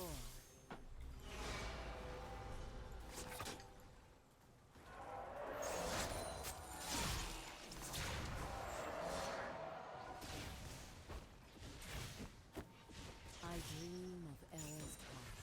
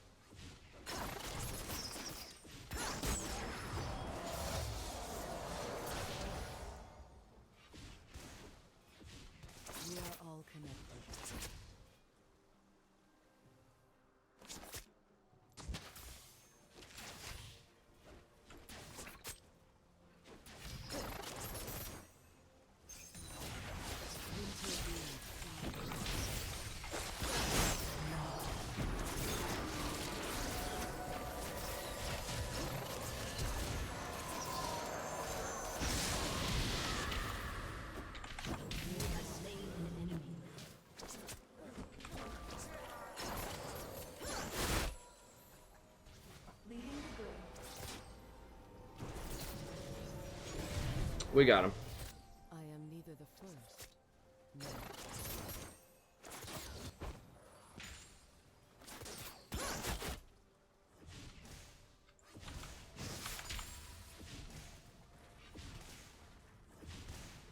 something ancient stirs.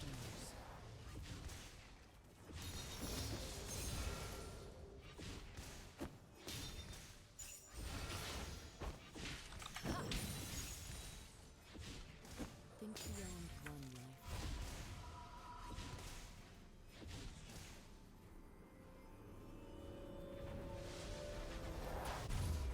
life. I'm running Fiddle Runes, I'm pretty sure.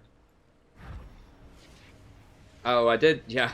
I forgot the, I'm running Jana Masteries, though. Yeah, I forgot about that. Talking too much, I think. That's fine, though.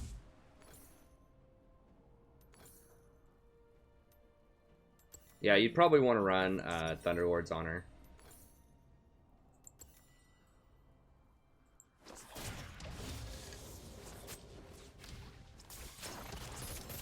I mean, you could also run Stoneborn so that you could run Ardent Sensor. Stoneborn Ardent. That might actually be better. Sensor's a very good item. Obviously, you have several ways you can apply it. I have found this corruption before.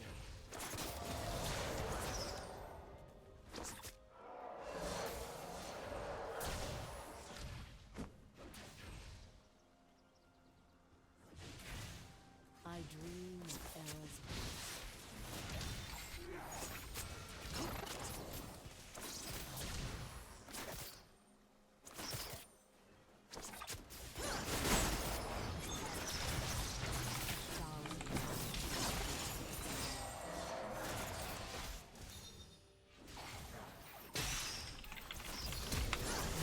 What? I was out of range. I was behind the stupid thing. It was right here. God, I can't believe that triggered on me.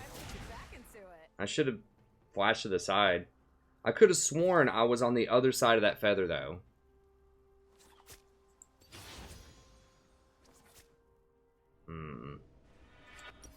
That's frustrating.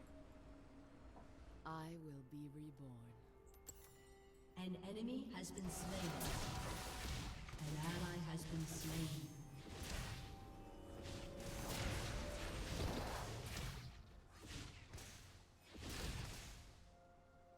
Because you're a sup, Black Item? I don't know. Wall wouldn't have saved me there, guys. I got hooked. I either had to flash the hook or I had to flash sideways directly after it. Zaya was too far away. She was using her Q to hit me. It's too far away for exhaust, too far away, like, to wall. What change will this bring?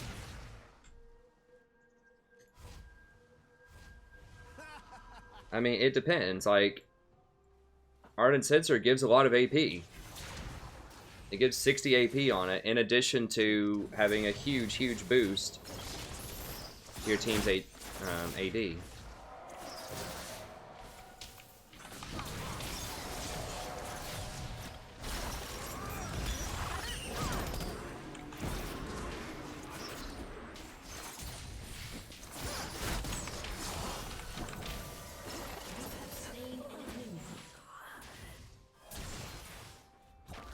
Something ancient stirs.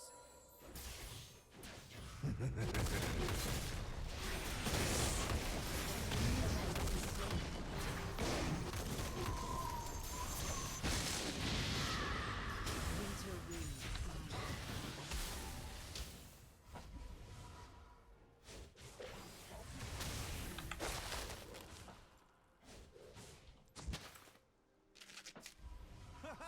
I have felt this corruption. But yeah, I mean, you can do it. I'm just saying it's an option on an Ivia.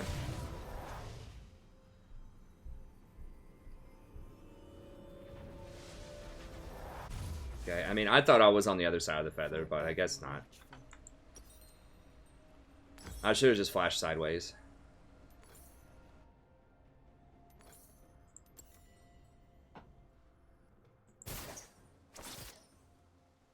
No, they don't follow me. They're not homing.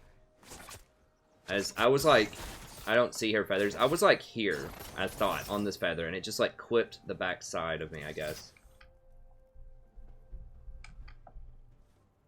I dream of errors.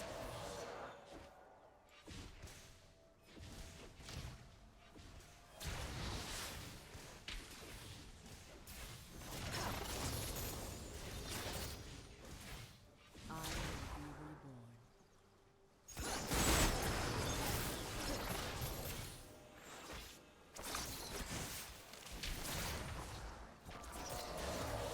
I'm gonna need some kind of mana item eventually, probably. I'm gonna be too slow to get Rod. Could get a GLP.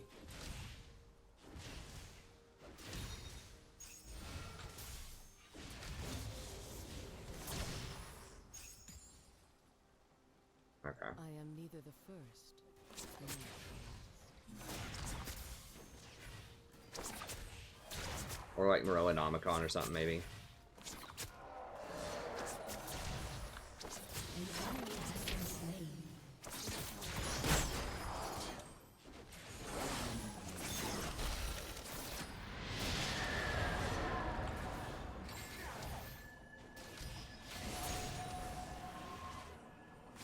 Meaning and effort. Oof, I thought I was gonna get her.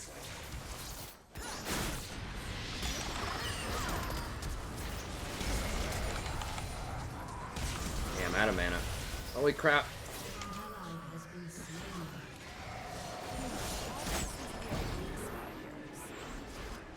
You have slain an enemy.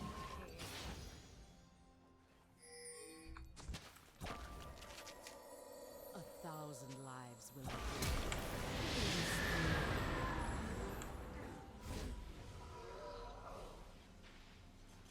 I wasn't sure if it was gonna be timed out or not. An enemy has been slain.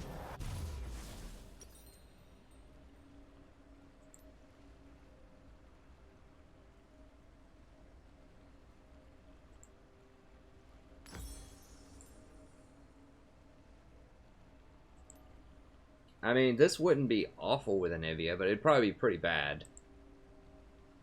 What does GLP build into?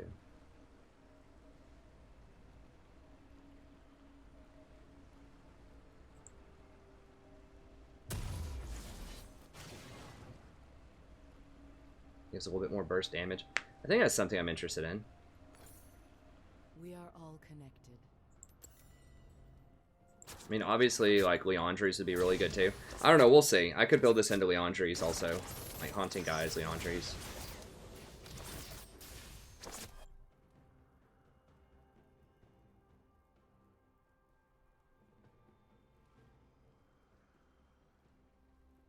I flashed to guarantee that I'd get in range. It's a very short range. He was too far away, and I didn't want to risk... I was too far away for all of my spells. I didn't want to risk him dodging a Q to get executed.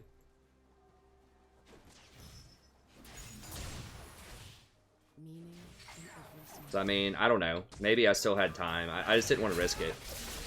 I hadn't been keeping up with it in my head, but I know I hadn't touched him in a while. So I'd rather just flash and make sure I get it. I mean, that's one thing that I'm trying to get a lot better at, is just use my summoners. Like, just quit being greedy and just use them. Even if they're not necessary all the time. You know, don't go out and, like, flagrantly waste them, but just use them. You know, just use exhaust in a fight. Use flash if you have to flash, you know. I think I'm usually pretty good about my flashes, but it's like the exhaust is something that I just don't use nearly enough. I'm just way too greedy with it a lot of times. Hey, thanks so much for the sub. I appreciate it. I dream of errors.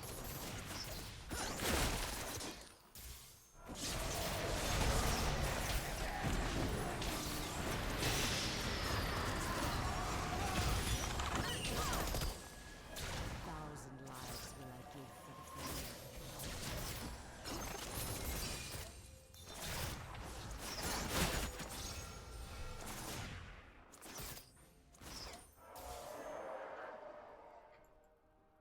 Winter wind guide me.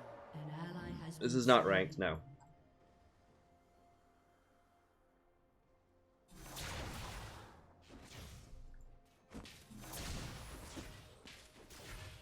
Take time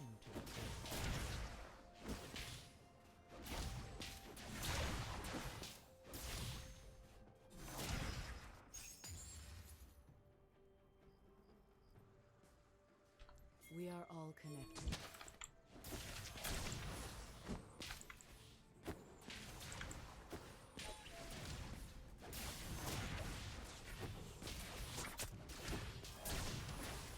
Let's soar.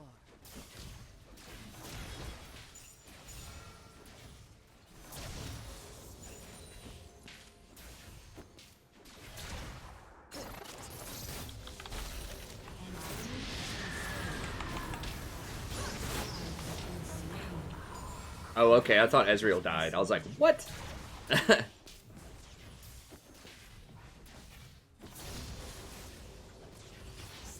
ancient. Yeah, Coin's great. I mean, Coin scales very well with maximum mana, too. Nivea has very low base mana regen.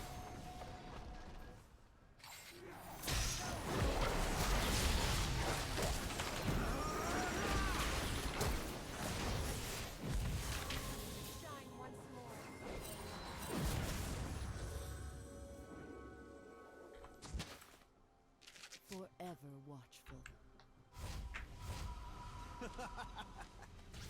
Taking a break, Ezreal?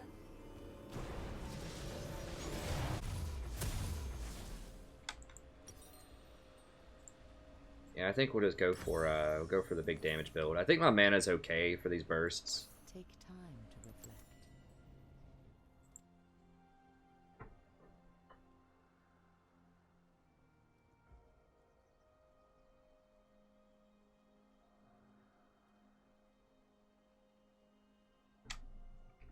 Kindred probably doesn't know what Lantern is, if we're being honest. Let's soar.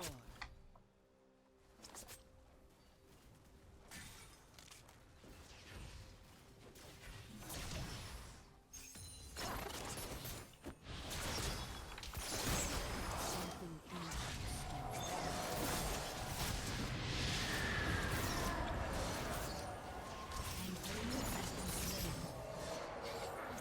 I mean, if we had something like a Fed, Callista or a Civer or something, like, you could legit go Zeke's on this, because it gives you the mana that you want, it gives you CDR, and obviously you have a really low cooldown ult, so you can always trigger it, and hold them, like, in your ult with your wall and everything. Slow them for the Zeke's. I do think Ardent Sensor is probably really good with Stoneborn here. They're going to try to make a move on him while I'm clearing that, so we're just going to have to kill him.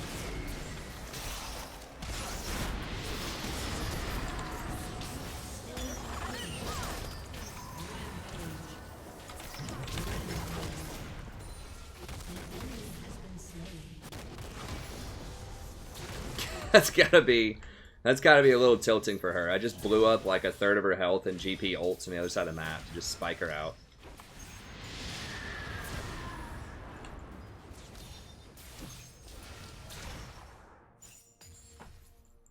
I dream of error. This guy's probably like, who is this support? Who is this support in Nivea?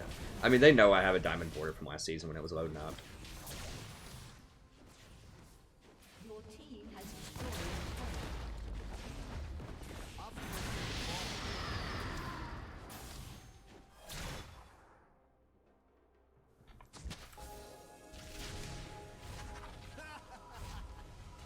Leading the grid.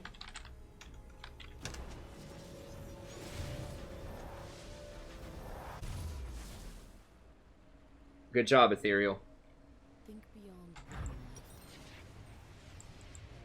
Yeah, dodging often a good idea. I mean, these AP supports though with Coin, like a lot of these mana hungry AP supports, I think, you know, they actually get a lot better with Coin, even though, because it not only gives them the mana they need early on, but it gives them the gold they need for itemization. So,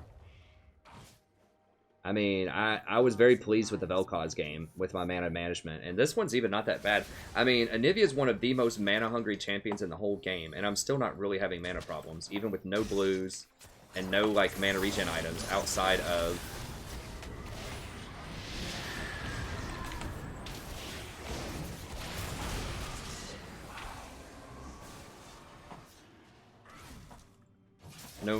region items outside of just coin. What change will this wind bring? An ally has been slain. Damn it, that knockback though.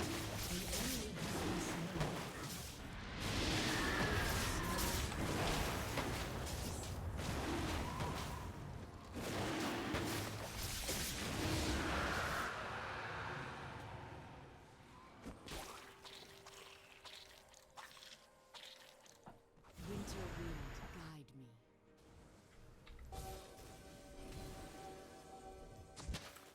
You just remember who was talking about ancient coin before it was cool. Your turret has been destroyed. Remember. We are all connected.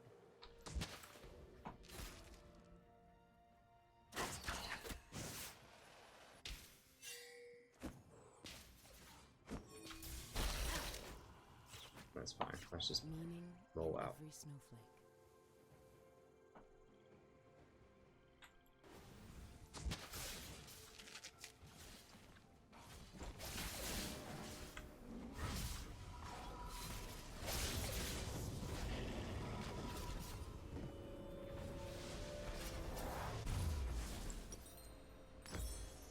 I dream of eras past.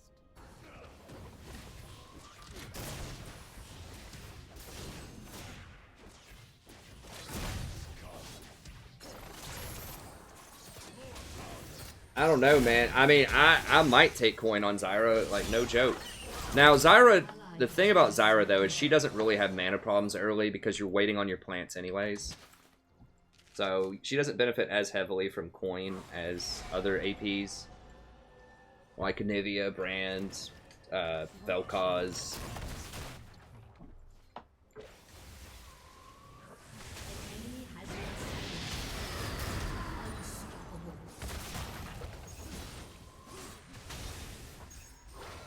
Take time to reflect. It's basically like you have a permanent blue, almost. Like, you have to really try to run out of mana.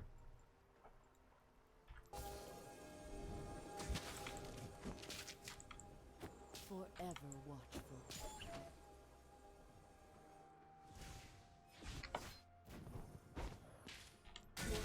Has destroyed a turret.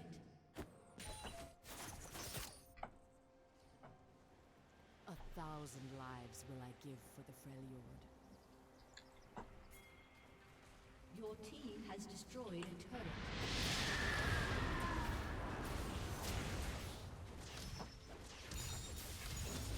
Something ancient stirs. Yeah, you get your items faster. I mean, you got to think of it like, you remember that stats equal, like, gold equals stats. So when you get gold, that is fighting power. So coin doesn't read, like, it has no AP on it, right? It doesn't have any AP, so you're like, oh, well, it's not as good as Spell Thieves, right? That's, like, what people would naturally think, because you don't physically see AP on the item. But what if you take that a little bit further and think about it like, okay, well, coin's going to give me 1,000 more gold by, you know, 22 minutes into the game. 1,000 gold, you know, one price in AP is 22.75 gold, so I can't do the math on it, but it's basically going to have like 45 AP or something like that. So just pretend that coin reads 45 AP at 22 minutes of the game. At 30 minutes of the game, when you have like 1,500 more gold, just pretend that it reads 60 AP on it, because that's what you can buy with that. So it doesn't have stats, but you use that gold to go buy the stats. It just takes that one extra step of logical reasoning to understand why that's really strong.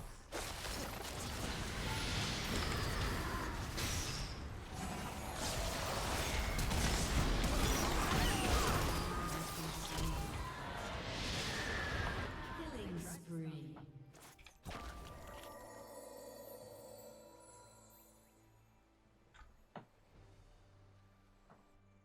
I don't know. I mean, the blade passive's alright, but This wind bring. I'm telling you, man, coin is really, really, really strong. No, it wasn't ranked. That was a normal donation game. See ya, Frankie. How long have we been going? We got time for one more, I think.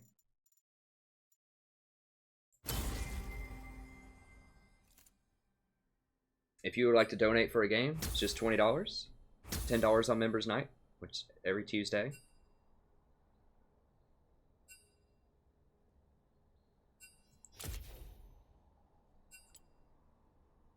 Not bad, not bad.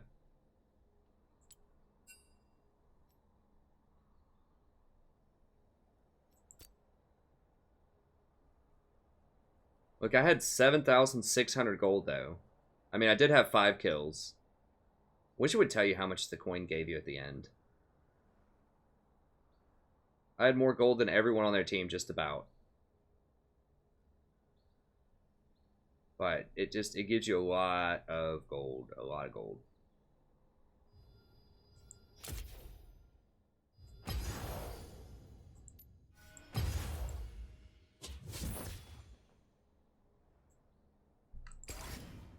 I mean, the passive is nice, but you got to remember that giving your whole team that extra boost is also really nice on coin. I think it's a push. I think the passive is nice on Watchers, but I also think the passive on coin is really nice. Okay, thank you, Reroll. Yeah, I'll definitely get to that very soon. I can probably get to it after stream. I might have to pass out for a couple hours, but I'll definitely get to it very soon. Nice, good job, Jeremy.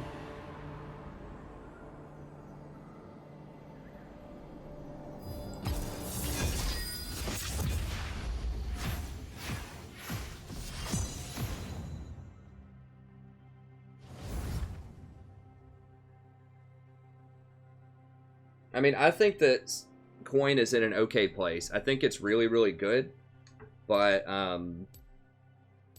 I think you're sacrificing some early game pressure. So I think, at least certainly for the competitive scene, that it's pretty balanced. Because it's like no one would ever buy it in competitive scene before they buffed it this much.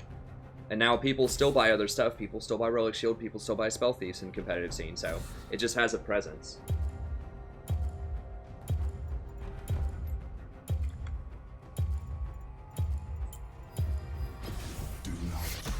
I guess we beat... Did they have a Nasus last game? I don't even remember. I just didn't get out of laning phase. I guess he goofed something up. He done goofed it.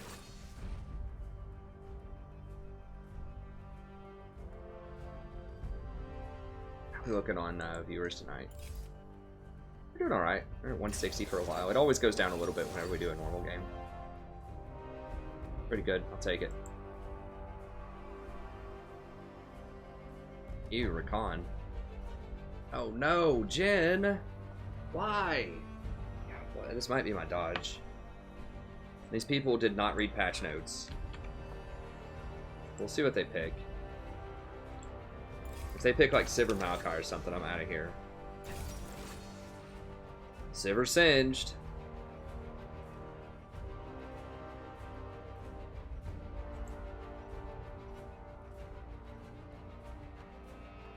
This guy does play Jhin a lot. Let's see what if they have more tanks.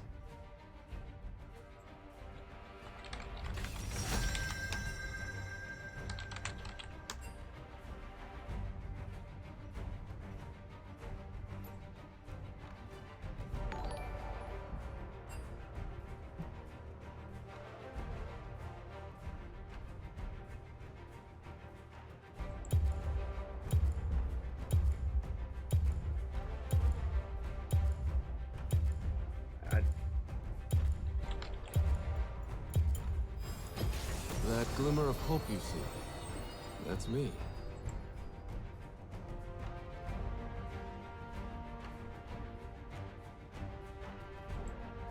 Okay, so this guy's like a 40% Talon player top lane. It's just a 3-point dodge. This feels pretty easy. Yeah, there it is. Okay, that's done. We're done.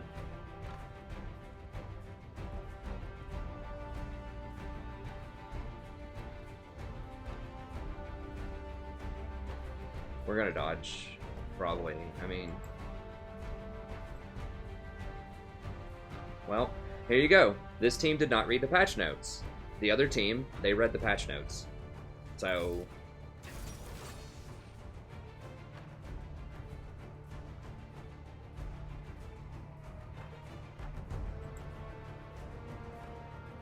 like, the first 3 people all pick Dustblade users. When that item just got completely trashed. And tanks are just, like, ridiculously powerful right now. I'm just dodging it. Let's wait 5 minutes and I'll do another one.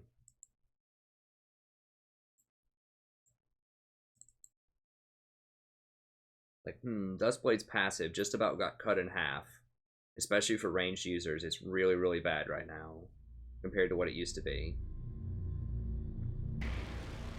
Better make my first few picks all AD against in a tank heavy meta. Not only AD, all lethality users. It feels bad. And then they get the Civer Maokai.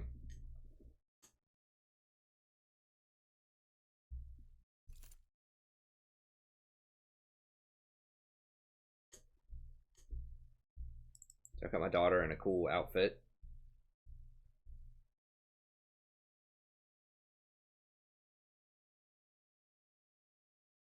Always lovely.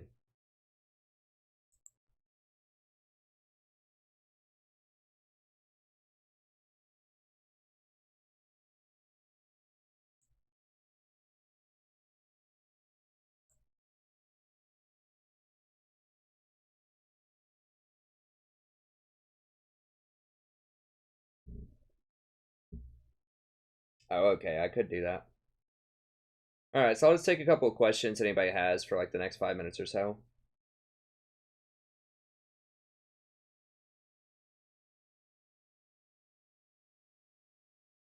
It depends on the matchup, Patrick. I would say in general, probably Sona's better.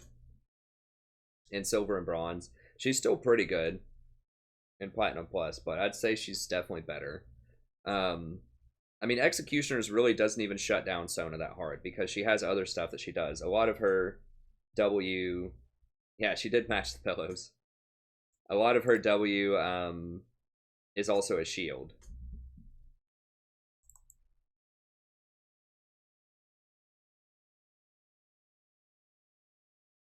That's pretty fun. 80s, it's coming back. It's already making a comeback, and now it's gonna be in full swing. I don't remember a lot of the 80s, but I mean, I was like 0 through 6 in the 80s. But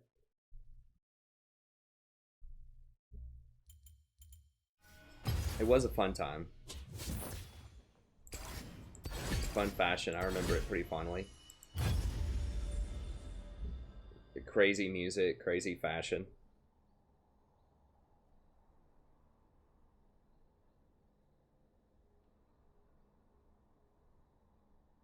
Five coaching sessions for 5 support gamers that I've played in a row. Sure, yeah, I'll do that, Dylan. Hook me up. Yes, that'd be 90 for everybody.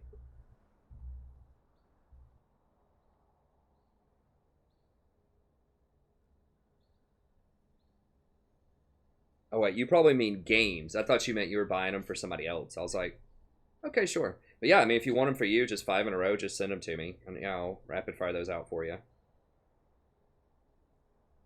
Yeah, no problem, Patrick. Yeah, I do think that Sona's very good early on. But yeah, I mean, Janna's good. Like, here's the thing. Here's the thing about Sona versus Janna when you should try to figure out which one to play. How much peel do you need? Right? So are they going to be completely diving your team and just running all over your AD carry a lot with like super tanks? If yes, you probably need Janna. If not, if you have a pretty good front line that's going to be able to hold people back to some extent, and they don't have assassins or they don't have like mega tanks that can do a lot of damage, then Sona's better. So Sona's better in a longer fight. So the longer the fight goes, the better Sona is than Janna. A lot of times Janna's good at disengaging, knocking everybody back, resetting the fight, healing everybody up, letting everybody, you know, catch their breath and catch up. But Sona's better in like a 30-second slugfest between a bunch of tanks just slapping wet noodles at each other.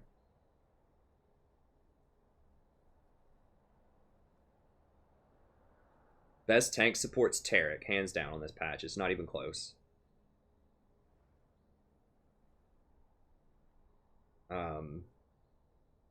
Sej is pretty good too. I like Rakan. I don't really count him as a tank support. He's weird. He's like a hybrid between... I think of him as like an engage enchanter, which is its own strange class of things. But I think Rakan's very good to do what most tanks do, which is start fights.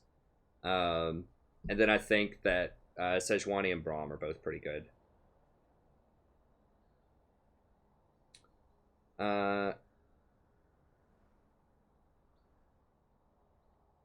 I think I don't know enough about the new rune system.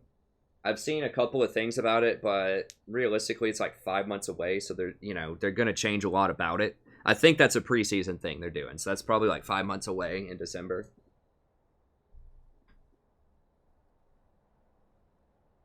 Nah, I don't think so, Abel. I mean, Thresh has been like the highest win rate and highest pick rate for like 3 patches, and they haven't really nerfed Thresh. They did stealth nerf him.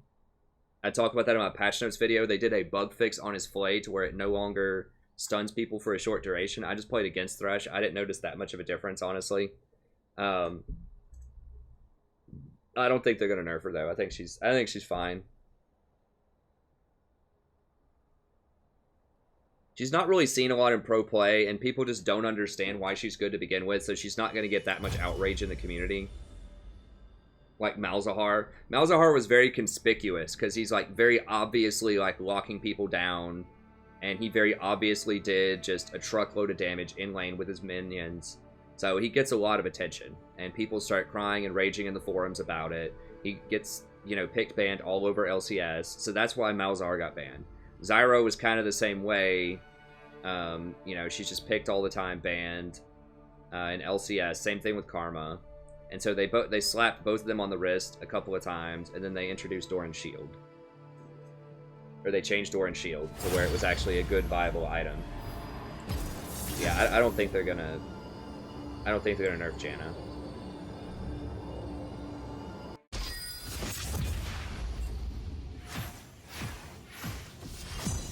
Yeah, sure. I mean, I'll coach anything. I mean, you obviously know that I'm not a top lane specialist, but I'll research it and put my best foot forward for it. Yeah. I mean, I've coached Tryndamere top. I've coached Talon middle. I can coach other roles other than support. The vast majority of my games are support, but I can do other things. Just keep in mind that I'm going to have limited experience on those champions, so most of what I'll focus on is probably macro game and just like theoretical stuff. But as far as like very specific matchups, like when you should all in and when you can't, I'm not going to be able to give you as much of an intricate response as someone who's, has 1,000 games on that champion, obviously. But I think I can still give you really good advice that'll help improve your play for any position, any champ. I can give you, I can give you stuff to work on that'll help you out.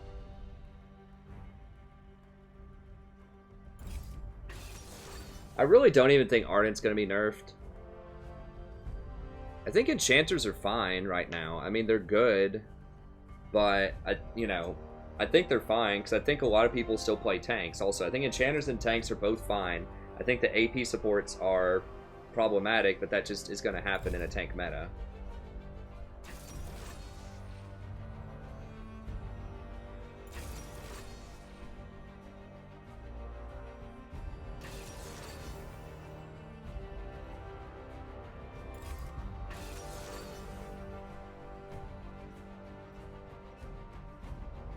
Yeah, that can happen, Brian.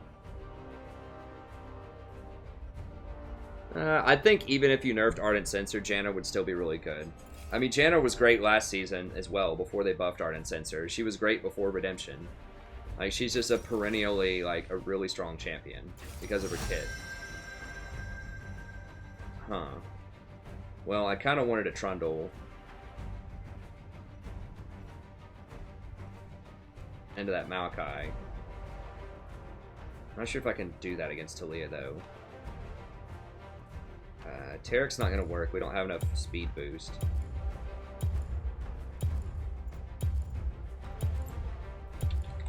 I might Might go Trundle anyways. Try it out here. Time to troll.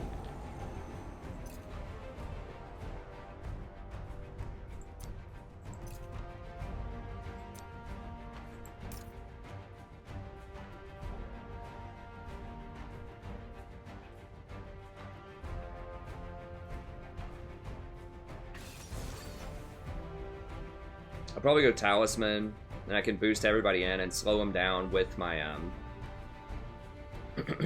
with my pillar.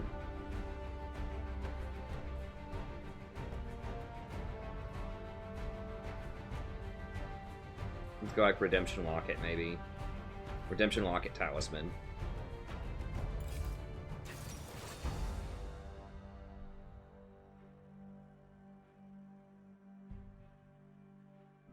Zyra's pretty gross.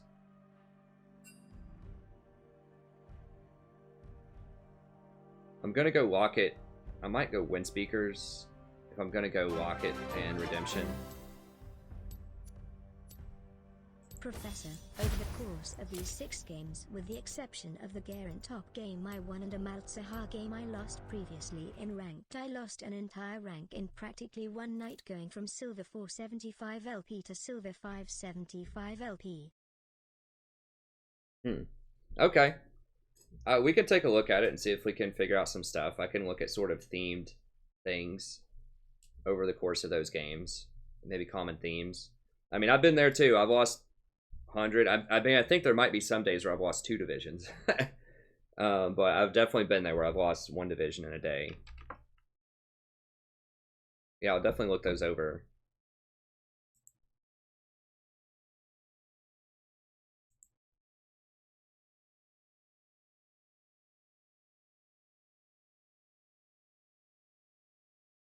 Yeah, I'm sorry to hear that. That sucks, but we'll figure out something for you. Yeah, it reads all things that are more than $5 out loud. Sorry about that if that caught you off guard. But I think we've all been there.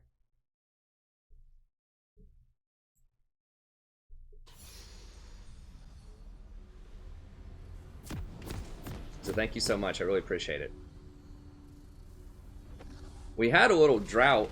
We've had a lot of members signups, which is great. But over the past like few weeks or so, there's been a little drought in donations. We've had some pretty good stuff, but that's just how it happens sometimes. I mean, it just all comes in at once. And tonight it's been awesome.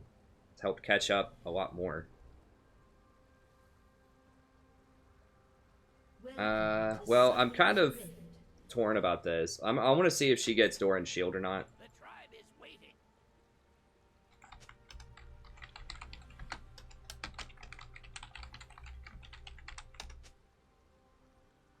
30 seconds until minions spawn.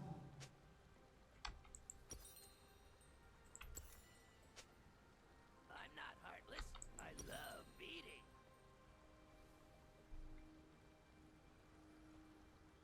I really want Talisman here. This is going to be a rough lane, but...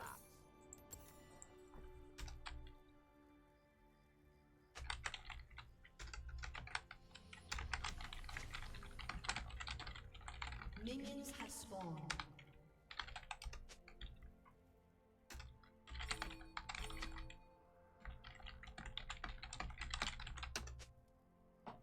Let's smash something. Ow, Splinter. I'm on it. Urgot's ult works on Braum 100% damage? I don't even know how that works. No, don't let them know we're invading. Ugh. Alright. Okay, I'm gonna VOD this one just in case we get a good game here for Trundle. People have been asking about Trundle for a long time, and I haven't been able to play him that much. But they've just buffed a lot of stuff about him, so we'll go ahead and do it. Hello, buddy. Welcome back to every part of the game of League of Legends. I'm the Strategy Professor. We're doing a little Trundle action here. Been a little while since we've been able to do Trundle, but this is patch 7.15. I think that a bunch of changes to the meta. We are finally back in a full-fledged tank meta. Trundle has received a buff to his Q a couple of patches ago. Coin is really good on him now. There are a lot of really good options, so we're going to be trying him out here. Jungler's nowhere close.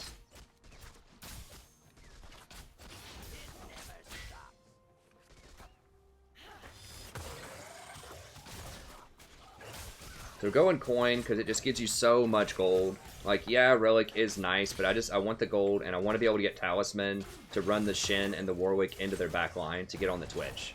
So that's kind of the thought process here. The healing would be very nice.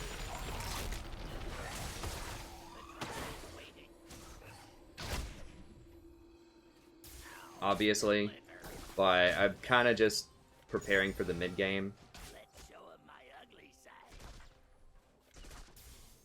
I'm running Wind Speakers too, which is a little weird, obviously. Courage of the Colossus is not a great combo with him. You can Pillar right on top of somebody, and that knockup does trigger Courage, but it's still a little underwhelming. It's okay. Courage is primarily for trading in lane these days, and Trundle just doesn't trade that well early on. And so the Wind Speakers boosts up Redemption and Locket later on. And so that's what I'm probably going to be building at some point. Probably like Zeke's Redemption Locket.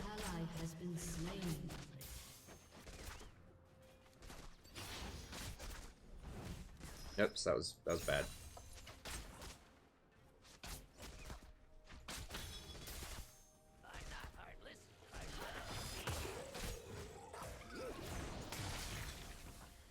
Windspeaker also does help with his increase his natural healing that he gets. It's little known. I'm pretty sure it affects like lifesteal type of things, but it affects his W.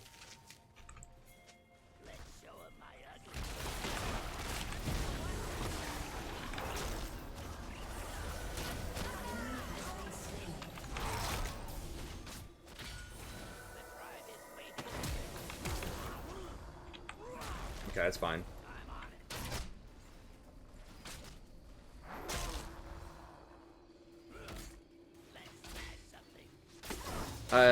Trundle's also a pretty good combo with Vayne. I think Vayne's going to be really good on this patch. Might get more points in Q here early on, just a few points in Q for level. Because obviously you can put a pillar behind him, and then Vayne can condemn him into the pillar. That's a pretty nice little combo against the Rat.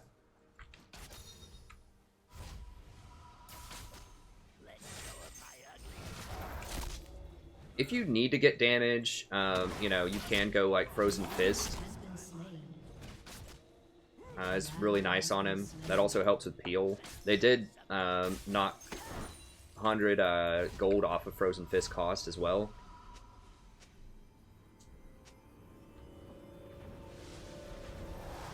Yeah, because you're an immobile mage, it's overextending. Like, of course they're gonna kill you, man. People always amaze me. They're like, I don't have any summoners, and I overextended, and they killed me. How could I possibly know?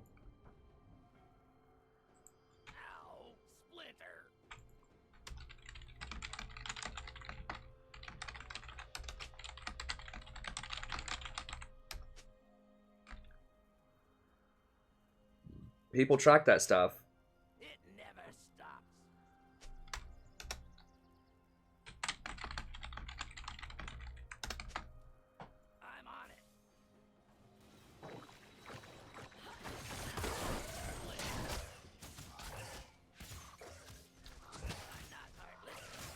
Okay, this wave's a little too big. I don't want to go that hard without exhaust.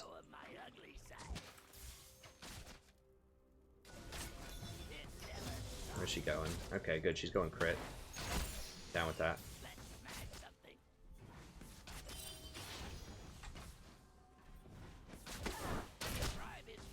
Yeah, Zera did get buffed. I really didn't want to see that because he's just not great in the tank meta.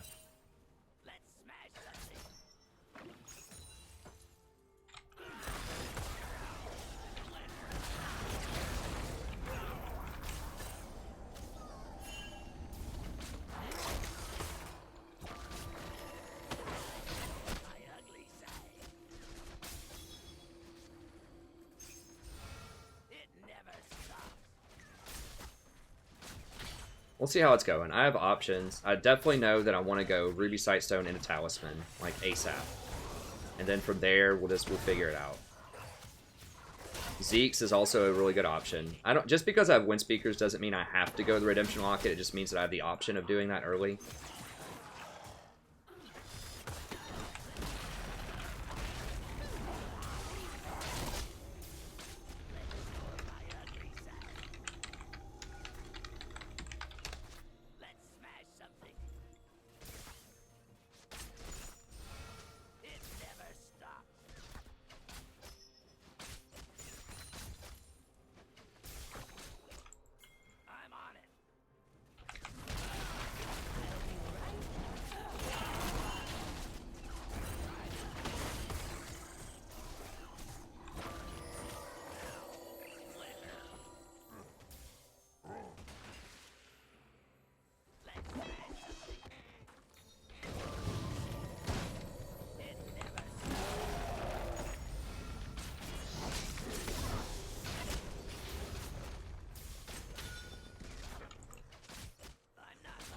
I have to start leveling Pillar, so I have less cooldown on it.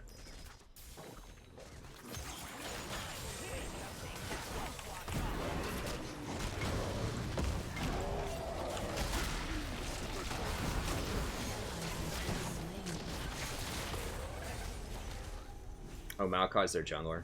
Okay, I kept thinking he was their top laner for some reason.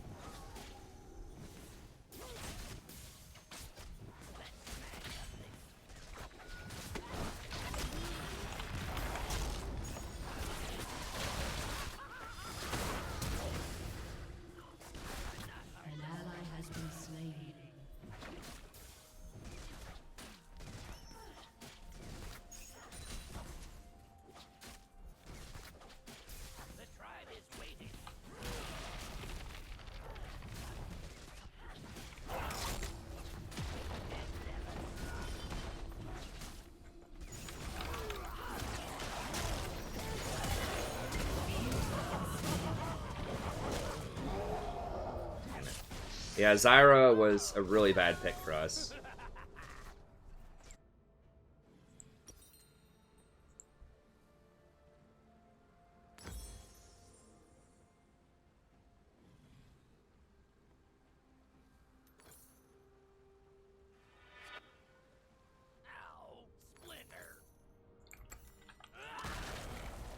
Early on. Proud of what? Oh, good job, Francisco.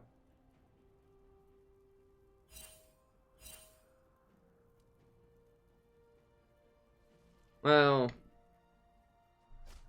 Vayne's just not really using, like, I keep pinging her and telling her when I'm going to pillar. She can, like, condemn immediately and stun them into the pillar for 1.5 seconds. So, Trundle, for people that don't know Trundle and why he would be good as a support, he's historically very good into tank metas, primarily for his ultimate.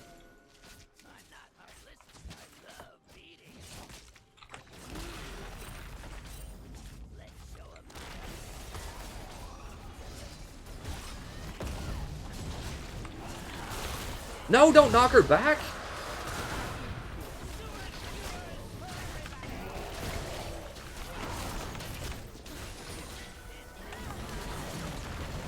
Jesus Christ, please. We're not gonna get him.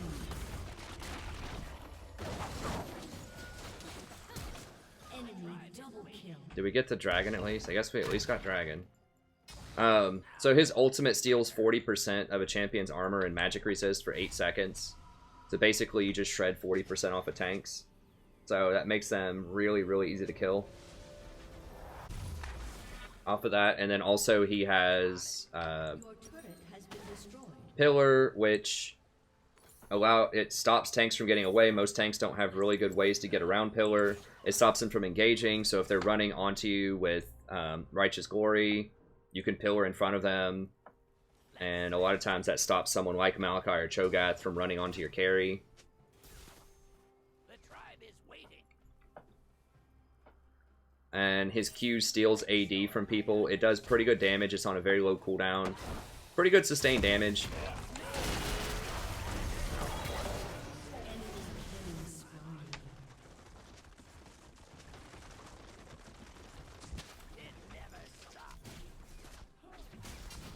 Like, we just saw them ward.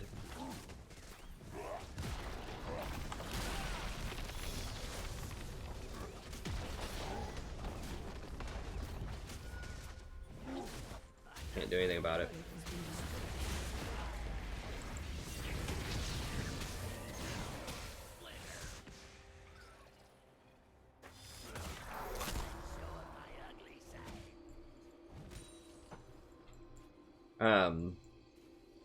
So he's just very good at tanks. He's really good at gobbing them up, so they can't really move and do what they want to do. He can steal their AD, slow them down.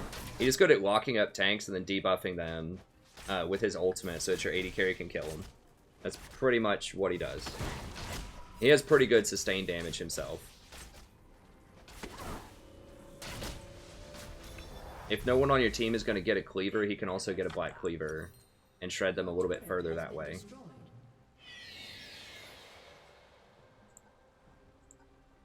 Enemy rampage. I'm not heartless. I love beating. But, you know, we just, they keep camping bottom, and we've misplayed some stuff. Like, we had chances to kill him, and we've goofed up some trades. We did get an early kill with him, as you saw, so we were ahead. Zyra's a really strong matchup. In theory, people aren't going to be playing as many AP supports. But he's very good against tank supports also.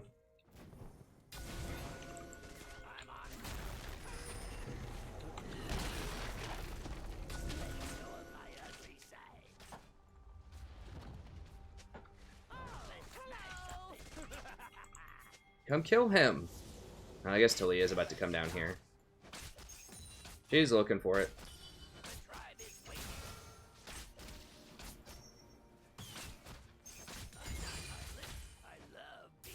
In theory, he's also good with Vayne, because you can condemn into his pillar. If the Vayne knows how to do that. I told her that that was a thing, and she just hasn't done it yet.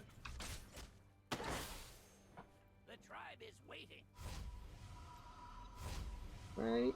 He's okay. I mean, you don't need a ton of CDR. The only thing that you need a lot of CDR for is his pillar. Everything else is on a pretty low cooldown.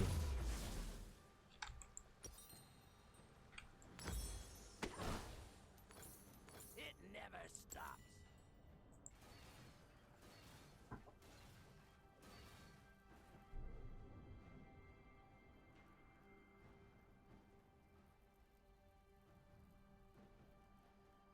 Yeah, I mean, Frozen Fist is very good on Trundle also.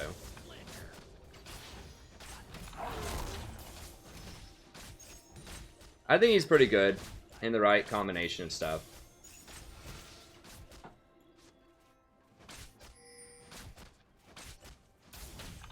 Hey, thanks. I mean, I do have like 4 Trundle support games from last year when he was good. When he was pretty good. That wasn't at the height of his goodness. But it was still alright. So I've got like 4 other VODs if you want to see like Trundle in action. It was a different meta when ZZ Rock Portal was really good and tanks were good at the end of last season. But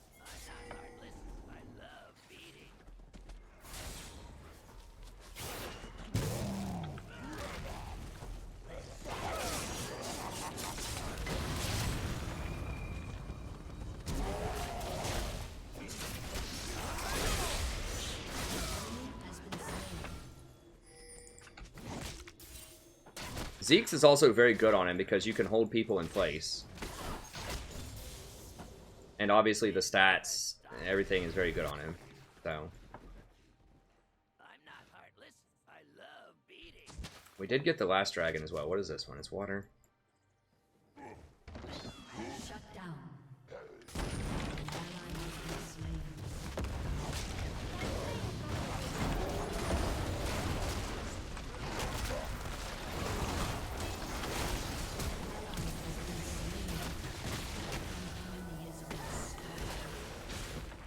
Attack, Vayne. Attack, Vayne. You have to attack move.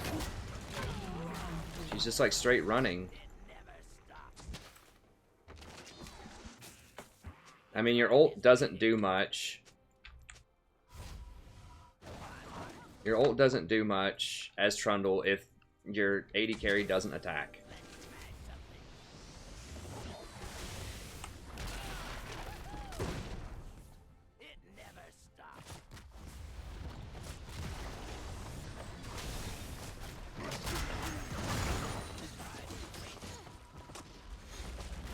Trundle pop her bubble.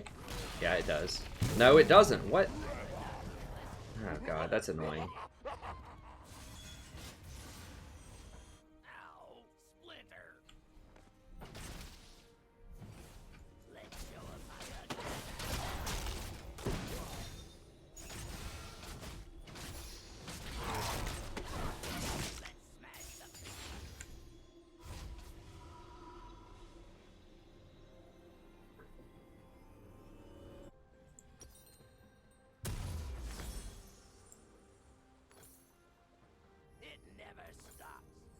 It's still winnable, I think. No, Vayne's having some problems. She's just out of position a lot.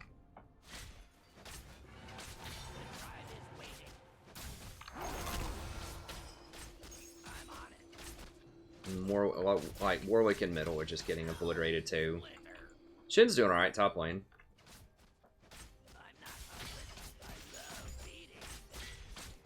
The problem is Talia is huge. Talia is the big worry right now for me.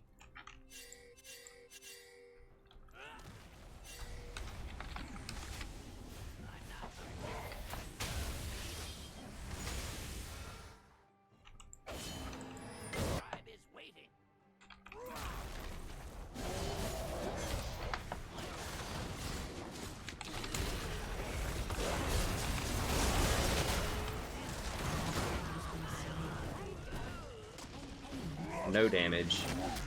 Can't even kill a little Talia. Has no defensive. I guess she's got Banshees. Enemy killing spree.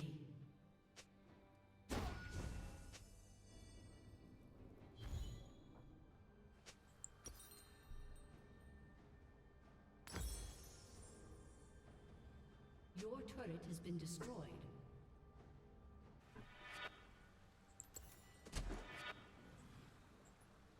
Points earned me 1,000 so far.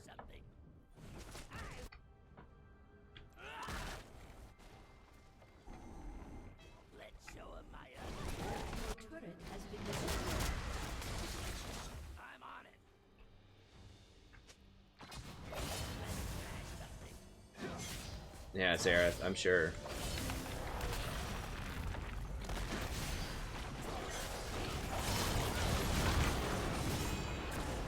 I swear to God, if we don't kill her right here.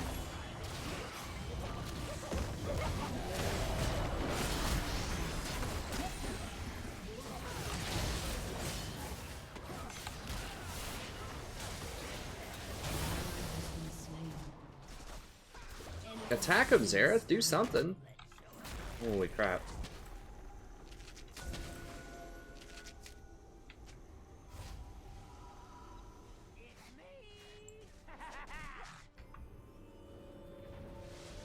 Auto attack him. I don't know, something. Probably just gonna do this so that I can reposition better in fights. Mobies, it's way too late for Mobies. It's really for kind of roaming in the mid game.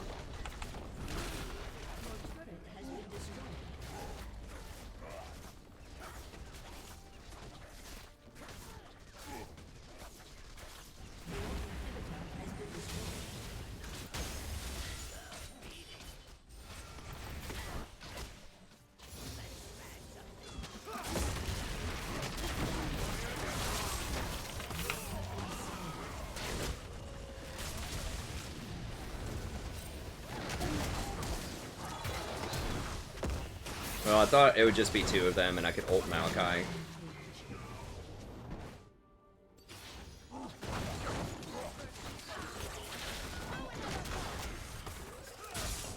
Getting kind of desperate, honestly. I feel like I just really had to try to do something there with the Shin on my back.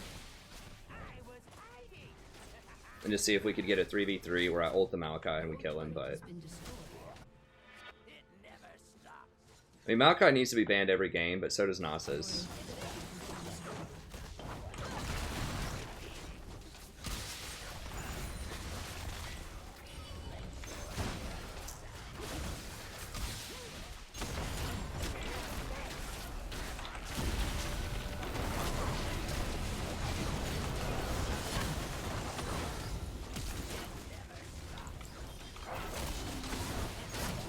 Vayne's like, oh my god, I stunned him into a pillar. I didn't know that worked. She was wanting to run. And she was like, oh, we stunned him.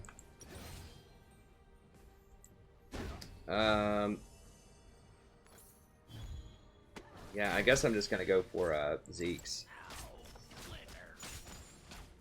Need a little bit of extra tankiness, and that will give Vayne damage. Vayne, in theory, will do damage pretty soon.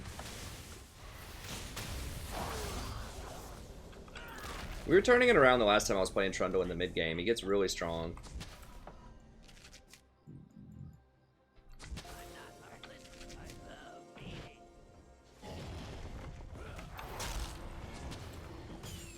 And they're on Baron. Nobody's even anywhere close.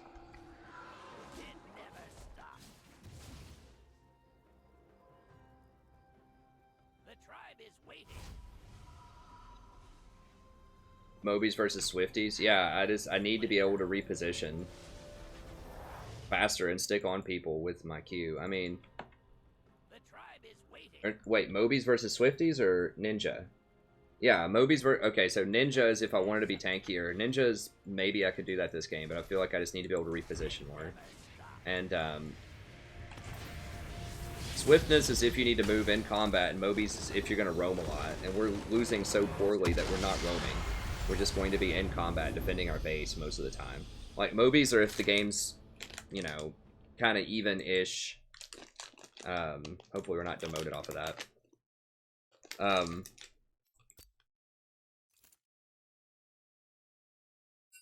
No, not yet.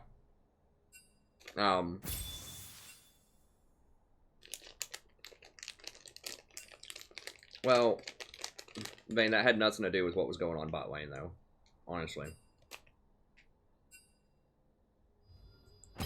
The game was already so far out of hand by the time I got those boots that...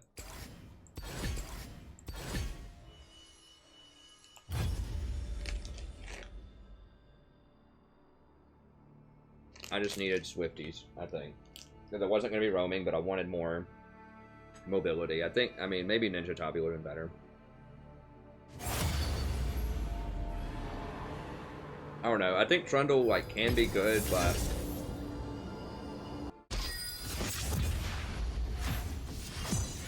he can have a very high fail rate, too, if you're 80 carry. It just gets behind her. They're just a total turkey. A real gobbler. But, I mean, you need something against tanks, and there just is not that much, honestly, out there. If you get out-tanked, other than just dodging.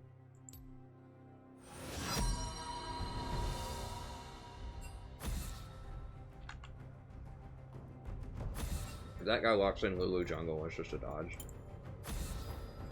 Do not try my patience. No, trust me, you do not. It's not that easy against Nasus now.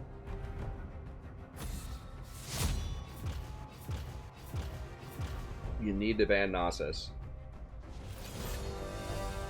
Like, he's not as easy as people think to bully out in lane. Like, I've even played Fiora against Nasus, and I'm not an outstanding, that's pre-buff. I'm not even an outstanding Fiora player, but it's harder than you think, because he has so much inherent lifesteal built into his kit.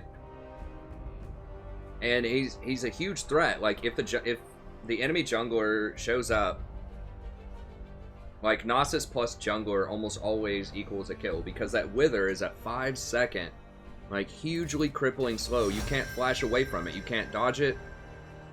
If you flash, he's still gonna run you down.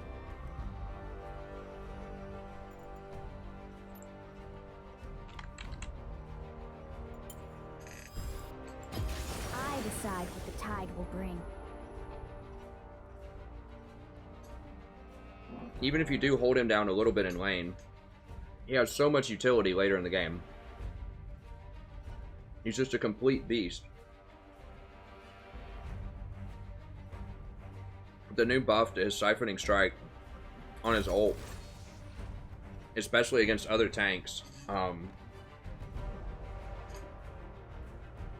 there's just no way you're beating him once he's level 6, even if he doesn't have any items.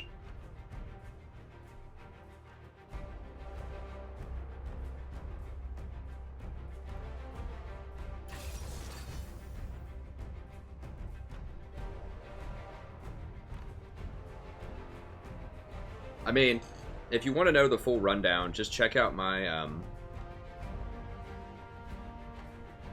tier list video. I need to link that in the description. It's on the main channel.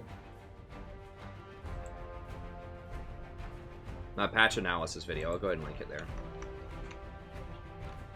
And just look for the section in the description. It says Nasus, very important. It's about a 25-minute section, but I sum it up pretty well early on. I describe in depth why Nasus was one of the most overpowered things I've ever seen in League of Legends on this patch. Civer's another one who's really powerful. But she's proven, like, people know that Civer's going to be powerful. Like, they've seen metas with Civer. We've never seen a Nasus before who's been really strong. Not at, like, top-end games, so people just don't really know. Like, people are going to doubt him for a while. God, please. Let me look at this really quick before I link it. I need to see, because that's a really... This is looking really bad. I might just dodge this. Unless everyone here's a one-trick.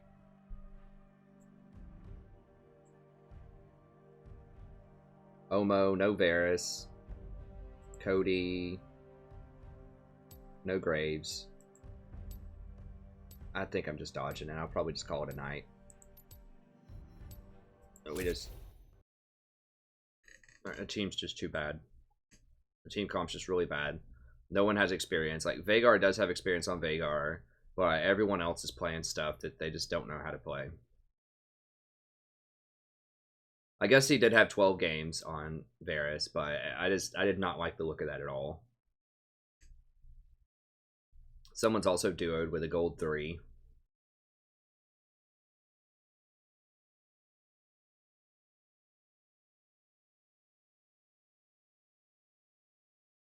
Well, I don't need a team full of one-tricks, but if you're picking really, like, obscure champions that aren't good in a meta, like, they dang well better be one-tricks. You know, if you see a Veigar, he better be a one-trick. You see a Varus right now, it better be a one-trick. That's what I'm saying, is I was going to dodge anyways, unless everybody, the reason they're playing weird stuff in this meta is because they're all one-tricks, but they are not. I've actually been on a team where everybody was pretty much a one-trick. It was weird stuff, but I stuck with it because everybody was a one-trick, and we ended up winning.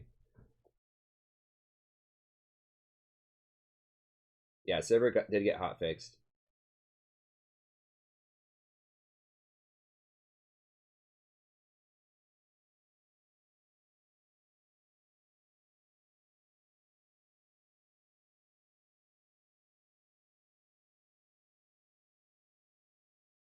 Well, I went Nami for Vayne because I didn't know what their bot lane was going to be, in theory.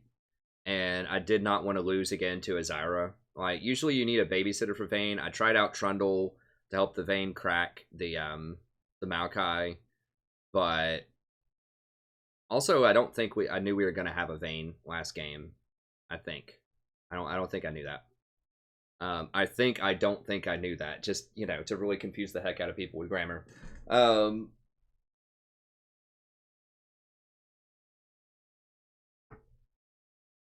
Brand's pretty good late game. I tried support. I was trying to play Nami, but we had to dodge that game. That's the end of the stream, by the way, in terms of games. You can stick around and ask me questions or just chat if you want. But we're at 5 hours. So I'm going to go ahead and call it there. And then that way I can do some guides and some coaching videos and just catch up on stuff. Go take a shower. Maybe even sleep. Who knows? We might go wild and just actually go to sleep for once. That's why my hair starts looking ridiculous too, is when I haven't had a shower like since the morning. I've been running around all day. Yeah, Nami's pretty good. I mean, I've got my tier list. It's on the main page as well if you want to watch my patch notes and tier list video. But yeah, I mean, this is kind of how my tier list looks right now. We've got Janna, Rakan, Taric, Nami, Sona. I think are all kind of the top tier. And then Soraka, Sejuani, Braum, Thresh, Blitz are really good. And then Karma, Trundle, Nautilus, Nunu, Gragas, Tom, Lulu, Zyra, Alistar, Nasus. Maokai probably deserves to be a little bit higher as support. Cho, I tried Cho support last night, I think it was, or the night before, I can't remember. It was kind of, you know, is kind of sketchy. Vel'Koz probably deserves to be higher after playing him today. I actually felt pretty decent.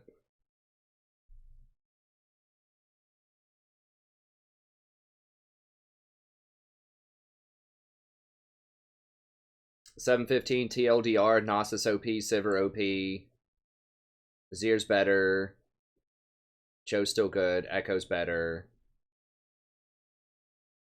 Gangplank's a little bit better. I don't think it matters. Jinx potentially pretty big buff with Hurricane, but I don't think she's a top 5. I mean, the big story is Nasus Civer.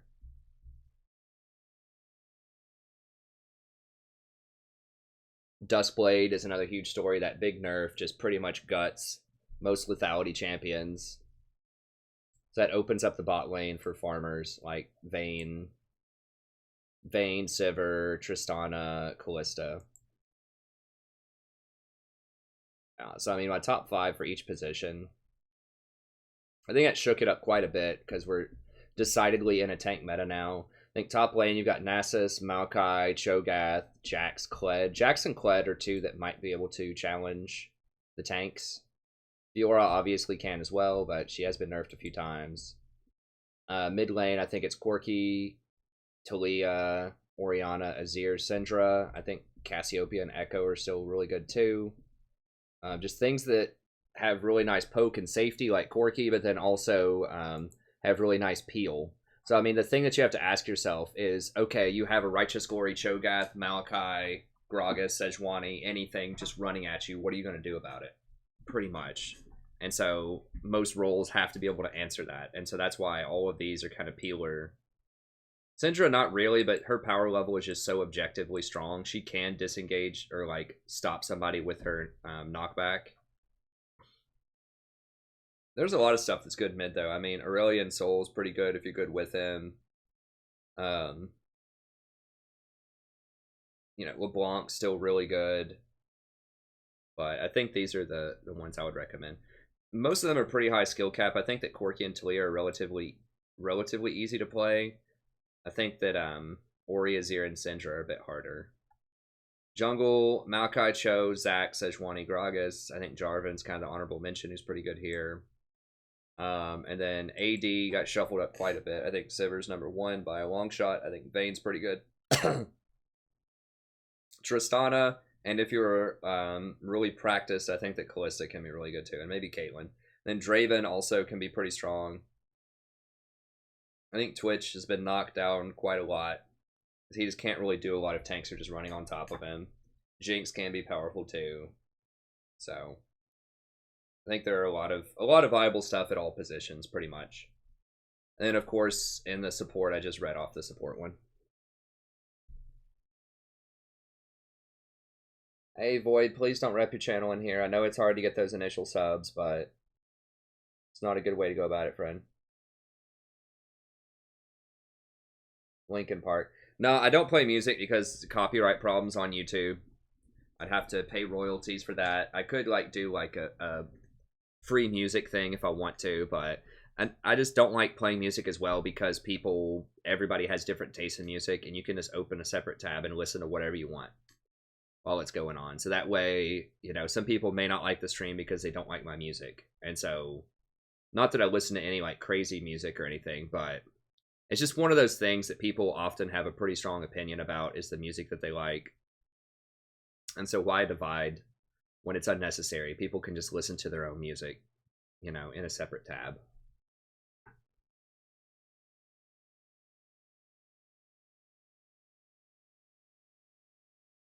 I mean, those people, like, I can ban the people that are promoting, but usually they just, like, jump around to every channel they can possibly find and just send up the same message. So there's really no point in banning them.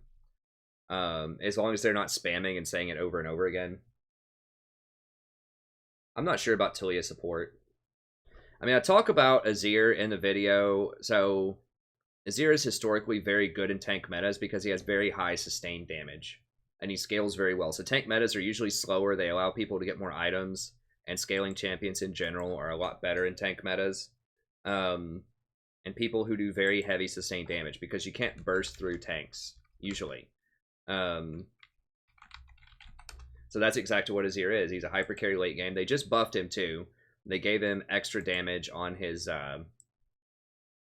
Sand Soldiers late game, like 15% extra damage, which is pretty nice. And then his kit in general is just really good. Like he has the his ultimate can knock people back who are trying to run at you. Once he gets Rylai's, he has a pretty good slow, like perma slow on people, and he does really great sustained damage, really excellent team fighting, excellent scaling, great range. He can be pretty safe. He's extremely hard to play correctly, so you know, there's that. But he does a lot of damage. If you've never seen like a late game Azir that's got like, you know, Nashor's Tooth, Deathcap, Void Staff, or something like that, then you may not understand. He's a pretty rare pick these days. Most people are awful with him. But if you have ever played against a good Azir, he can just completely like take over a game and dominate. Very, very strong. And there's not a lot of counterplay to him unless you have an assassin that can get on him and kill him. But he's hard to get on. So they've nerfed him a lot over the years. He has nerfed a lot because he was played a lot in professional play. I think he's going to see pro play again in this meta. Mark it down right now. I think you're going to see Azir. I'm not sure if he's going to be a top pick. I don't know his exact like matchups in mid lane, but I think that you will see Azir in pro play somewhere, some way, somehow. Itemization, I think, kind of favors him too. I don't know. I think what favors him most is they're just, like, he's just really good against tanks. He's good with tanks and against them. He does a lot of sustained damage, and he's really safe, and his wall has a lot of utility. So when Civer's trying to run at you with their whole squad, you can just knock them all back with your ult. I think that's kind of the main deal with him. And you can just tie up tanks. Once you get a Rylai's Crystal Scepter, you can just tie them up. You can go like Rylai's Leandre's if you want to be like a tank breaker and just sit there and just tie people up so they can't get on your carries. Talon cannot jump over Azir's wall. Pretty sure.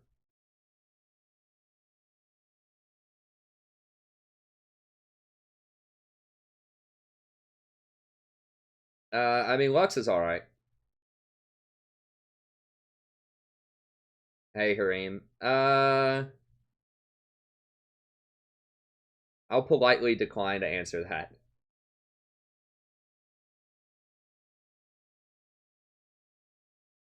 I'll say that, you know, I have thought all kinds of combinations of people are beautiful. I mean, I'm not one of those, like, everybody in the world's beautiful kind of thing. I think there are people that I find more aesthetically pleasing than others, beauty.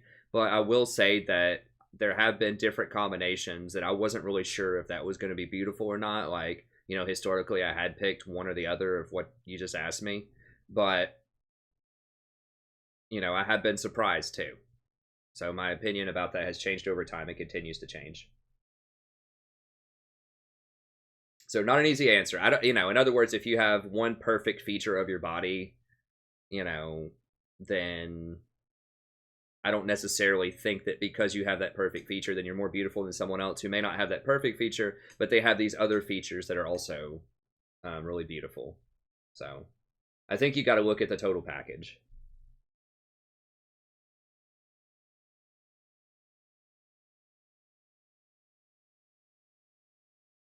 Huh.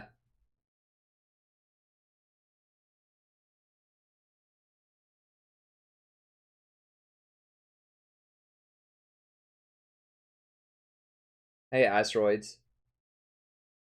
I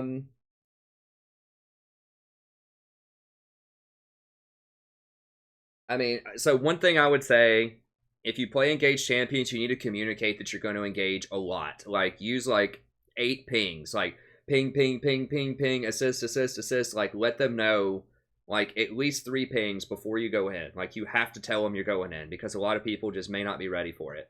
So make sure it's a good engage. So look at your mini-map. Make sure it's a fight that you want to win. Right? So count the dots. Do you have more blue dots than they have red dots? I know that sounds like patronizing, sort of, but it's true. I don't do this. I mess this up too. count the dots, make sure you have more, make sure all of your strong people are there, make sure you have good vision around the area if you can, or at least where you know where they are, like 2 of them just back so you know you can fight. Make sure it's a good fight to start. Check everything. Check your summoners. Like, make sure that, you know, if you do this fight, for example, is their top laner going to teleport down, but yours can't because yours doesn't have teleport? Does your team all have their ultimates, if those are important for this fight? So just make sure you have ultimates. You know, check the teleports. Make sure you understand, like, who's going to teleport in. Like, try to anticipate if you don't have it worded, are they going to jump out of the shadows? Can you handle that? If they do, and then ping it like 3 or 4 times before you go in to let your team know. So it's complicated to make good engages, but I think the biggest thing to start with is just tell people what you want to do. That way, if you ping it 3 or 4 times, someone could say no and back ping you if they don't want to. So maybe you didn't notice that they have enough gold to go back and finish their Infinity Edge right now, and they really want that before a fight. Or maybe they just saw someone on the mini-map in the shadows that's about to jump you, and maybe you missed it and you didn't see that. So that just tells them your intent, and if they don't want to do it, they can ping you back.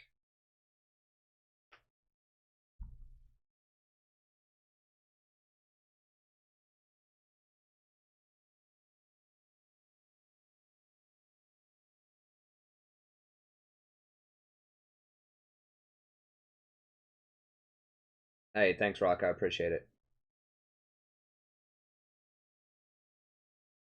Hey, what's up, Waj?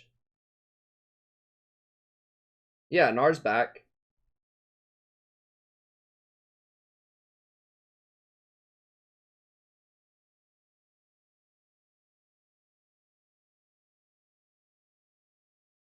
I think Nar's pretty good. In solo queue, it's a lot harder because you have to play around his Mega Gnar. Like, you have to make sure that's ready when you teleport in or when you're about to start a fight. And so it's really hard for people to manage that. It takes a lot of good communication and sort of game state knowledge. So I think he's okay, but I think he's much better in professional play than he is in solo queue. But I do think that he's back, and I do think that he's strong. I think there are better choices top lane, though, right now, honestly. I don't think that he kills tanks fast enough. I think you need to either play a tank top lane or you need to be able to kill a tank top lane. So you need to play Nasus, Maokai, or Cho'Gath top, or you need to be able to play something like Jax, Fiora. Camille is actually probably still really good in tanks once you scale her up a little bit. They did give her extra scaling on her, the true damage portion of her Q, the second cast of it, a while back. And it wasn't really relevant because tanks weren't relevant, but now it's starting to add up again. Kled's another one that's really good. So it needs to be a very heavy damage sustained fighter top lane or a tank. No AP, no, I don't know, no little dinky, like, cute champion top. It needs to be, like, big damage, big damage, or a tank top lane. Let me see. Someone asked me, what do I do in life?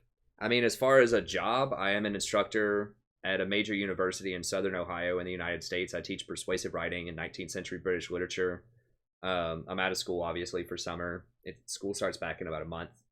I do still stream and create content for the channel during the school year, but depending on what time of the semester it is, you know, there might be a few days where I have to have a shorter stream if I'm grading essays or something like that. I mean, I run the channel here. I don't know what else I do. I listen to cool music. I hang out with friends. You know, I do normal people stuff. But yeah, I think when you say what do I do, I think you probably meant my career, and that's what it is. I'm an educator, university educator.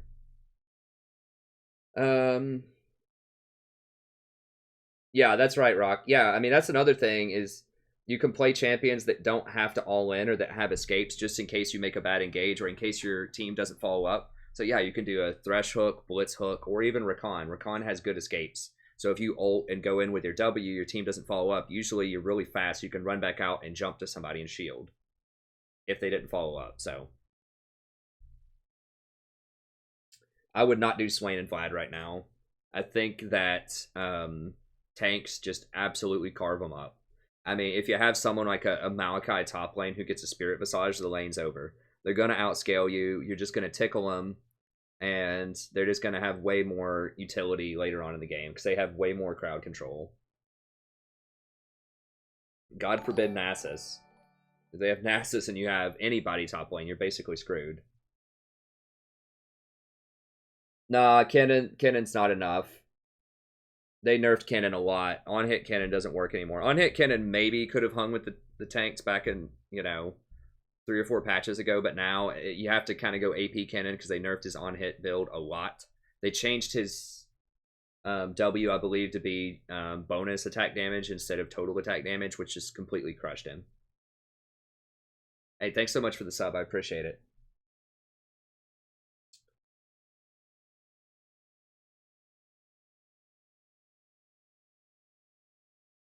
Hey, I mean, that's awesome, Mohammed. I'm glad. I mean, I think they're good. I think Blitz is really good. I think it's going to be harder on this patch because there's going to be more tanks. So you're not going to have as many squishy targets in theory. But if people keep playing squishy stuff, I played against squishy stuff tonight. I played against Zyra like 2 or 3 times. So, you know, against Zyra and like a Twitch who has no escapes, then yeah. But, you know, if you're playing against a team that has like Tarek, Cho, Nasus, Civer, or something like that, you can't really hook Civer that easily. She can spell shield it, and those other 3 targets aren't very good targets. And then if they play someone else like Azir or Syndra or Corki, these people can all play very far back. So I think that makes Blitz's life a little bit harder, but, you know, he's one of those people where if you're really good with him, you can completely just, you know, take over a game. Yeah, you can carry a game right now. I mean, there's been plenty of games that I think I've carried as support. I mean, you don't have to do a lot of damage to carry. In my mind, I define carry as having substantially more influence than most people on your team. I call that a carry, or really like shifting the odds of winning in your favor heavily by the stuff that you're doing. Now, damage is one way to do it. But preventing damage or stopping the enemy from making plays or doing proper shot calling or having other types of utility, putting your team to where they can be in a position to win through really good warding, shot calling, objective control, map management, all of that stuff is also a form of carrying. I mean, I don't know if this is still the same. We looked last night, someone pointed out the 2 top people in solo queue were supports. Now, TF Blade, I don't believe is a support. No, he just jumped up there. It's like he's Macaulay one trick. But yesterday, right now, the top 2, though, are both supports. You can't duo queue in Challenger. So these people aren't like duo queuing with their other professional AD carries because you can't. It doesn't let you do that when you're a top 200 player. You have to solo queue it. So Consensual Clown is one of them. He plays mostly Sona, 188 Sona games. So he's like a one-trick Sona player. I like that name too, Consensual Clown. That's pretty great. But yeah, he's basically a one-trick Sona player that if he gets auto-filled, plays AD carry. So he's really, really strong. Now he does tier. I don't recommend tier, but I mean, he's a professional player and he's really, really good. So he probably has a reason. I don't understand this at all. That has to be a mistake or just like a troll build at the end. Yeah, it's a troll build because he was building a third one. Because that doesn't stack. So he's just trolling people with that build. But yeah, Consensual Clown is one of them. And then Humble Diligent is another one, I believe. Who's Olay from Immortals. One of my favorite supports. He's a great guy. Afro Moo will always be my favorite support. But I really like this guy a lot too. He does some fun and interesting stuff. And he plays a variety of things. I mean, he plays Thresh, Bard, Karma, Lulu. He just plays things that are strong in a given meta. So Karma and Lulu were very strong for a long time. And now Thresh has kind of been king of the hill for the last, you know, month or so. If you're a good Thresh. So yeah, I mean, you can carry as support. 2 of the top 3 people in solo queue did it playing solo queue as support.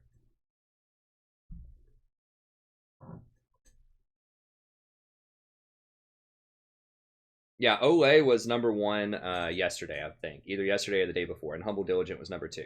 This TF Blade guy just got up there. I mean, realistically, if you look at this... Wait, that doesn't even make sense. Hold on. Is my math off? 1251 LP, 1254 LP. He must have just lost? I don't know. They're all very close. They're within 100 LP of each other. What are some of these other people playing? I don't recognize all of them. Most of these are Smurfs, so they're almost all pro players. But you just have to look at you know, they're all just Smurfs. Not all of them. I think Apollo is actual player. 80 carry. So what do we have? So we've got a top laner. We've got an 80 carry. Who is the other guy? Was he a mid? So 2 supports, top, 80 carry, jungle. I think this guy's a mid. Okay, so, you know, of the top 5, top, 80 carry, mid, jungle, 2 supports. So of the top, so any role can carry. I mean, it's 2 supports in the top 6, but every other role is represented. Somebody has a role there. Licorice, 80 carry, or top laner. I think historically when I've seen this earlier in the season, I looked this over in the top lane seemed to be the best place. There's another support. Look at that. Mostly a Recon player. But Thresh and Sona quite a lot too. Misfortune, I don't know if this was support or... It's got to be 80 carry because the average CS, that you wouldn't have that as a support. So another person, support player, on a tear. That's 3 people in the top 10 that are support. I'm a Cutie Pie is 80 carry. We've got 2 80 carries, 2 top laners, 3 supports, 1 mid laner, 1 jungler. Another support. Show your friends this. When people talk trash about support and they say, oh, support can't win, support can't carry, you've got to have a good duo, or if your team's trash, you can't win a support. You show them this right now. 40% of the top 10 players in North America on solo queue ladder who cannot duo with anybody in Challenger, 4 of them are support. And they all play, for the most part, different supports. Like this guy plays a lot of Karma, Zyra, Janna, Nami. We saw Thresh a lot. We saw Sona a lot. We saw Rakan a lot. There's so much. So many different ways you can win a support. Riot needs to show this. Like, they need to make a video and show this to get people to play support more. Because that's crazy. I'd never seen that before. Earlier in the season, I looked in the gen meta, and I think it was mostly top laners. But that is insane. 40% of the top 10 players in North America right now are support, and they all play different stuff. Like, it's not like every single one of them plays Thresh. They all can play Thresh. I'll guarantee you that, because you can't be a pro player and not be able to play Thresh. Who's the most popular one? So this guy is basically one-trick Sona. Is it Consensual Clown? Sona. Wait, did I just look at Clown? Yeah, Clown was who I looked at. Okay, so Sona. So we've got Sona, Thresh, Bard, Karma, Lulu. Who are the other ones? I'm trying to remember the other ones. I know this guy was 1-2. Karma, Zyra, Janna, Nami. He plays a lot of stuff pretty evenly. Like, he's not really a one-trick. He's very diversified. Wait, is that the second one for Stunt? No, Olay was... I thought Stunt was the guy who goes tier Sona.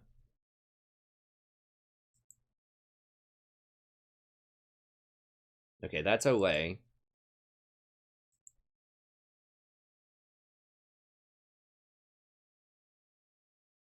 Is this guy Stunt? I thought Stunt was the person who, like, pioneered the tier. Is this Stunt Smurf? Is the same guy have 2 different support accounts in the top 10? Who is this? That's Stunt, right? I thought he was the only person who plays tier Sona. Like the only notable person. Who was it? Was it?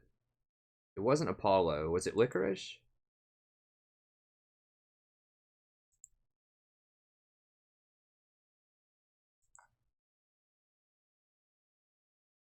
Yeah, okay.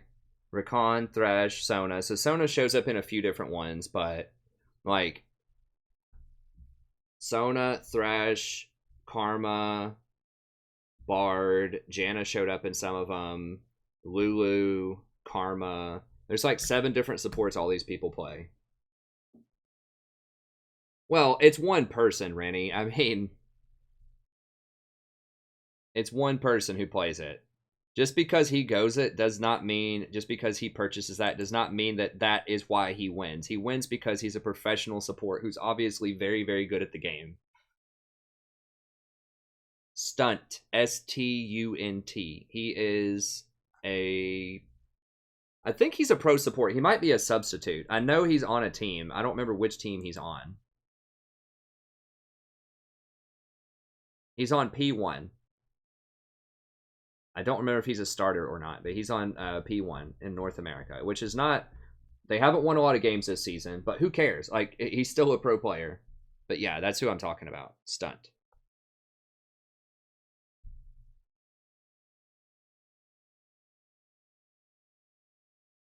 That's right, Deshaun. You got to show him. You got to show him. Show him this page. Say, hey, look right here. 4 of the top 10 are supports right now. Solo queue. They can't duo with people. They aren't all... You notice almost none of them are playing heavy damage supports. Zyra does show up a couple of times. She was very good earlier in the season.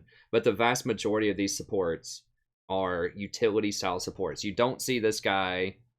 who is it? Consensual Clown. He's not running like Lich Bane. I don't think he's running like Lich Bane Sona with Death Cap or anything like that. Yeah, he's just running Ardent Censer Tier a lot of the time. Ardent Censer Tier, Athene's Unholy Grail. Virtually every game. Ardent Censer, Athene's Unholy Grail. Didn't go Tier that game. I mean, that's just what he does every game. Ardent Censer, Athene's. He doesn't get Redemption, which is curious. Yeah, he really likes Ardent Censer, just everybody all the time, which, I mean, it's possible. Maybe I should be going that a lot more. I know that Babu thinks that. I mean, it is a very good item, but I am...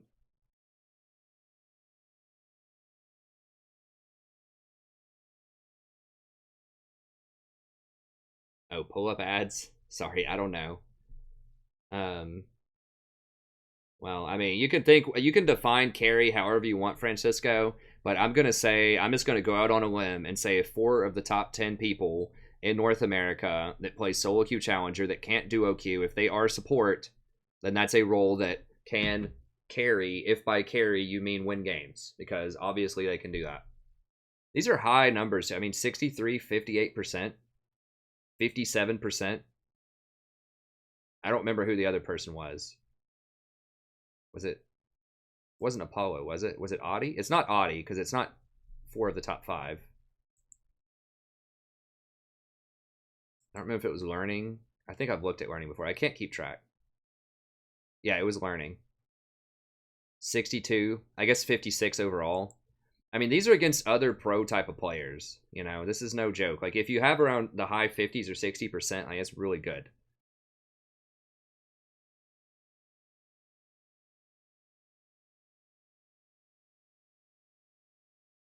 That's probably true, Andy. I mean, coin is extremely powerful. Okay. Well, that's going to be it. Thank you all very much for showing up. I really appreciate it.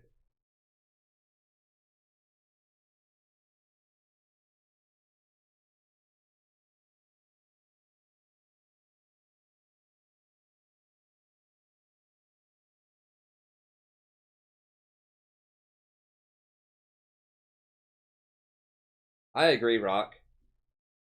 I don't think coin's going to get nerfed. I really don't. I think it's great. I think it's great for the game. It gives support a lot more power. They can finally buy items. It adds a lot of diversity because now you see utility supports are very good. AP supports kind of have some problems. But you have a lot of utility supports. You have a lot of tanks. It increases build diversity. I think it's a great item. No one else is getting it in other roles. Like, you know, Frost Queen's Claim when that used to be good. So I think it's good for the game, personally. And it's a trade-off. Like, you're giving up early game pressure in exchange for later game benefits. I think it has clearly defined cost-benefit rewards. I think it's good. If they do nerf it, I think they should maybe nerf the mana on it. Like, take the mana down to, like, 10% or something. Maybe 12% missing mana. 10% missing mana, maybe. If they do nerf it at all, I think the gold on it's fine. It's powerful, but, you know, you're sacrificing a lot of early game pressure to get it. So I personally think it's fine. It's good, but it's fine. I mean, just because something is very popular doesn't mean it's overpowered. It's like Flash. Everybody has Flash. Is Flash overpowered? Maybe, but it makes the game more interesting because it allows for better plays. Just like Coin allows for people's supports to buy more items, make more choices, have a bigger impact on the game overall because they have more items. So I think it's good. So just because it's ubiquitous, just because everybody's buying it, I don't think necessarily means that it's bad for the game. I mean, everybody buys BF Sword 2 on 80 carries for the most part. Not everybody. I guess Callista does it, but you know, I don't think that necessarily is an indicator that something is too strong if it's popular, or that it's unhealthy for a game.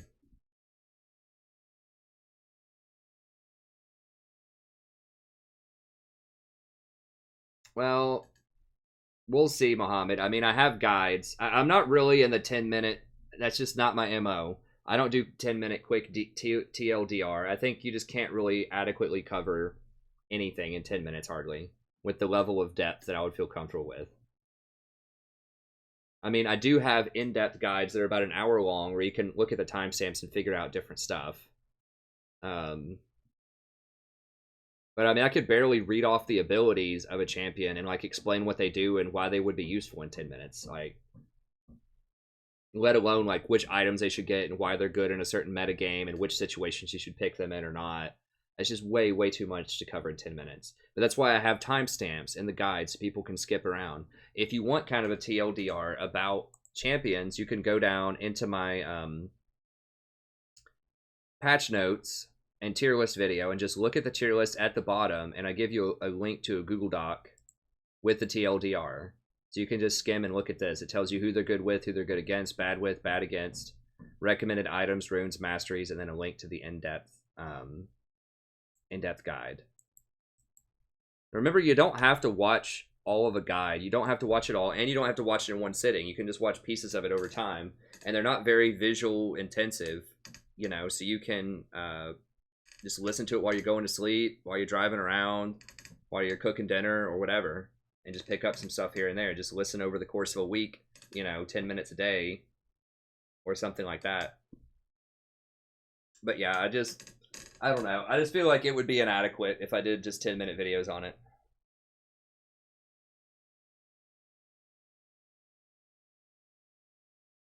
Yeah, I think you should build coin on Blitz. Absolutely. I mean, Eye of the Oasis, or I'm not really sure about Talisman Ruby Sightstone. I've tried that out. It just feels like it takes too long before you get your forward item. The Talisman is good, but I feel like I would just rather have the next item faster. I'd rather have a Zeke's or an Ardent Sensor or just something else faster.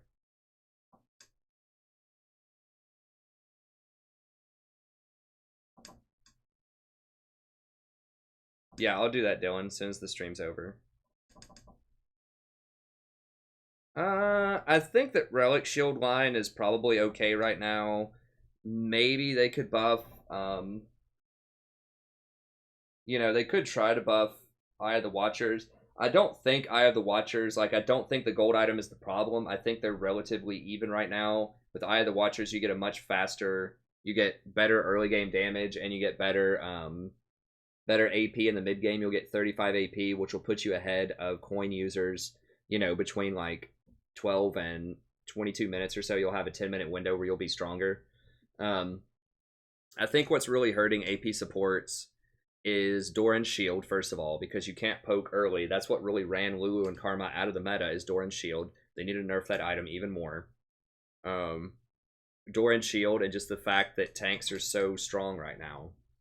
And AP, you know, burst champions are not good against strong tanks. Now, some of those APs, I mean, I played Anivia and I played Vel'Koz today. Those are actually quite good with coin because of the mana regen that you get off of it.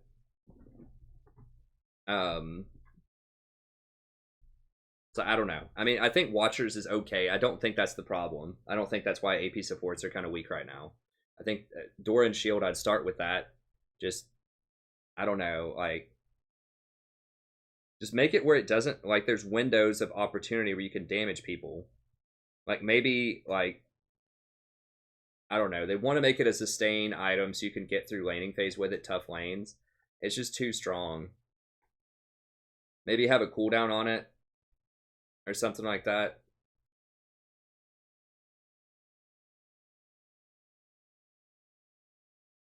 Awesome. Thanks, Deshaun. Tell your husband I also said thanks for watching. What's a good damage item for Bard?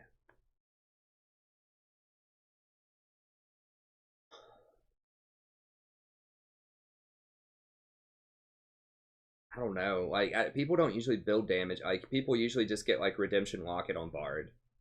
I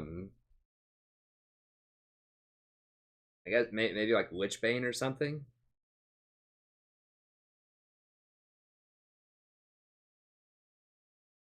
I don't know. Bard's not really a damage item type of I don't know.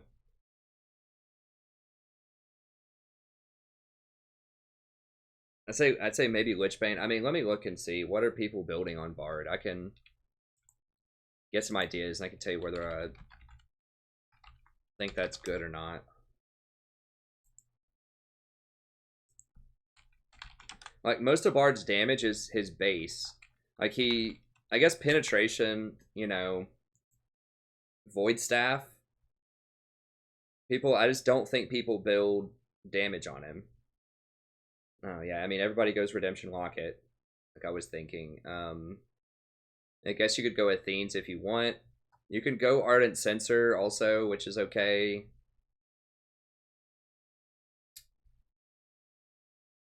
Protobelt. I mean, I guess you could go Frost Queens. Like, you could go Frost Queens, Ruby, and then Locket Redemption. That would be alright.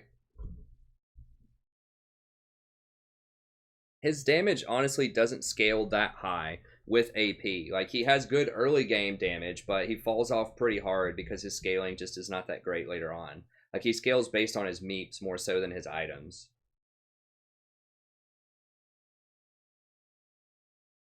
Hey, what's up, Halo?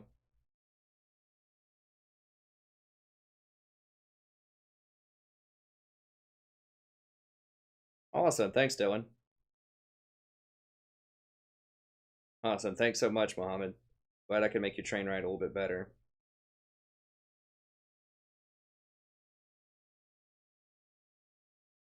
Oh, I see. Okay, well, that's going to be it. I got to get out of here. I got to go take care of some other stuff. But thank you so much for tuning in. We did get to play some fun stuff tonight, so thank you for all the donations. That was wonderful. We did win the donation games, at least. So we won the Vel'Koz, we won the Anivia. I think we won, like, maybe one ranked game, and then we lost. I think we lost 3 and dodged 1, if I'm remembering correctly. So we, you know, didn't have a great ranked night, but we didn't get demoted, so that's good. We did win the donation games, so that's good. Yeah, with Trundle, I'm not entirely sold on Trundle. I mean, I was trying him out. I think in theory he could be good in this meta, but in actual practice, if your team doesn't play around him correctly, he just feels like he doesn't do a lot, unfortunately. So I think he can be good, but there are probably better options. Then we went 50-50 with Rakan, lost the Janna. I've been doing as hot with Janna lately. We're still 57% overall, but yeah, we're doing a lot better with Rakan. But we'll see. We'll get back in there tomorrow. And yeah, we'll try to get some more ranks. So thank you very much. Have a good day, and I'll see you next time.